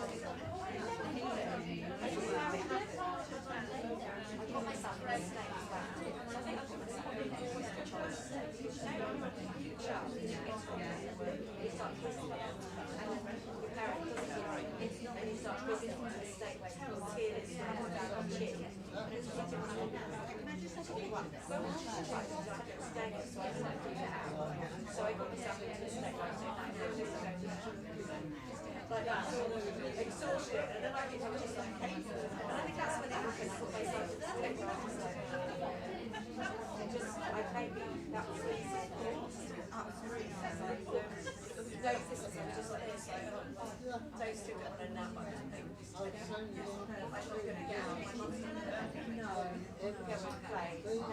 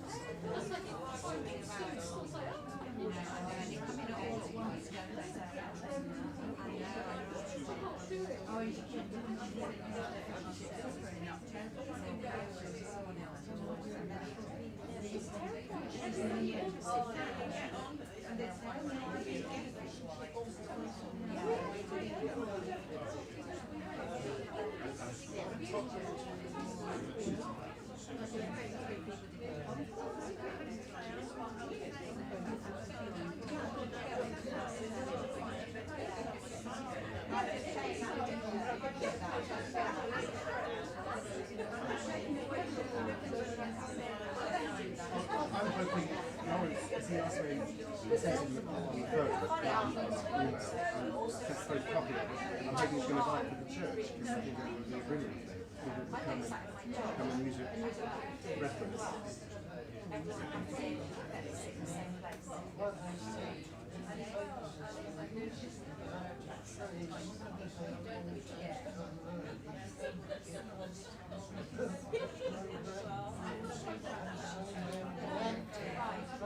I've noticed such a difference between myself and Pauline and I've noticed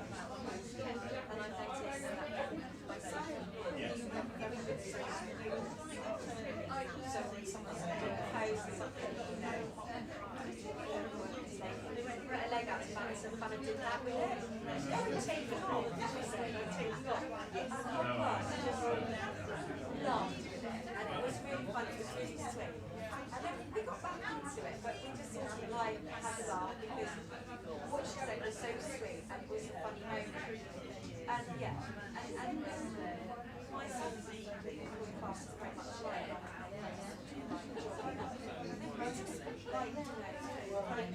focusing on each moment. There is always having not smiling, but I noticed the gym was much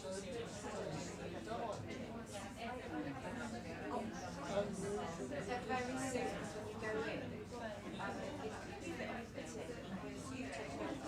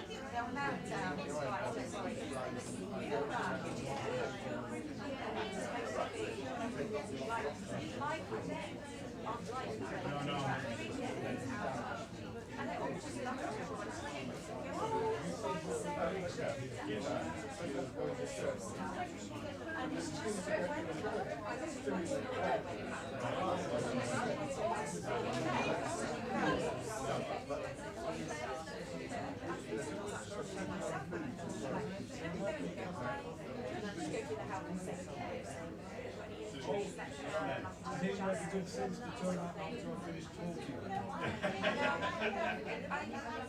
I just feel that. Oh, if you probably And then as I started going through the class, I'm always so surprised at the end, and there's so many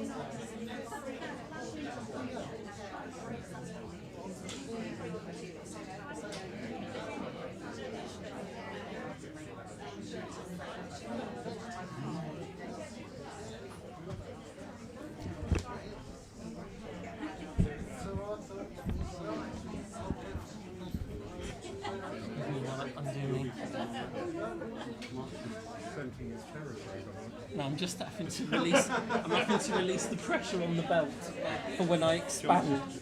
Yeah, yeah. I are live.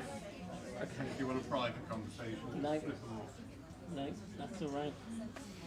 This is uncomfortable, mate. Excuse me. It's better. Yeah, I was going to say no refunds. A few minutes. Yeah, that's fine. I'll leave you there, sat with it.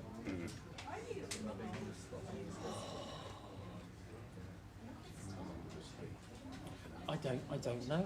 Oh, of course you'd be led by doing it. No, they normally know. I mean, there'll be the little talk like, Oh, you haven't been to before we've been doing, have you? All right. So, yeah. So there'll be a little preamble by me. Once it doesn't start to make sense to me in my head what I'm saying, I know that my awareness is not engaged in the same way. Then we will sit and they can have a little natter just for a few moments while I go off. I don't like dead silence because I'm aware of everyone watching. So the conscious part of me doesn't run out. Then they'll talk for however long they're going to talk for. So with your voice and everything change? Yeah, and hopefully what will be interesting for you as well is by sitting here and being part of like the batteries of it, is to feel how it starts to affect you. No. If you find yourself going into that power, do not resist going into the power and sitting in. Don't feel that shutting your eyes or anything will be rude, because it's not. If you feel pulled into it, you feel pulled into it. Normally if they request for someone to sit near me, it's because at some point they may talk to you. So just be aware that might happen. And they normally know the timings and the things that are correct, so they'll bring it to me when they need. Then normally when we come back, we ask if there's any questions for me. Might be, it depends. Sometimes they'll talk about something and then say, are there any questions? So are you going to speak as if you're someone? It can seem like someone else is sitting here theoretically. And you're just going to be giving some philosophy. He'll come through and talk to you. There's things, because what happens is several days beforehand I start getting whispers, like thoughts that come in and come out. Not all of them always turn up on the day, which is fascinating. So there are things that I just said something to Laurie, which I'll tell you once we're over all of this. I said I don't think it's going to be talked about today, but it's interesting because it may be a proof of something that's about to happen in the world. So there's always an interesting flow for me, because the whispers of things then later on start to make even more sense later on down the line. Like when we were sat here in November 2019, a comment was made, man thinks he's top of the food chain, but bacteria and viruses will always level the playing field. And that was said in November. And none of us paid any attention to it, didn't think it was significant, because it didn't register on our awareness, you know. We're in events. And there's all these Chinese walking out of the basement, and we're all going to sit. And then we all next thing everywhere, yeah. And everyone's walking around. Yeah. Well, we were in India quarantined when it all kicked off. And I've got itchy nose as well.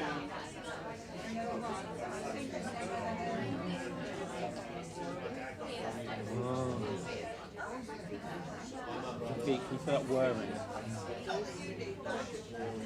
It's almost like a heartbeat in the energy as it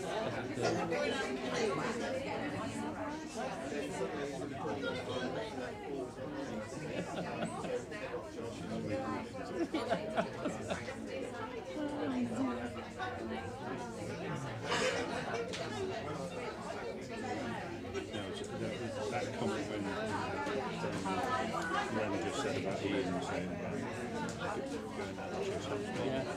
And that was back in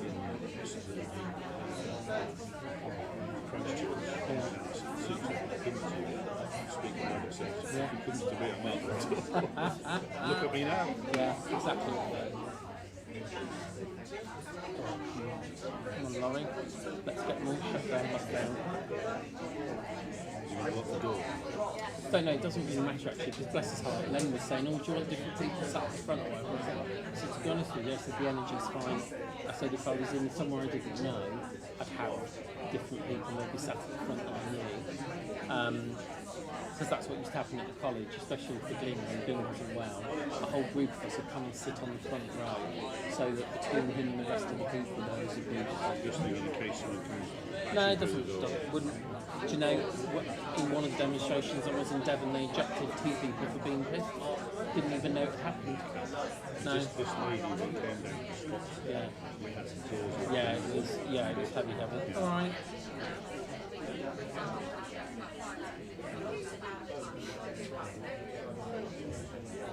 Oh, you can leave it open, Laurie. Leave it open. Yeah, just leave it so there's air flowing. You don't need to worry. Worry not. Yeah. This is what I mean. This is where, when people talk about, you know, is it nervous energy or anything? It's not. It's this build, and as this build is going, yeah. Because you know, it's not. Remember, it's not just one person from the spirit world that's coming. There's a whole brigade, and it can be a brigade. I remember sitting once, and I turned to someone. I said, "Can you hear that?" And she said, "It's like there's hundreds of people talking behind us."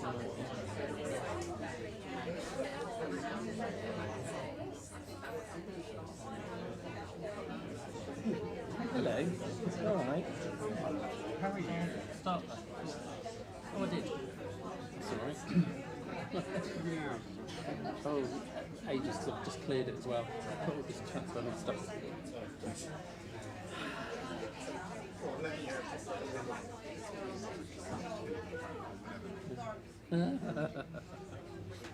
You've been tangoed.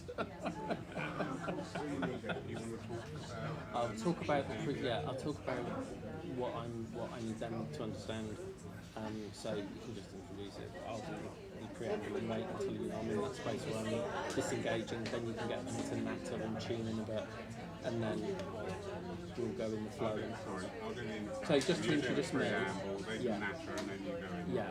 So you'll just get them to make sure that they natter rather than start ready. Like that. Yeah. That one. Ladies and gentlemen. Oh my God, it worked. Yeah. All the power. All the power. What should I do? We are now for the final part of today's rally, and what better than through the fantastic trance mediumship of Mark Stone.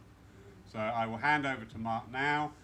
People at home, Mark has very graciously said to stay online, which is an added bonus because normally these would not be televised. So please sit back and enjoy. Mark, okay, lovely, over to you, bless sir. you. Right, everybody. Now, just put your hands up if you've not seen trance before. Just so I've got a, oh, lovely, loads of trance virgins. Lovely, that's how we like it. So, as you notice, the curtains are open, the lights are on. There's no great worry. We might want the ones directly off here just coming off if we can. And you know, everything hopefully that you've heard today talks about the naturalness of what mediumship is and how it is. And unfortunately, through television and funny programs, I'm not going to mention any names, Most Haunted, have made people kind of have this idea of the spirit world kind of running into your body, and you know, those of you that watch Ghosts, jumping in and out of your body, trying to control you, if only. You know, it's not like that. The blending of spirit is that blending of heart and mind and spirit in a very gentle and loving way. There is nothing freaky, there is nothing scary. You're just continuing the conversation, just like other aspects of our mediumship and our healing. You know, what's interesting for those of you that haven't seen these things before, you know, even if you haven't started to look at what your mediumship is or your awareness is, there is something about trance, there is something about this blending that we've heard that comes in healing. You know, people, I liked when Brian said, I don't like the word trance. And in a way, loads of people put everything into a box and want it labelled and focused in a certain way. And really we have these levels, these layers of blending and attunement and entrancement, if you like, where the mind of the medium is becoming influenced to a greater or lesser extent. Does that make sense? Yes. So, you know, just as we said right at the beginning of the day, we get those little thoughts that we ignore and we pay no heed to them. Then we start to sit to unfold the ability to blend and to connect. And this keeps sort of building and growing. And then in some instances, through healing states, we get that allowing the other world really to do the work that needs to be done. And the same within speaking, within trance speaking, we're letting the mind of the medium become much more passive and letting that flow of thought from the other world come in more and more. And that's what we're aiming to do. So those of you that are sensitive to these things, you know, feel into the energy and the power of what goes on here. You know, those of you that may see energy and feel energy, be aware of what you see and feel as we sit and as we work. You know, pay attention to how it touches or affects you. It's not just about what's going on here, but how it's affecting and touching you. Does that make sense? Yeah? So that's really important. That's really weird. That sounds like I've got a Terry Thomas whistle coming. That's really odd. For me, people always ask me, am I kind of aware of what's going on? The answer is yes, but it feels like I'm sat in a chair slightly behind myself. So I can hear this happening, but I feel like I'm hearing it as you're hearing it. It's not passing through a conscious part of me first, if you like, which sometimes is a bit scary because you think, oh, please don't land me in it, in what's said. But the spirit world are always very good at what they say and how they come and work with things. It is not just you being lectured to, so please interact with if you're spoken to, or if anything is asked of you, or if you decide, if we have a time, which I'm sure we will, to have a question, etc. Then it's all right, my brain starts to go, you can feel it, can't you? It's what happens. It doesn't sound like I'm making sense anymore to me. And so, you know, this is all of us together, okay? And, you know, if you've got mobile phones, please make sure they are on silent. If you have to cough, but cover it. Don't just bleh out in the middle of the room. If for any reason you have to get up and go out, just, you know, don't be like an elephant marauding through the room. You know, just extricate yourself as quietly as possible, and we'll be fine. When I sit to go off, I don't like everyone sat there in real deadly silence, because it makes the conscious part of me realise that there are about 50 pairs of eyes doing that, which doesn't help. So what we're going to do is, in a second, you're just going to have a little natter amongst yourselves, not very loud, not like shouting, screaming, laughing, just generally talk to each other about what you maybe sense and feel. You'll know when it all gets going, those of you that have seen trance before. Those of you that haven't, just enjoy the experience of what happens here. And again, you know, please bear in mind, and this was brought up by Len, and this was brought up by others today, you know, people from the spirit world still have their opinion and their viewpoint. What is right for them may not resonate with you at this moment. Just accept what you can accept. Put question marks over anything else. Just allow it to be whatever it needs to be. Okay? All happy? Yeah. Lovely. Right. So I'm going to sit. You can have a little natter amongst yourselves. Oh yeah, and if you can do that, oh, that's lovely. Bless you.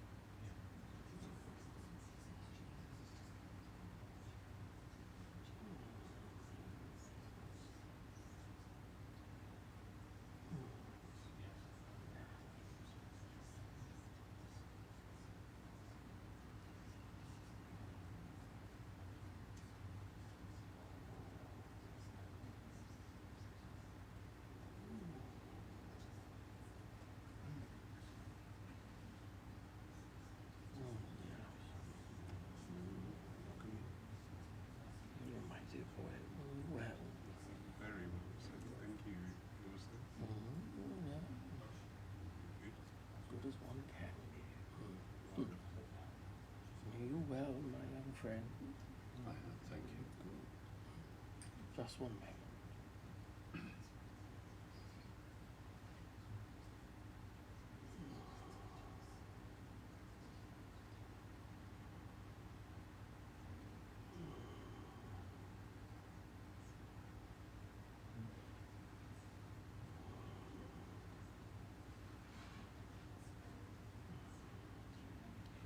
Good afternoon, everyone.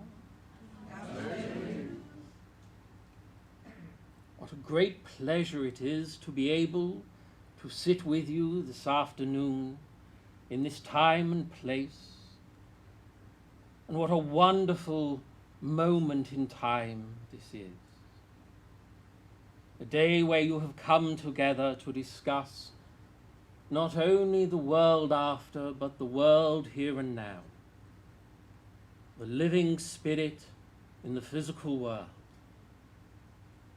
And as has been said to you so often throughout today, all worlds are one. There is no separation. That this love, this light, and this power that moves through all things, this refulgent light of the great and divine spirit, is truly remarkable, as is this time. That each and every one of you have been touched in some way by the words that have been spoken, but also by the love and the healing power of those that have gathered here today. But not only that, but you may also have been aware of those in our world around you, yes? Yeah. That this place is filled to the brim with those who have come to listen. Not only those of you who sit upon the seats, but those in our world who come to be aware and be a part of this day with you. What you have heard and what you have experienced may only be literally the tip of the iceberg, the rest of which to discover is up to you, ladies and gentlemen. Beyond this day, where will you go with what you have learned? What will you do with the questions, not only that have been answered, but all the other questions that have been stimulated from the knowledge and the words of today's speakers? What will you do next? What are your next steps in this world? Will you go away from this place thinking, well, that was interesting? I don't know, though. I don't know whether it's me. I don't know whether I am someone who will make a difference. Well, let us hope not, that you have that mindset. Let us hope that what has inspired you ignites a passion within you to go out in this world not only to learn more, but also to look within, not just without. Within you, this light, this spirit that you are, has such great potential. As has been said to you, it's not about learning to be something that you are not, but to discover that which you are. To discover the greatness that is within you. To discover what indeed you bring to this world, and to how you can utilize, to put into play that which you are in this world, to make a change.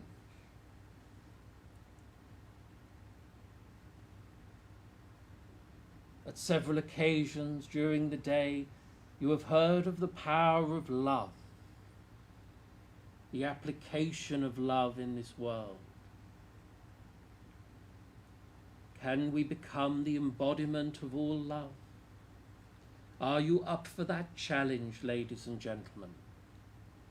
Yes. Not quite 100%, but we'll give them the benefit of the doubt, I think.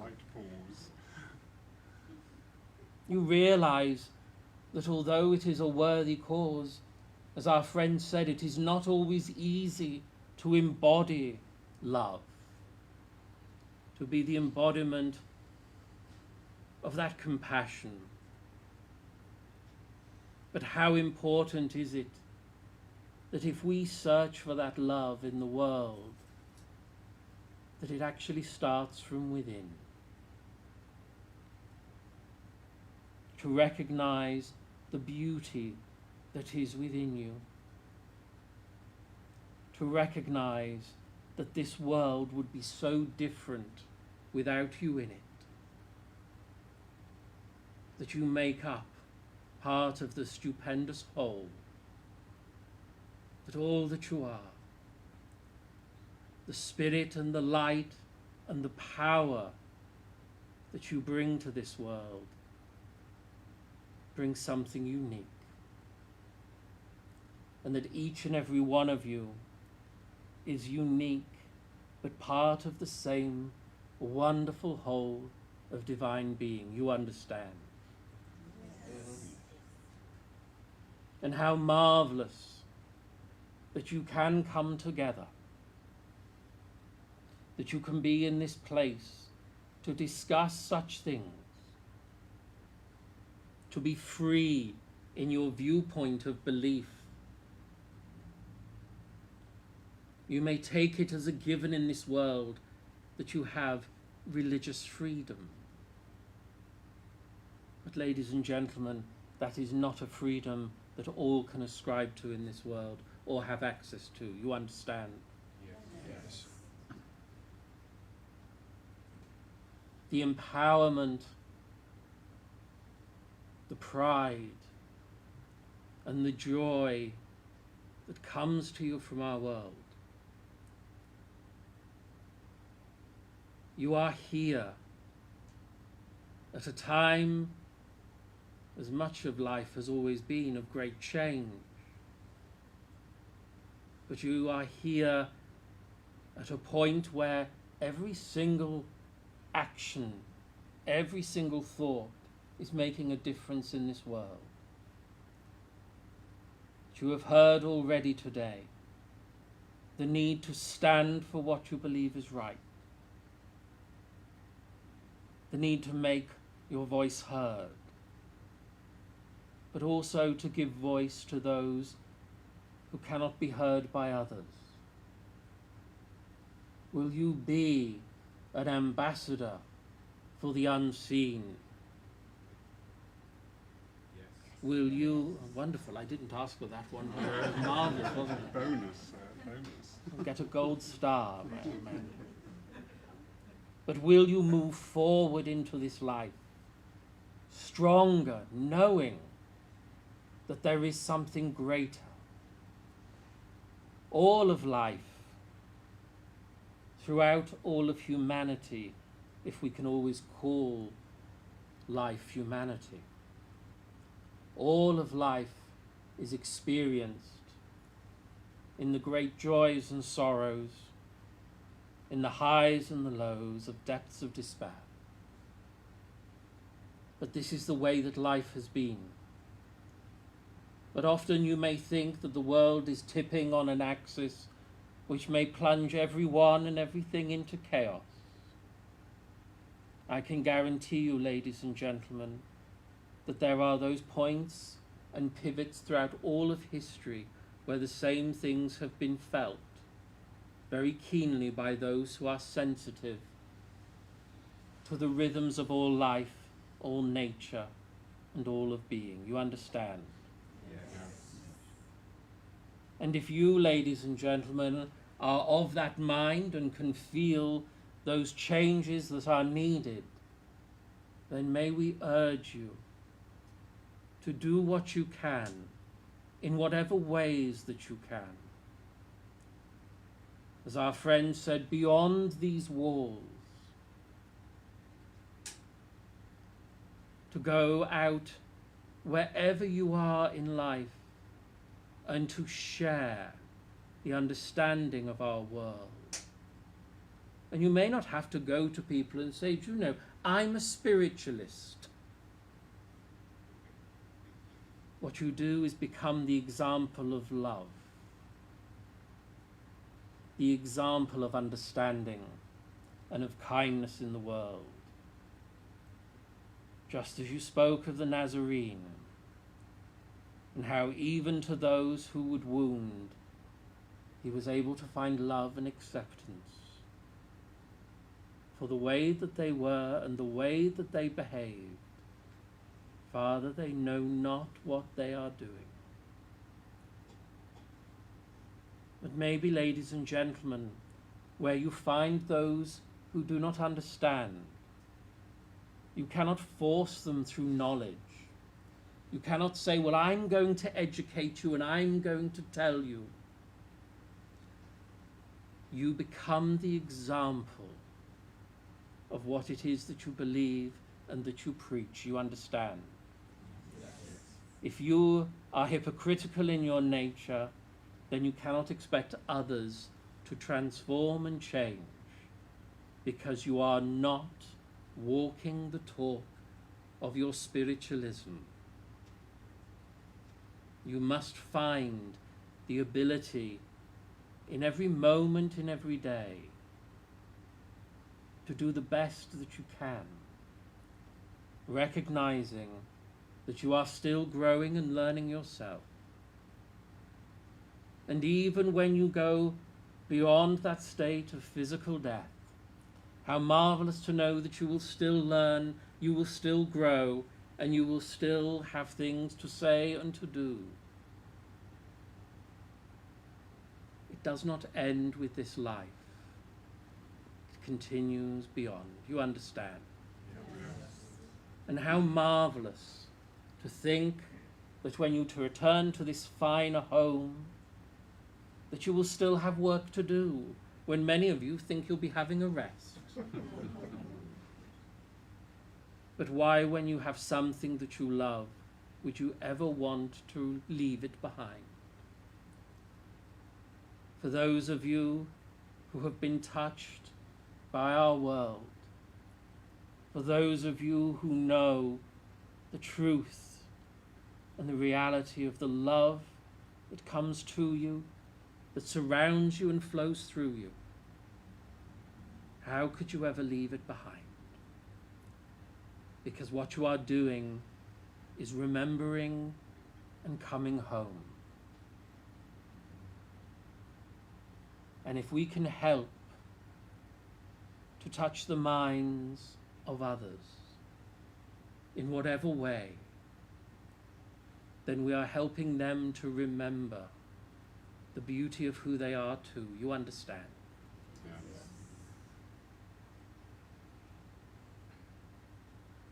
Sometimes, ladies and gentlemen, you must prove the spirit is alive within a living being, not just the fact that the spirit lives on beyond the body.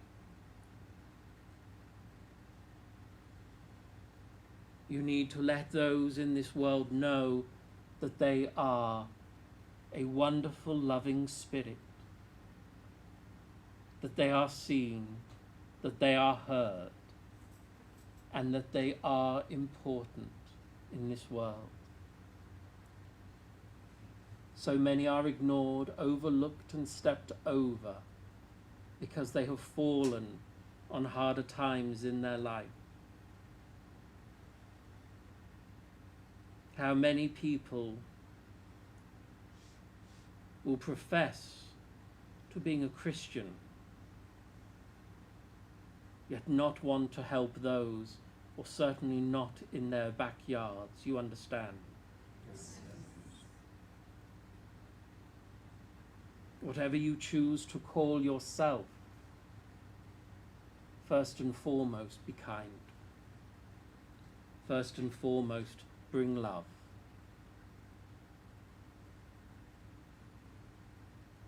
There but for the grace of God go I. In this world, when you see what occurs and your heart goes out,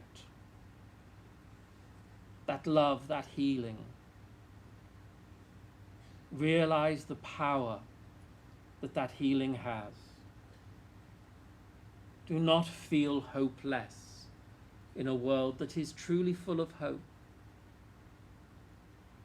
because nothing will last forever.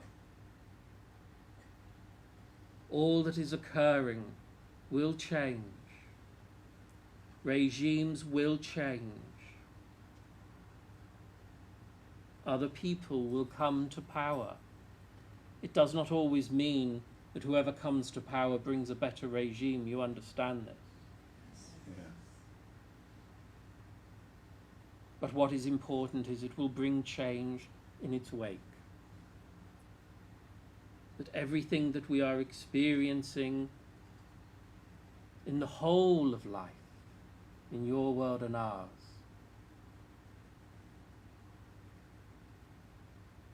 is important for each and every one of us.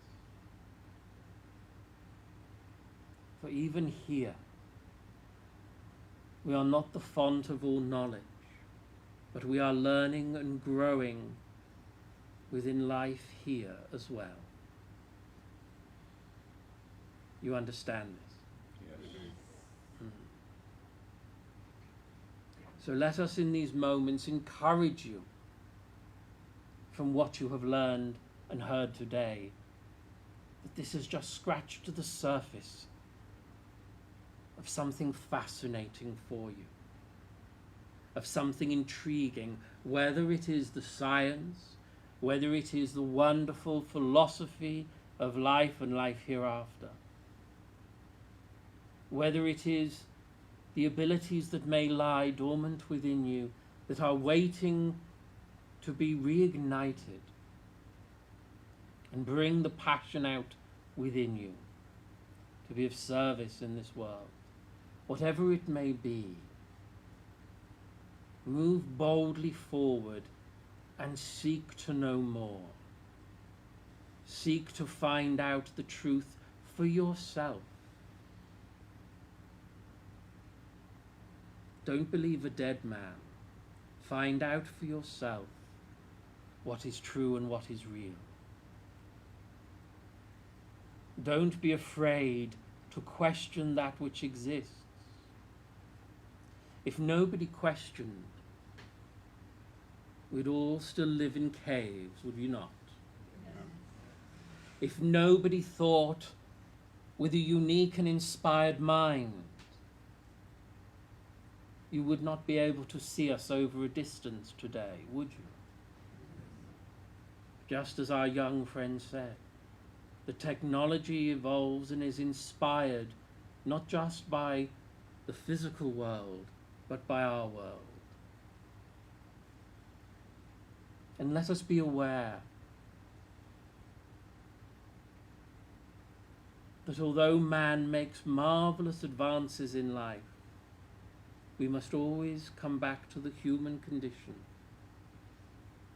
That although something may be seen as a great boon to society, what does it actually do for the individual?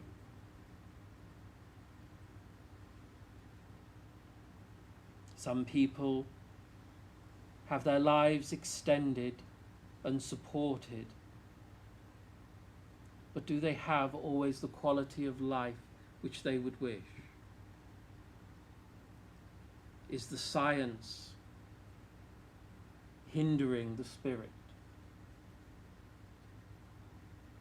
When you look at what the world has gone through,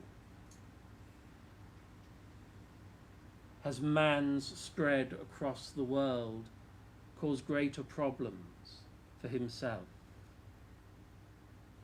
Has man's ignorance of his place in nature caused a pride before a fall? You may ponder this. this life, this experience is polarizing, is it not? But isn't it important, ladies and gentlemen, that you find your way within it to find balance, to find harmony, to maybe be a voice of reason, even if you feel that that voice is often unheard. Your words will land on some ears that are deaf, but will land on other ears that are only too willing to hear and to learn. So do not discount anyone as being beyond transformation, beyond change. Do not discount anyone through their understanding or their education. You have heard today that there are those who became pioneers in your movement who could not read and could not write. It did not stop them becoming great ambassadors for the world of spirit. You understand? Yes. Never say you are too old or you have too little understanding, because there is always time to learn, to grow, and to unfold what is there within you. What is there will blossom, regardless of the physical time that you have left upon this earth. And do you not owe it, not just to society, but to yourself, to seek what is there within you, to recognize the divine, to recognize the remarkable spirit that you are, and let it shine in this life. Do not hide what you are. Do not hide what you can be. If there is time for questions, it would be wonderful. If anybody would like a question, please pop your hand up. I've gone into stunned silence and remarks. How many people scratch their face when you do this? We have one here. Lovely. Stephen. So I'd like to ask, I don't quite know how I'm going to ask it, but people who work with mediumship compared to people who don't, could you say in the spirit world, mediums feel like they know what they're going to expect, but then I get the feeling talking to them in the spirit world, they're still surprised at how real it is. They thought they were prepared, but nothing could really prepare them for the clarity they have once they realise where they are. Indeed, well, you do know, young man, that there are even those mediums who before death have asked those around them, is this real, and will I actually find a spirit world? That you know that doubts are riddled in the human persona, that even when we think that we are sure of something in life, there is still a part of us that holds doubt. You understand? Yes. And you see, isn't it interesting when you say about how people, when they return to our world, you know, every time that you enter into sleep, you are actually back home. But then you awaken and it's but a dream. And you think, well, I dreamt of so-and-so, but they've been dead for years. But it was only a dream. No, it was a visit. And bear in mind, young man, that not everyone who works as a medium sees the vividness of our world, sees the vividness of colour and of place. Some move through life purely with a feeling and purely work through that emotional and sensitive aspect of their soul. But yes, when some come to this world as I did, I was not a medium when I was alive. I wouldn't have said I was psychic for all the tea in China, because it wasn't part of the understanding that I held. But how marvellous and how revelatory it was. As I went to bed one night, I fell asleep, and when I awoke in the morning, I found myself in the home of my mother and father, with them standing by my bedside, welcoming me home. And how strange it was to even to be able to remember and imagine the life I had led without them, because here they were, standing in front of me once more, as vibrant as I remembered them, as joyous and caring as I remembered them. And you see, for all of us that walk through a physical world, we miss our home dearly, but we don't always know we've had a home before. So even for those with a greater and wider understanding of life after life, it can come as a surprise. It should come as no surprise. But remember that sometimes towards the end of physical life, as people face their mortality, it can make them question all that they have believed is real, you understand? And sometimes that comes not because of a sense of impending doom, but have I lived a life that is worthwhile? Have I touched the souls I needed to in this world? Have I done my job? And so often people are left wondering, not because they haven't touched lives, but because maybe they have not received the love and the appreciation that has made them realize it is so. And as we move into this world, as we return home, the revelation of finding that life is as real, as tangible and as solid as the physical life upon the earth makes people wonder, was it all a dream? Because life seems to continue. The world seems as solid and as real. And those in this world become the ghosts, the shades of life. One state of life for another. And even beyond, there are more levels and layers to life, to experience. There are even those in our experience who are mediums for those who are further and beyond. Do you understand? We cannot tell you that there are only 7 levels and layers, as people seem to wish to have the idea and understanding. In my Father's house there are many mansions. There are many places in which people find themselves when they come home. But often that adjusts to what they are ready to expect to receive.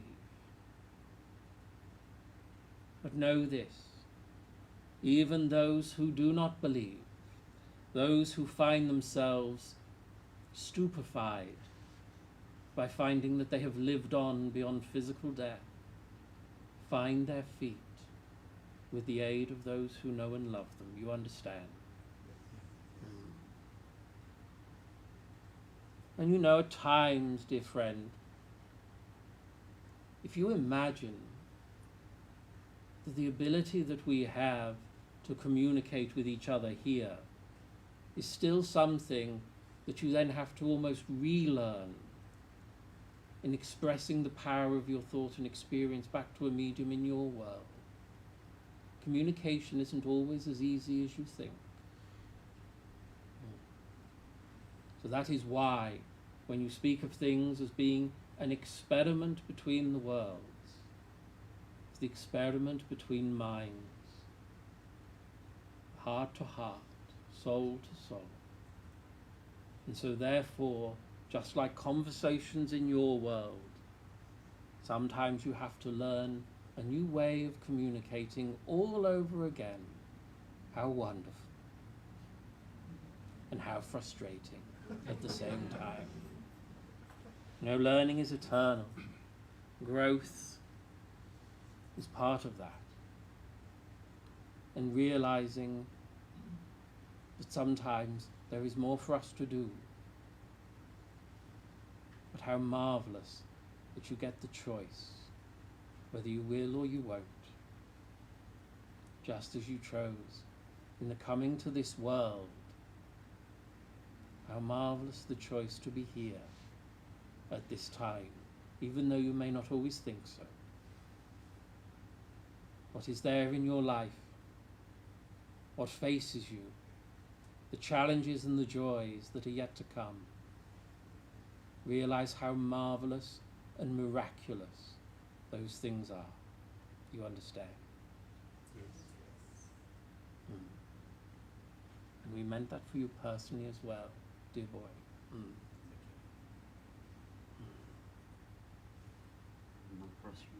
Yes. Hello. In your life, the life that you recall, what was your greatest understanding of that life? Well, I understood more when I came home about what I had said and done in my life. I thought that when I was alive, I was teaching truth. I thought that I was guiding and steering of hearts and minds in the right direction by what I believed to be true. And the greatest realization when I came away from that life was that I'd only posited one aspect of life. That I had inadvertently suppressed others without realizing that was something that my teaching and my life did. I believed in the emancipation of women, but yet allowed the role of women in the life around me to still be more of servitude than of freedom, still as exists in certain areas today. You see, although I could say that I led and had a true and Christian good life, I wonder if what I said and did stopped others from being free in their mind and in their spirit. Had I become dogmatic in my way and in my being, in what I taught and what I said? And no matter how forward-thinking I may have been, had I inadvertently set people back by years. So although I believed I had greatly understood God and what God wanted, I went by what other people told me God wanted of me. When our friend said about the great revelation of coming over into this state of home, which I would have referred to at the time as heaven, I had a chance to see my life. And although I did what I thought was best, there was some making up to be done, you understand? Yeah. You see, ladies and gentlemen, often many things are said and done out of what is thought is best, but it is the best to the knowing at that time. That as life and time evolves and as lives lead into lives, we may be privy to the revelation that actually there is a greater knowledge. But we should not then move into a state of guilt and regret for what we could or should have done. All we can do is move forward in a way to make amends. In your tenets of spiritualism, you talk about a compensation and a retribution. It's very biblical, you know. the way we used to speak. But actually, it is not the fire and brimstone that awaits you. It is your own judgment and your own view of yourself. And ladies and gentlemen, are you not your own worst judge and jury at times? Yeah. So as you see the life that you have led, as you see things from an objective viewpoint, you suddenly realize how it could have been so much better. And that allows you to know that you still have growth, that you still have learning to do. None of us are perfect, and I do not ascribe that I have wings and a halo. Far from it. But yet I do all that I can to bring a balance back to this point of life. I did not wish to be here again physically, so we work with our friend and others to be able to bring some of that balance back through what we are able to influence the mind of our friend. You understand? Some may call it penance, but I call it service, and a service of which I am proud to do, because it allows us the chance to be with you and to be a part, even if only a small part, of your journey and of your life. And that gives us purpose, passion, and meaning. And I'm grateful for it. Bless you, dear.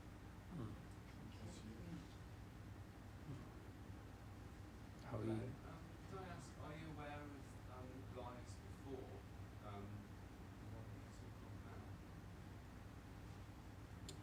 now? Oh, wonderful. Here we go. You don't need to use the church for the rest of the day. No, not at all. Let me explain something when we talk of lives. You will hear and read many varying views on what people refer to as reincarnation. I can only say to you that as you hear me speak to you through the mind of our friend, there is more than one of us that speaks. That the life I led was only one of many lives lived. But there are other parts of that soul and that light that exist in other places, in other personalities and identities. You understand? People believe, and I'm not saying whether rightly or wrongly, but people often believe they are one soul that keeps coming back again and again and again. And there are others that believe that you never come back at all. You have one life, and then you move on and progress beyond the need of physical reincarnation. But I can only describe to you that all life coming from one whole source are aspects of the divine that create and incarnate as individual personalities, and that within the life, before and after, that uniqueness exists and continues to exist. But then, in part, greater or smaller, can come back into this world in another form. You understand? So often, so many of you will hear people say that part of them always remains in the world of spirit, that there is a part of them that is always connected. Well, that is true. Everything is connected. But you have to find words. Remember we said things must be put in boxes. All life on all levels interconnects with each other. But there may be those families, if you wish, that you may refer to as a group soul, that you belong to. I do not mean your physical blood relations, but those who resonate with you, those who come from the same place as you. You understand? And you are a part of a whole. So this is also why, and you do not again have to believe me when I say, that there could be parts of that power and uniqueness of your soul that exists in more than one physical body in this world. That there are parts of you, parts of your soul group or family that connects you to each other. How is it that you find someone whom you have never met before and you feel like you've known them your whole life? Where does that come from? Why does that occur? Have you met a part of yourself? Have you met someone who you have known before in this life or in your soul family? Remember that the uniqueness of your experience is the uniqueness of your experience. So many times people wish to have one answer to reincarnation, one answer to suffering, one answer to learning and growth, when in fact each and every individual pathway is solely unique, and what fits one does not always fit all. So as you learn and as you grow, find what fits with your understanding. Find what makes sense to you, but also be willing to shed that truth later in life. A truth is not constant, rigid, or fixed. As you have heard today, unfoldment and growth is evolving. Truth is changing. And even the one great truth, the divine, what you think and know that power to be, throughout your life may change your perception of who or what it is. People often say, you spoke so much of God in your life. Have you met God when you went home? All I can tell you is that I feel like the light of the sun that shines upon me. I cannot reach out and touch it, but I feel its presence there. It moves through all things.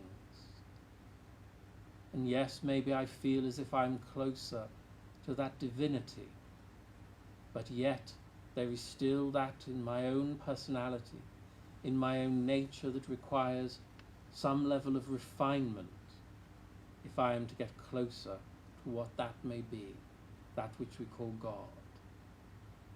But yet I know it exists within me, yet I know there is something greater that calls to me. So that journey continues. And what I will find myself and how I will represent myself will change. The way in which we come to our friends is in a way that also our friends in this world can understand and accept through their own consciousness. You understand this? Yes. It's a pithy one, really. Most people would like to say, well, yes, there is, or no, there isn't, and be done with it. Nothing in life is as simple and as black and white as you would imagine. If you look throughout the world, each and every belief and tradition understands the process of life, death, and rebirth. It's part of nature, but describes it in very different ways. And the elements and the aspects of the soul that continues is described differently in each tradition. And the belief in many is about serving their karma. And once karma is served, they will be free of the endless cycle of life, birth, death, and rebirth. But in some respects, it makes it sound like it's a punishment that is never ending until you get it right. I can tell you, ladies and gentlemen, I was not forced to come. I was not forced to leave. But I was allowed to choose. And so maybe look at life not as why have I been left here, why have I been brought here, but why have I chosen to be here in this moment, in this time?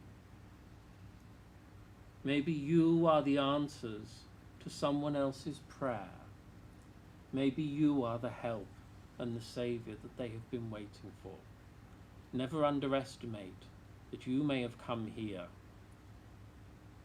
a guide in human form, an angel without wings, who has come to help and serve humanity without knowing why, but finding yourself a channel for our world, an instrument for the divine. You may not always remember what has been past, but maybe that is rightly so, because what is important is what is there within you now and what faces you in this moment. You understand?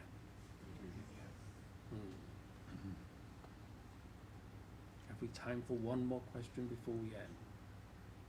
There is one more. Colin. From your current vantage point, what would be the one pearl of wisdom you could give us on the earth plane that would help us find purpose?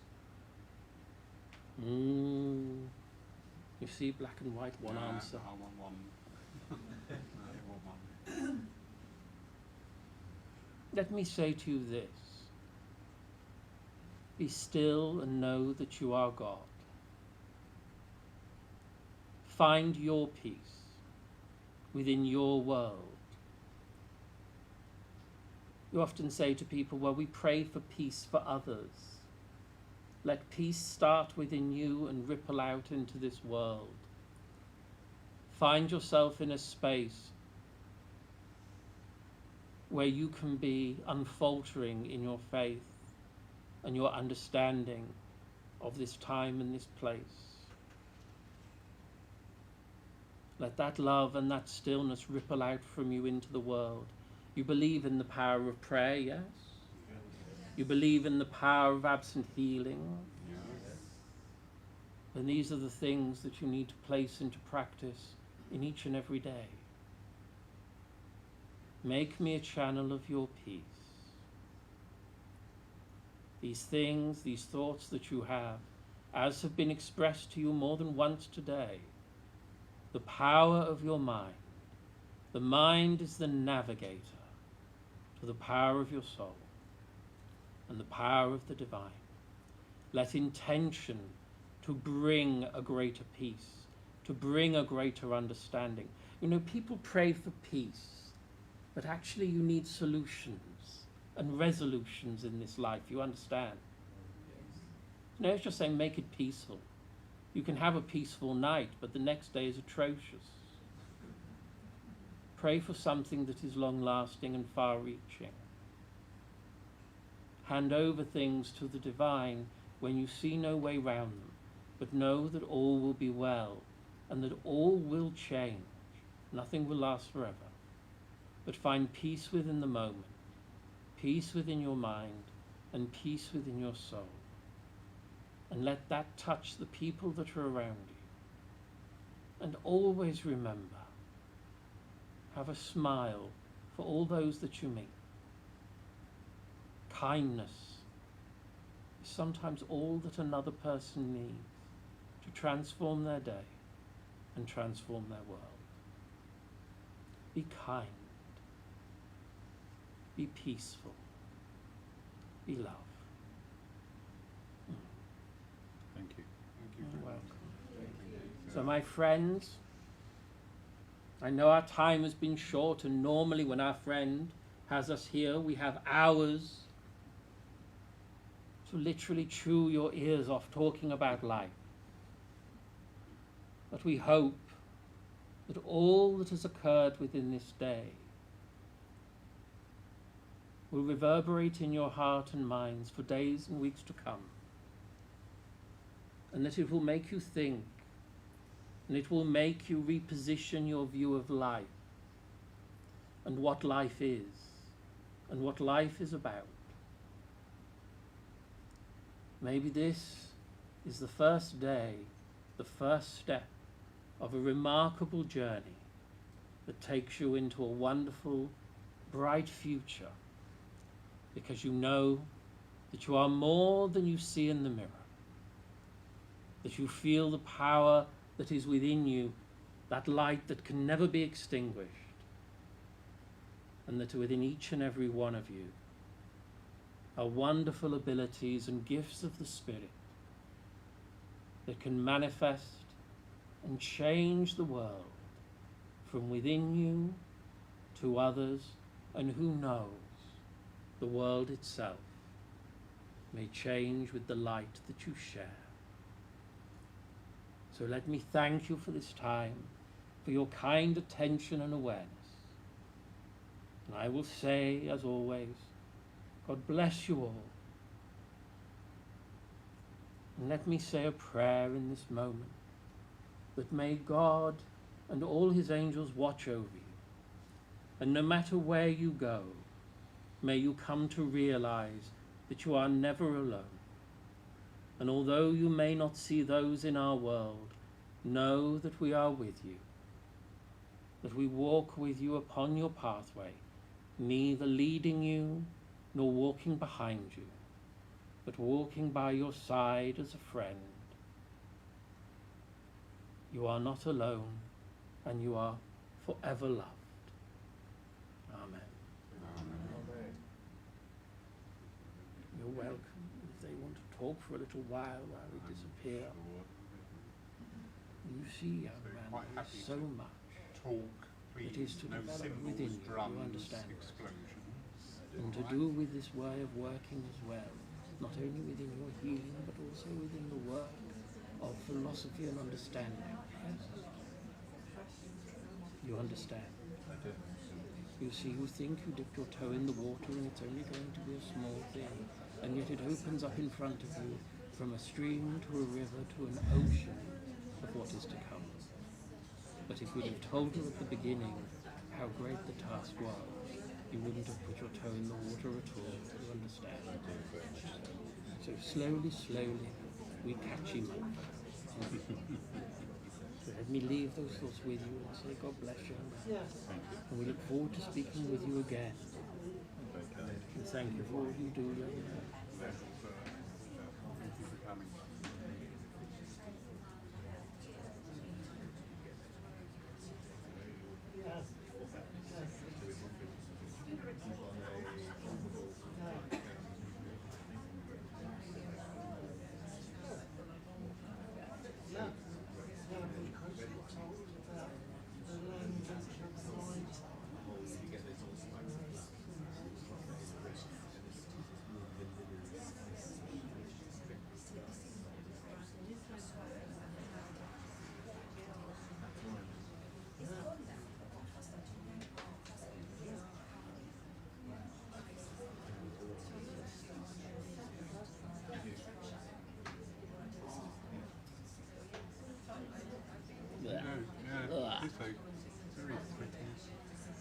Cold and sweaty, even on a hot day. Okay. Fantastic. Do they want to ask anything before we... Yeah, that's fine then. No. Before you work tonight. Oh right, okay, yeah. Oh, and don't clap, they can just do wavy, because, yeah. Yeah, no, you carry on. I'm here, I'm just a little, frazzled, yeah. No, I'm just spaced. Ladies and gents, thank you so much for today. Please do not clap. Thank you for coming today. I hope you've enjoyed it. I hope you've benefited by the thoughts and the ideas that have been shared by such wonderful people today. Mark is just gently coming back into himself. Unfortunately, we need to start getting ready for tonight's demonstration. So everybody here, thank you for your presence. As I said, please do not clap because you'll be out You of can this do death skin. clapping, which is that wavy We can do hands. that. Yeah. So thank you, everybody. And those people, I've had a really weird day with my head because of demonstrating. Those of you that had asked me about things like trance circles and trance stuff, if you go over, my mum's just behind the counter now. If you want to write your name and number and things down, and then I can make sure I don't forget you if I'm trying to sort stuff. So bless you all. Thank you, folks. That's it. I'm back now. Back. Yeah. Yeah, just about. All right. Is that all right for you? Oh, okay, sure. It would have carried on, but can you do you notice the energy starts to come there as they know it's coming up to time? And look where we've ended bang on 5:30, really. So it shows you the intelligence. Even when we used to have circle, it didn't matter when we started, it would always finish bang on 9 o'clock. Did you know you were speaking to me at the very end? Yes, I could hear all that going on. I'm like, oh, that's really interesting. He always does it. Whoever he asks to sit next to him, he will talk to them. And he will always talk about something that they want them to know or to be reassured about, to do with development. And they always have that. Yes, but yes. She came to us, and she's gone. Please go. So, because I'm not the teacher, but obviously that's yeah. So then she says, don't tell Paul Hippocrates to anti. So then she said, you'll be getting so much more involved after the end of February or January. You know, and as you just said, about dipping your toe in the water, the ocean opens up. It's oh, sweetheart, see. Bye. Oh, bless you. See you tomorrow night. And I've just started dipping the toe in the questions. Yeah. So you just have to give the guys something to think about. Yeah. You're off, mate. Well, yeah. Listen. Are you away? You back off? Or you Yeah, coming back yeah, tonight? no. We've got a dinner date with the kids. Oh, okay. Oh. Yeah, I'm going. Are you back later? You come down there. I've come guests, so I wanted to come. So lovely to see you. Take care. Thank you. All right, mate. Cheers. See you later. Boy. It's hot sweating. Yes. Thank you. Welcome. See you again soon. Yes, absolutely. I'll see you when I see you. Yeah. And I'll let you know. Well, I'll let you know via log. Yeah, do. If you leave a number, so I can. Laurie, I'm happy to wait No, until I can. you're No, you're absolutely fine. No, that's all right. What I'll do is I'll make sure.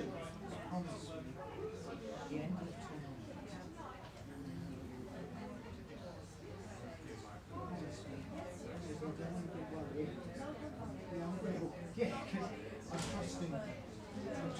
I'm trusting. Starts at 7. Always opens at 6:30.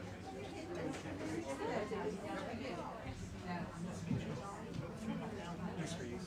Yeah. Thank you.